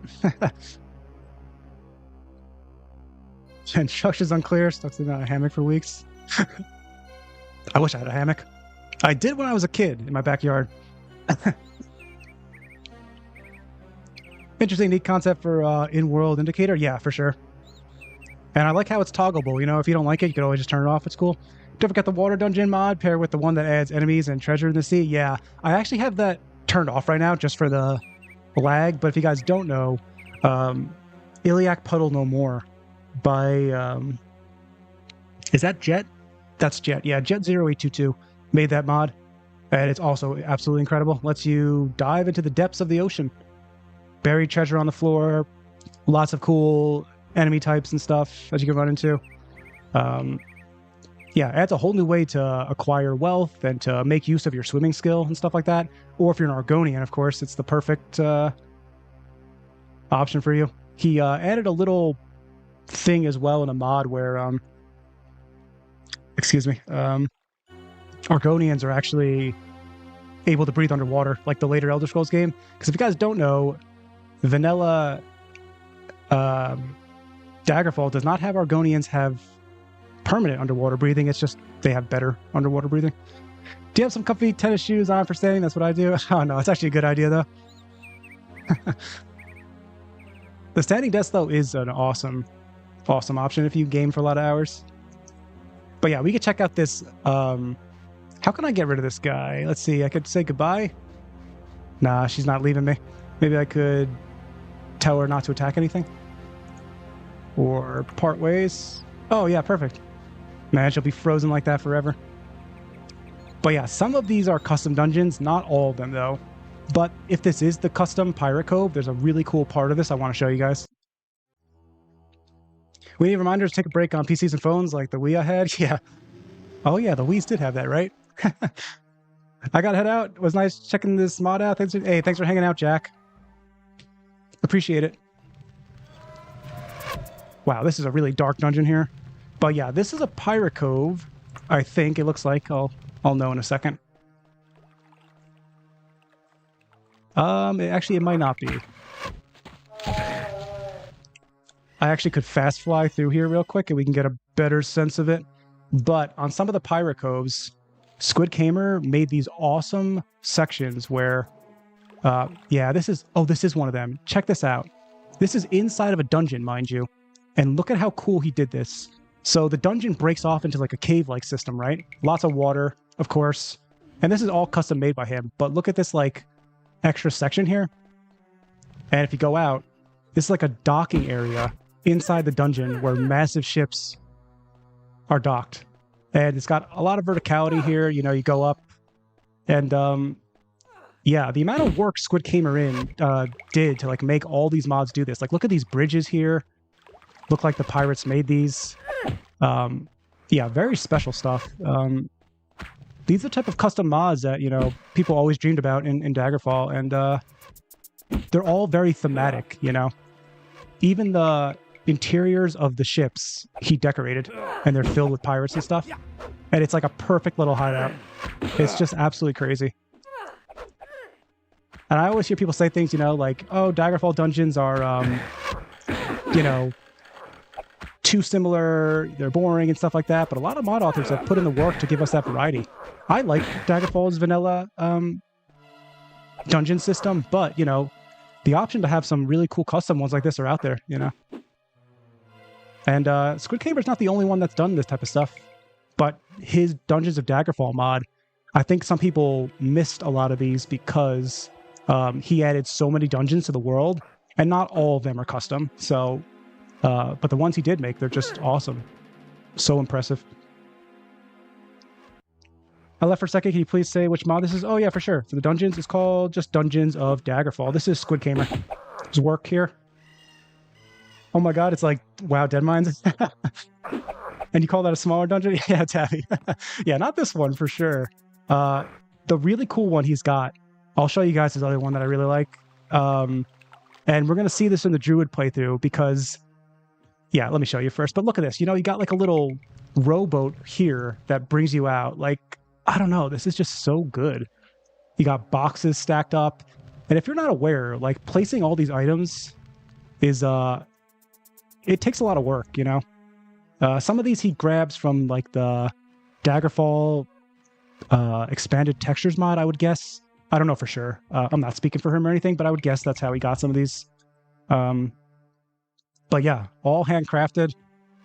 There's underwater here, you know. You could swim down here. Some corpses on the bottom and stuff. It's just, yeah, absolutely crazy. And what is this? Oh no, okay. I thought a little secret up there or something. But yeah, it's almost like they dock out here, you know? And then they bring the ships out when they raise the whatever kind of gate that is. But yeah, let's teleport to the exit here, and I'll show you a different one. That's gorgeous. Yeah, absolutely. This is pretty neat. Is this on Unity? Yo, what's up, Chrono? Yes, this is on Unity. Yeah, all this is Daggerfall Unity, and most of the mod support these days are all for Unity. But yeah, what's so crazy about it, you know, it's not even just that he built these sort of like abandoned islands. It's the fact that he actually put the work in to develop custom dungeons, because it would have been very easy to just, you know, have a normal dungeon spawn. Holy crap, this area is awesome. What a shame. That boat area was amazing and beautiful. Yeah, it's insane. This mod has so much work done for it, and I feel like it kind of flew under the radar a little bit. I mean, it's a very popular mod. People love it, but I just feel like the actual work he put in, I don't know. I feel like, yeah, it's really crazy. And it's pretty rare that you see two next to each other. I usually, in my pirate playthrough, I would be on my ship. So if we look at where we are in the outside water, I'm right here. And normally the dungeons are not, the location isn't revealed, right? So he actually made these islands very big so that if you're sailing on your real-time boat, you have a chance to actually spot it visually. Because of course the ocean's very big in Daggerfall. And there's a couple other cool decorations like these boats that hang outside. They're docked.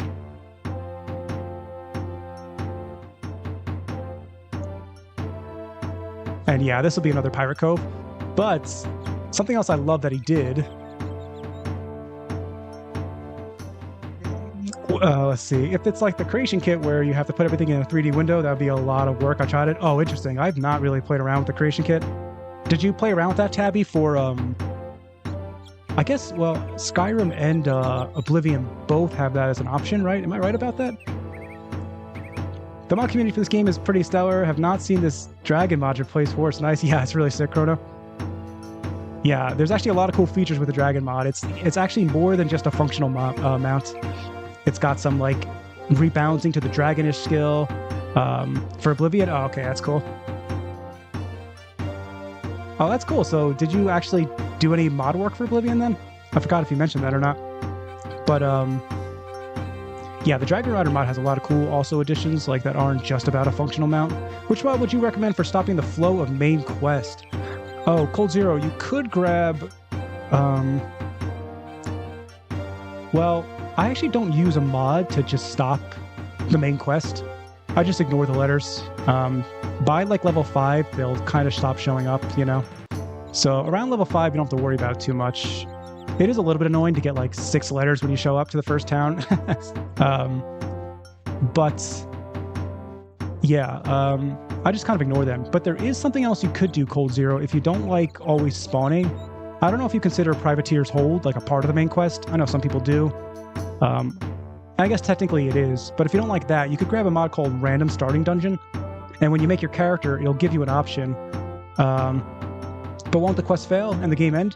The quest will fail, but the game does not end, actually. So, and it technically doesn't fail.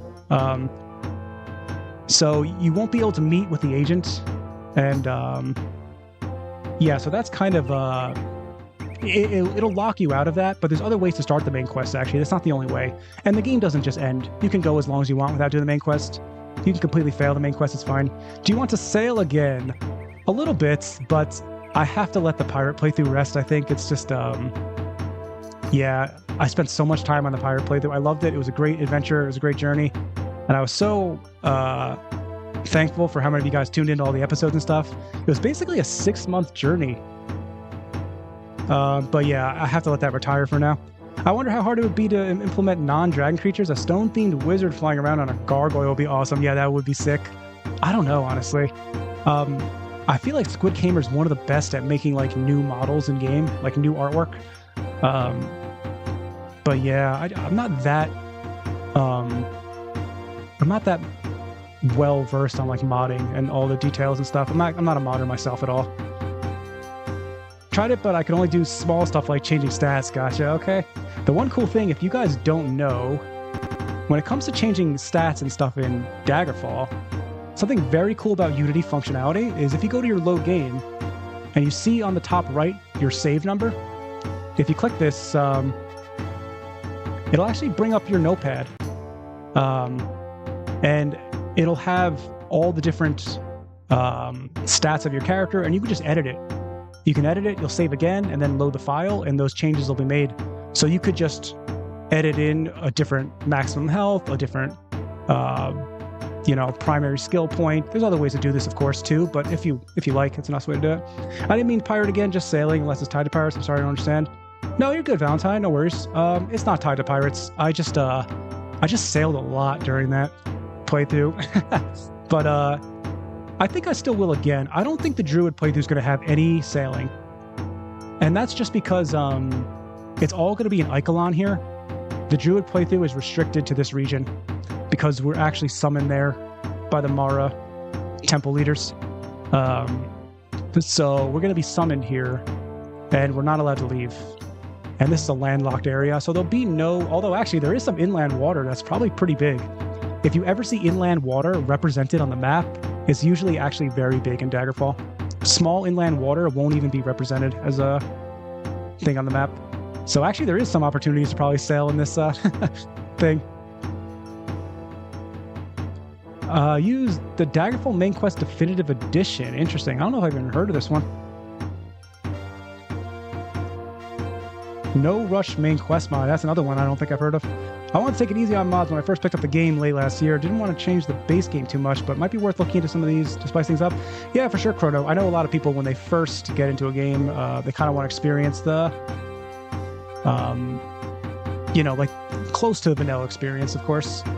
But I'm one of those people that I really think Daggerfall is really elevated by a few good mods, and it kind of depends on what your goal is. If you like doing the main quest and stuff like that, you might not need too many mod stuff. But if you want to build a specific kind of sandbox role-playing game for yourself, then yeah, you could really dig deep into the modding scene and find the ones that fit for you personally. I'm not going to remember which one it was. Oh, man. SquidKamer made such a cool custom dungeon in this region, and I don't think I'm going to remember the name off the top of my head.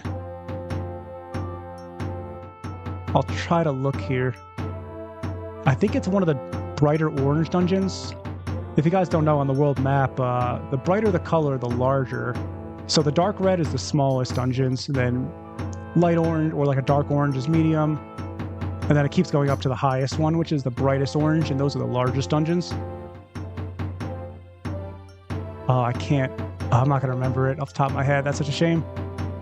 I'll remember for next time, and then I'll show you guys. I could try some random ones and see if I find it. Let's see here. Mara's doing one of my favorites in Skyrim. Nice, yeah. Marriage via the Amulet of Mara. Yeah, it's cool, Valentine. It's kind of a shame. In Daggerfall, the Knightly Order for Mara is not represented as one of the factions, so... But the temple is, but not the Knightly Order. So no Odyssey sailing playthrough? Yeah, not this time. I may eventually, if I ever revisited it, I think I would do like next year if I did. I don't know if it's going to happen. What are the best mods to pair with the sailing mod? For a good pirate playthrough? Oh, what's up, NR? You definitely want Iliac Puddle no more. You want Dungeons of Daggerfall for these pirate coves. You want Animated Water, for sure. Daggerfall Enemy Expansion, though you probably have that anyway. Of course, you need Come Sail Away. Come Sail Away is what lets you... the best mods to pair with the sailing mod. Yeah, that's what you're talking about. Yeah, Come Sail Away, of course. And then you could just get some like clothing mods to actually get the specific, pirate class fantasy look. You could choose like something boutique. I forgot what it's called. Stuff like that's all good. But yeah, Iliac Puddle No More is pretty great. Also, detailed ships. You might like detailed ships as well. It's not gonna. I don't know if it works for. I think maybe it does work. I think it's been updated recently with Come Sail Away. Detailed ships will only work, I think, on the higher tiered, more expensive ships. So it kind of depends on what kind of playthrough you're doing, but that might also be up your alley. Oh yeah, for me when I get New Vegas running, I have to put in some just basic mods. Yeah, I'm going to do that too for New Vegas. I'm kind of curious. I will probably keep it like Vanilla Plus when I do New Vegas, just to experience some of it, but I'll do some mods. I see a game, I see a mod section for the game, I mod. That's my three-way mantra. That's generally how I approach it too. It's very rare that I would do a purely vanilla run. I've done it sometimes, but yeah. Even for like New Vegas, I'm going to have a slight amount of mods. For Oblivion, I'll have a slight amount of mods. For Morrowind as well when I do that. Yeah, I tend to do that. My initial thought was to try to play through the main quest, but it's pretty bonkers. Yeah, it is. Definitely need a guide. Yeah, absolutely, man. A lot of people don't go through the whole main quest in Daggerfall. I did it once, and I honestly will probably never do it again. It's a fortress. Yeah, Sandstorm. I was going to ask you. I felt like you would know. Thanks, actually. That's awesome. I was literally just thinking of asking you. I think it's Ruins of Bexley Fortress. Oh, Sandstorm. You're so clutch with that, actually. I would not have remembered that, but now that I'm seeing it, it reminded me. This is the custom dungeon for sure. Awesome. Good call. But yeah, the main quest kind of needs a guide. It's really, really complex, and the dungeons are so hard to get through. But yeah, I will never revisit it, I don't think, unless I do like a challenge run on the playthrough or something. If you guys want to see me suffer, maybe we could do it for fun or something someday. But yeah, I really like just treating Daggerfall as a sandbox, setting my own goals.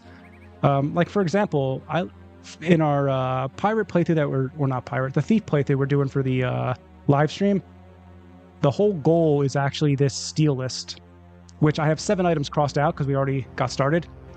And the kind of like the climax of the playthrough is going to be stealing Berenzia's crown.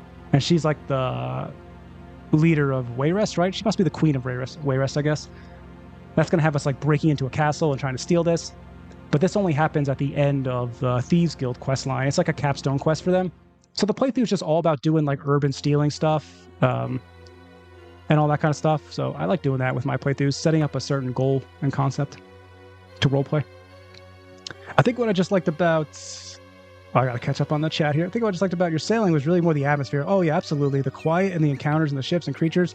But the skybox was great. Absolutely, Valentine. I mean, that was some of the most beautiful, like, gaming scenes I've ever seen. The skybox scenes when you're sailing in Daggerfall are amazing. And the music's good. The atmosphere is great. You feel so isolated. It actually captures, like... Not that I've ever sailed out to the sea, but it captures what I would imagine that might feel like. Thanks, you had no problem, NR. Dotting Daggerfall's landscape with the custom dungeons is surely a task. Yeah. Yeah. But, yeah, this one is the one I wanted to show you guys, so we'll check that out. There's a hole in the bottom of the ocean mod. That's a good call, too. Yeah, I forgot about that. Yeah, NR, that's another cool one, too. You can delve deep into the oceans. You'll find these holes in the bottom, and they lead to very challenging dungeons that are mostly underwater. You want warm ashes for ships? Absolutely, yeah. Tamriel Tellier for clothes? Yeah. Ruins of Beckley Fortress went back into the VOD. Oh, thanks, Sandstorm. Yeah, I appreciate that. I would not have remembered that. Captain Planet. What's up, Captain Planet? Yeah, I want to show you guys this. This is really cool. I forgot where the entrance is here. Let me fast fly a little bit. But yeah, this is another one of those cool custom dungeons that SquidKamer did. I feel like the Pirate Cove is going to be a lot of people's favorites. But he also did Dwemer Ruins, which are really cool. And you can find those in Hammerfell, mostly. I don't know if they're in the Alakir Desert or just like the surrounding regions. But yeah, this is a good example of like a smaller custom dungeon that is, you know, kind of its own thing. This doesn't feel anything like a vanilla Daggerfall dungeon. You know, bigger open areas like this. Got a lot of rubble decorations. Things like coffins and a dais here or something, some braziers.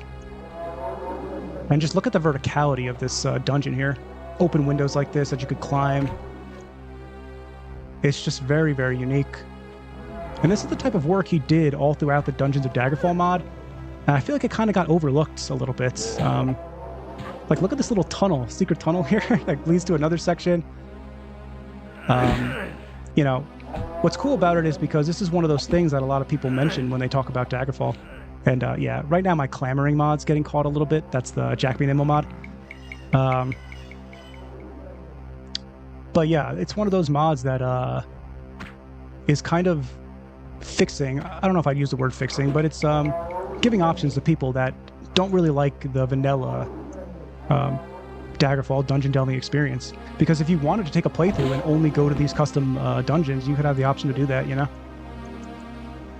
And you would never have to see the vanilla dungeons again if you don't like it. But this is one I like a lot.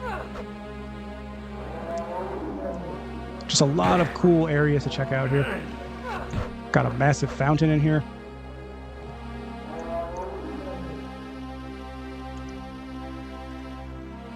Yeah, I have this messed up little panel here. I think I want to see both a mix, both or mix of dungeons. Yeah, me too. That's my preference, Valentine, for sure. And actually, I don't know where they are. I don't know if they're... I think in the past I just wrote dwarf and they showed up. But you might have to write Dwemer. Nah, okay. Oh, Dwarven. Oh, duh. That makes sense. I was writing dwarf with the F. Okay. Yeah, and there's these Dwarven ruins too. I can show you these guys also. Some loose texture? Yeah, for sure. That's like the only place I've actually seen it, though, interestingly enough.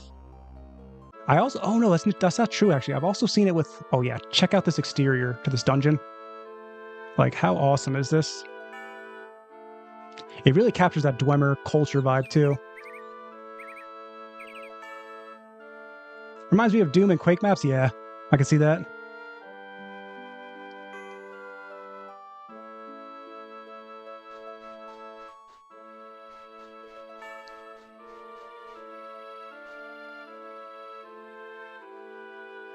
Looks nice, yeah, really pretty. I don't know too much about, like, Dwemer lore and stuff like that, but I do remember from Skyrim they were kind of, like, advanced in the past, right? So these kind of towers and stuff, it looks like they serve some kind of, I don't know, like, power purpose or something. Maybe they capture lightning or something. But, yeah, the houses like this, it's cool. And if we head in, they look very, very different, as you can see. Like, railings on the walls. Let me get a light source going here. I love how they fit in with the rest of the game. Such good mod work. Yeah, it's incredible. I'd love to randomly stumble on areas like this. Yeah, that's the whole vibe, Shizaru, for sure.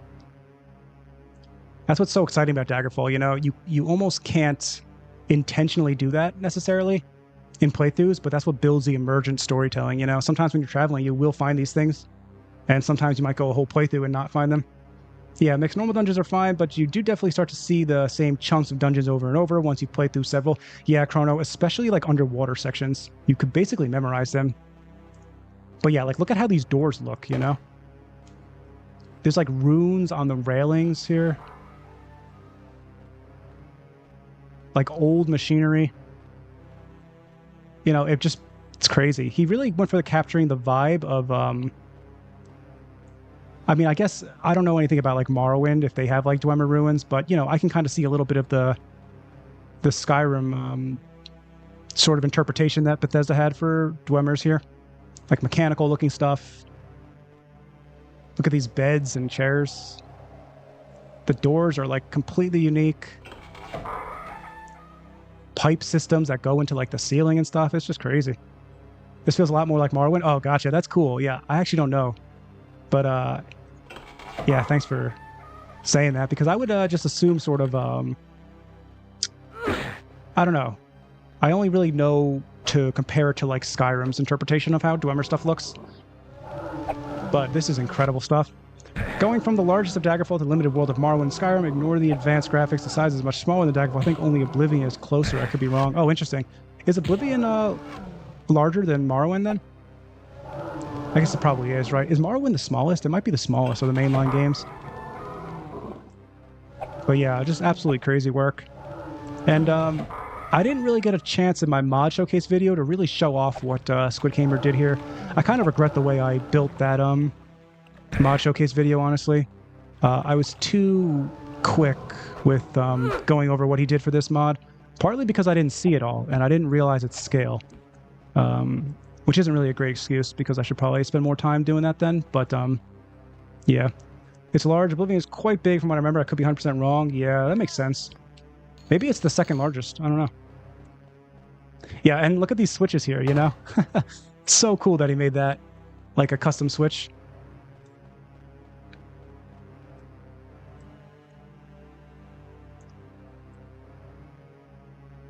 There's actually another section, I think, in here. These are generally smaller than other dungeons, but not always. You know, this one's still very big. But what I thought was cool... Oh, yeah, this is what I was looking for. This was a nice touch by him as well. You could be traveling through this little dungeon here, you know, and then, you know, like a break in the wall that shows like a cave system. Like, that's just a really cool touch. Some underwater section as well. Morrowind is the smallest, except if you use Tamriel Rebuild. Oh, gotcha. Yeah, that kind of makes sense to me. I would have assumed that, actually, that Morrowind was the smallest. Do you guys recommend Tamriel Rebuild for the first playthrough? I think someone else did earlier. Hot take, but I've always loved the Dwemer ruins in Skyrim. I thought they were cool, too. There's some things about Skyrim I don't like, but sort of the fantasy they captured for Dwemers I did think was cool. It did feel sometimes a little out of place that such, like, powerful, I guess, technologies, though they're in, like, disrepair, and maybe they're not easily understood by people, so that could also be part of the logic. But they were never, like, too far from, like, civilization, you know? But other than that, yeah, I thought that the visual representation they went with for Dwemer stuff, I thought was cool in Skyrim, for me anyway. Yo, what's up, Turin? Ahoy. Welcome to the stream. We're checking out some of SquidKamer's custom dungeons here. He did a lot of awesome work designing these. Oblivion is the largest... Oh, let me scroll up a little bit. My monitor's cutting that off. Oblivion is the largest of the manually made games, followed by Skyrim and then Morrowind. Gotcha. However, Morrowind, when you have Tamriel Rebuilt and other Project Tamriel mods, is the largest. That's insane. What makes that so large? Is it... Can you go to other regions outside of Morrowind? Is that why? Could I travel to, like... Isn't Skyrim connected to Morrowind? That would be crazy if that's what it does. My first experience with the Elder Scrolls is on the original Xbox in Morrowind. Nice. I love that version because it was fun to play with gamepad and do things it shouldn't do. That's sick, yeah. Oh, yeah, I never played them on console. I think my friends did back in the day, though. I have, like, a memory of one of my friends bringing over Oblivion on console. Dungeons of Oblivion can get very hard, which I like it. Shouldn't be easy. Yeah, that's cool. Morrowind and OG Xbox was my first rodeo, too. Hadn't played an Elder Scrolls game in close to 2 decades when I grabbed Daggerfall Unity. That's crazy. Yeah, I didn't really play a lot of Elder Scrolls games growing up, honestly. I was playing other fantasy RPGs back then. I can't think of Morrowind without Tamriel Rebuilt being included anymore. Morrowind without isn't even Morrowind to me. Oh, so it is only... So Tamriel Rebuilt is multiple regions then or something? You can go... Or is it just making the Morrowind region... Oh, Vardenfell, right? That's what's called? Extra large or something? Yo, what's up, Tony? Welcome in. Yeah, we're checking out some of SquidKamer's custom dungeon stuff here. Really awesome stuff. I wanted to show you guys this Dwemer ruins like this just because, yeah, if you're not hanging out too much in Hammerfell, you could definitely miss these. I think they're all located in Hammerfell. And it's just such awesome work. The interiors are crazy. Good decorations as well. Yeah, like the mechanical vibe is just cool, though. You captured that well. I want to catch up on chat real quick, though. He does recommend to play the Morrowind Vanilla first. Interesting. Well, then there's Skyblivion. Yeah, I've heard of Skyblivion. I've heard of Skywind as well. Those are fan-made expansions that use the original games. Yeah, right. Those are cool, too. Which is the island in the middle? Island in the middle. I'm not sure. Oh, which is the... Oh, gotcha. Okay, I understand now, Sandstorm. Yeah, that makes sense. Yeah, I gotcha now. Okay, I didn't realize that's how it was set up. Okay. Only a small island from the... Yeah, I see what you guys are saying. That makes a lot more sense, Tamriel, if it built adds to the mainland. Oh, okay, that's cool. I like that a lot better. I was thinking maybe it added extra regions, which I don't think I'd want to go to. I kind of just want to explore the actual, like, you know, Morrowind region, the Dunmer culture and all that kind of stuff. So that's much more interesting to me now. Okay, that's cool. I like that. Have an Xbox at 17 with a 13-inch CRT in my room with GTA 3, Halo, and Morrowind was all I need as a teenager. A lot of good games on OG Xbox. Yeah, for sure. Yeah, some people in my Discord talk about like picking up a CRT now to play Daggerfall all these years later. I think Tamriel build is already 6 times larger than Skyrim. That's insane. It's a good capturing the aesthetic here for sure. Yeah. Tamriel rebuilt. You can go to the mainland of Morrowind, which has around 900 quests. Combined with the base game, it has 4 times as many quests as Skyrim. Project Tamriel includes parts of Skyrim and Cyrodiil. Gotcha. So how do you guys feel about the quest writing in Tamriel Rebuilt then? Is it like up to par with like the rest of the game? Does it feel cohesive, or is it kind of, is the quality like a lot better or maybe a little worse? How do you feel about that? Do you kind of notice you're playing a mod, or does it feel like you might not notice a difference between a vanilla quest and a quest from Tamriel Rebuilt? I was able to grab 27-inch CRT recently. Oh, that's sick. And got Sega Saturn. Nice. Classic. I want a beefy server level computer to really take all these games and just mod the ever-loving bones out of them. Yeah, it's helpful, dude. Yeah, absolutely, too, Valentine. That's my next investment, I think. I think I will get like a new gaming PC at some point. I don't think I really need it necessarily, but I will need it at some point. My PC now is not going to last forever. I had it for a long time. Yeah, I've heard it triples the content of vanilla Morrowind. Okay, yeah. TR's quests are typically as good or better. That's sick. Okay. Yeah. I figured it probably would be. You know, they would put the work in to make the writing good and stuff. Yeah, that's cool to know, though. Saturns are not too expensive on eBay. Straight from Japan, got mine like for 70. Nice. Yeah, I know some of the, I guess it depends on the region and stuff. I know some of the older, rather than the consoles themselves, the games have gotten expensive, right? A lot of them.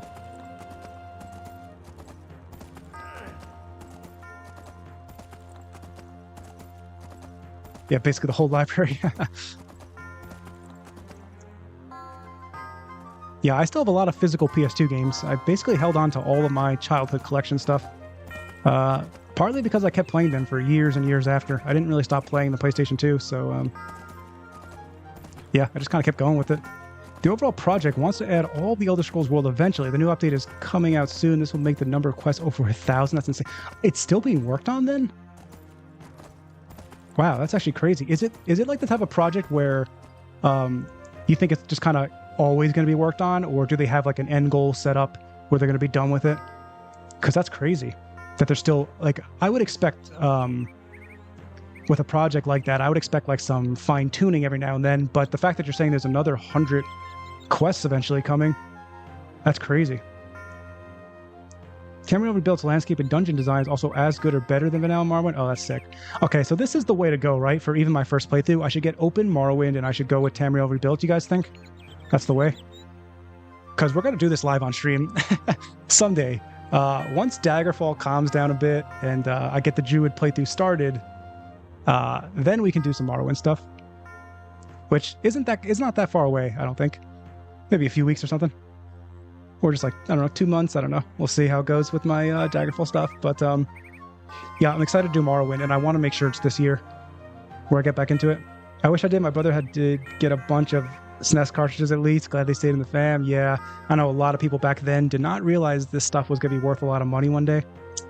And there's also like an attitude back then. Well, attitude's not the right word, but there was like a thought that, you know, a lot of people would sell their old stuff to buy the new consoles. And I think as we got older, a lot of people appreciated the older titles more and stuff. I did that with some of my older games as well. When I was younger, I just thought, you know, let's get the new thing. But never the PlayStation 2, because I love the PlayStation 2. I'm so glad I have my Saturn, Sega CD, and Dreamcast games. Nice, yeah. I also hope they had Black Marsh regions first. That would be amazing. I really want to see like a mainland game capture both Black Marsh, and I want to see what's the Bosmer place called again? I can't think of the name right now. I forgot the region name. But yeah, the Wood Elf area as well. OpenMW, I think, has graphics enhancements. Yeah, that's what I heard as well. It's got about 4 to 6 years left to be finished. That's crazy. Oh, nice. You have Sega CD. Yeah, that's cool. played Snatcher right away. Shpan just figured out that the cutscene I saw earlier was warning me I was going to become a werewolf. Oh, okay, I gotcha. And now it's too late for me to reverse. Yeah. Yeah, I was going to ask you, actually. I just thought that maybe you already knew. Yeah, that can happen. If you contracted the disease, which is a pretty small chance to contract, that's pretty unlucky, Pumpy. Then, yeah, when you rest, it can trigger. It's the same way for vampirism, actually, too. Though, you'll be very strong when you're a werewolf. Very, very strong in Daggerfall. It basically pumps all the important main attributes a ton. And, you know, because you can go hand-to-hand with it if you like, it's going to be pretty powerful. So, it might not be all bad unless that's really not the vibe you wanted to go for your playthrough, then that's unfortunate. I think you could cure it, though, if you wanted to with the console commands. I could look into that. I forgot, though. It's been a while. I gave my Mega Drive away. Oh, man, that's unfortunate. Yeah, I know. A lot of people did this when we were younger and stuff. I did, too, for a lot of things. You can get one of those EverDrive cartridges or something similar and play all this Sega. Yeah, I know. There's some other options out there, too, for that. Elsewhere? No, I think Elsewhere is for the Khajiit, right? Oh, Valenwood. Yeah, Eric's got it. Yeah, Valenwood is what I was thinking of. I just hope, because we'll likely never get a mainline game in Black Marsh. Yeah, I would be very surprised. I think Argonians are just not popular enough, right? Which is kind of a shame. I feel like we will get Somerset Isle, because I think the scope of Somerset Isle could be like more narrow, and they could do some cool stuff on the shore. And because it's like an island, you don't have to create like those arbitrary cutoff points for the open world. I feel like Somerset Isle could be appealing to Bethesda someday. 1.22%. That's what happened to me too in the Thief playthrough when I died to the poison guy. It was like a 1-point-something% chance.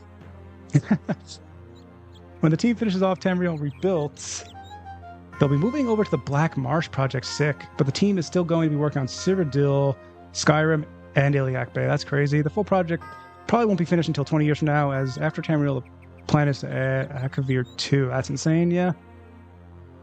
Oh, I see what you're saying. Yeah, okay, that's, yeah. Maybe never finished then. Which is cool. I mean, that's always exciting. What's cool about a project like that kind of never ends is that if you're a huge fan of Morrowind, you know, and it's kind of, you know, no matter what game you love, you're always going to get a little tired of it, right? And need a little bit of a break. Play something else in a different setting. Maybe you want a little sci-fi to spice it up or something, or a different fantasy game. But if that's always being updated, you could wait for the next big update and then, you know, get back into it. And it's kind of a cool reason to be revisiting Morrowind then all the time. So kind of like that concept. I mean, modding content does that as well, right? Part of why Daggerfall stays fresh is because modding content's so good and you can always explore more stuff. And there's so much of it that you just can't do it all, you know? So there's always a reason to try something new. But when you have a massive project like that, it's just constantly ongoing, that's a cool reason to come back. Though I know some people don't get bored of their favorite games ever. For me, I do like to have a break sometimes. But yeah, Daggerfall is one of those games I can always come back to. I always enjoy playing this. But yeah, maybe Morrowind will also be that game for me in the future. I'm going to have a lot of fun just like, you know, comparing it to some Daggerfall systems, thinking about the quest design. I know it's got a lot of good narrative stuff, so I'm excited to see how they did that stuff. Elder Scrolls 6 is taking place in Iliac Bay again, apparently. That's what I heard. I think Sentinel is the guess that people have. Elder Scrolls 6 Sentinel is what people are thinking. Yeah, not quite the same vibe, but at least it's another option. Yeah. It would be cool if they decided to do it where you combine the maps of the games you own, if the games are good at all, that is. Yeah, that could be crazy. Tamriel Rebuilt has a Discord? Oh, that's cool, yeah. Do all the big projects too? Probably Skywind does, right? And Sky Oblivion maybe also. Part Tamriel technically began work on before Morrowind was released. That's insane. I'd love to explore Black Marsh. Yeah, me too, a lot. Black Marsh would be absolutely insane for, like, survival modding. Could you imagine? Like, contracting diseases and dealing with those, like, sentient trees. Aren't the trees, like, sentient in, or they can be? Or maybe sentient's not the right word for them, but they have some will, right? That's, like, connected to the Argonians themselves. I like that lore a lot. But that would just be crazy. If you're, like, a Breton showing up in Black Marsh, that's, like... That should be super hard to traverse through. It could be really cool how you could design that. The cool thing about Tamriel built and Project Tamriel is that they release regions every year, so it's like having a new game every year. Yeah, exactly. That's exactly what I was thinking. Had 300-ish quests and 1,000 NPCs. Yeah, it's insane. Daggerfall is a binge it every once in a while game for me. Yeah, for sure, Eric. I took like a bit of a break in, even when I had the channel, I still took a break in like November and October. I was only doing like 1 video or 2 videos during those whole months. And I was just playing some other RPGs at the time. But Daggerfall, I don't know. Daggerfall is in my top 5 favorite games of all time. But even if there's a game I may like more, you know, like maybe Neverwinter Nights I like more. It's hard for me to ever be certain. But even if I do, Daggerfall just has like the unique property for me where I just don't get tired of it. Where Neverwinter Nights, I like taking longer breaks. But Daggerfall, I kind of don't have to. I don't know why. Something like cozy about it for me and just relaxing. And yeah, I kind of just don't get tired of this game. Even if it's not always like my absolute favorite, which for the top 5, it's so hard for me to really list them in order. What's up, Stoner Cat? How's it going? The trees created the Argonians protect them. Oh, that's a sick concept. Black Marsh was the only region to repel and even invade Oblivion during that crisis. I've heard about that as well, yeah. Yeah, that's so sick. I love that idea for Black Marsh. Man, I think we may end the stream here, guys. This was a really fun one. I feel like we explored a lot of this mod, but I actually feel like, honestly, there's still some events I didn't trigger, which is crazy. So if you try this out for yourselves, there's probably a few unique ones, like the vampire spawning, werewolf spawning, and I know there's a few others. But yeah, this was incredible. This is just another step in that direction for us, building that perfect sandbox RPG. And it's another day. Yesterday we were talking about like, man, I bet you something's going to come out that I have to, you know, show off on the stream again. And it happened again. It's just so crazy. Yeah, huge shout out to, let me get the mod name right actually here. The mod author's name. The Real Lord Santa. You should definitely check out this mod, guys. If you like it, give it an endorsement, of course, on the page. And maybe a nice comment.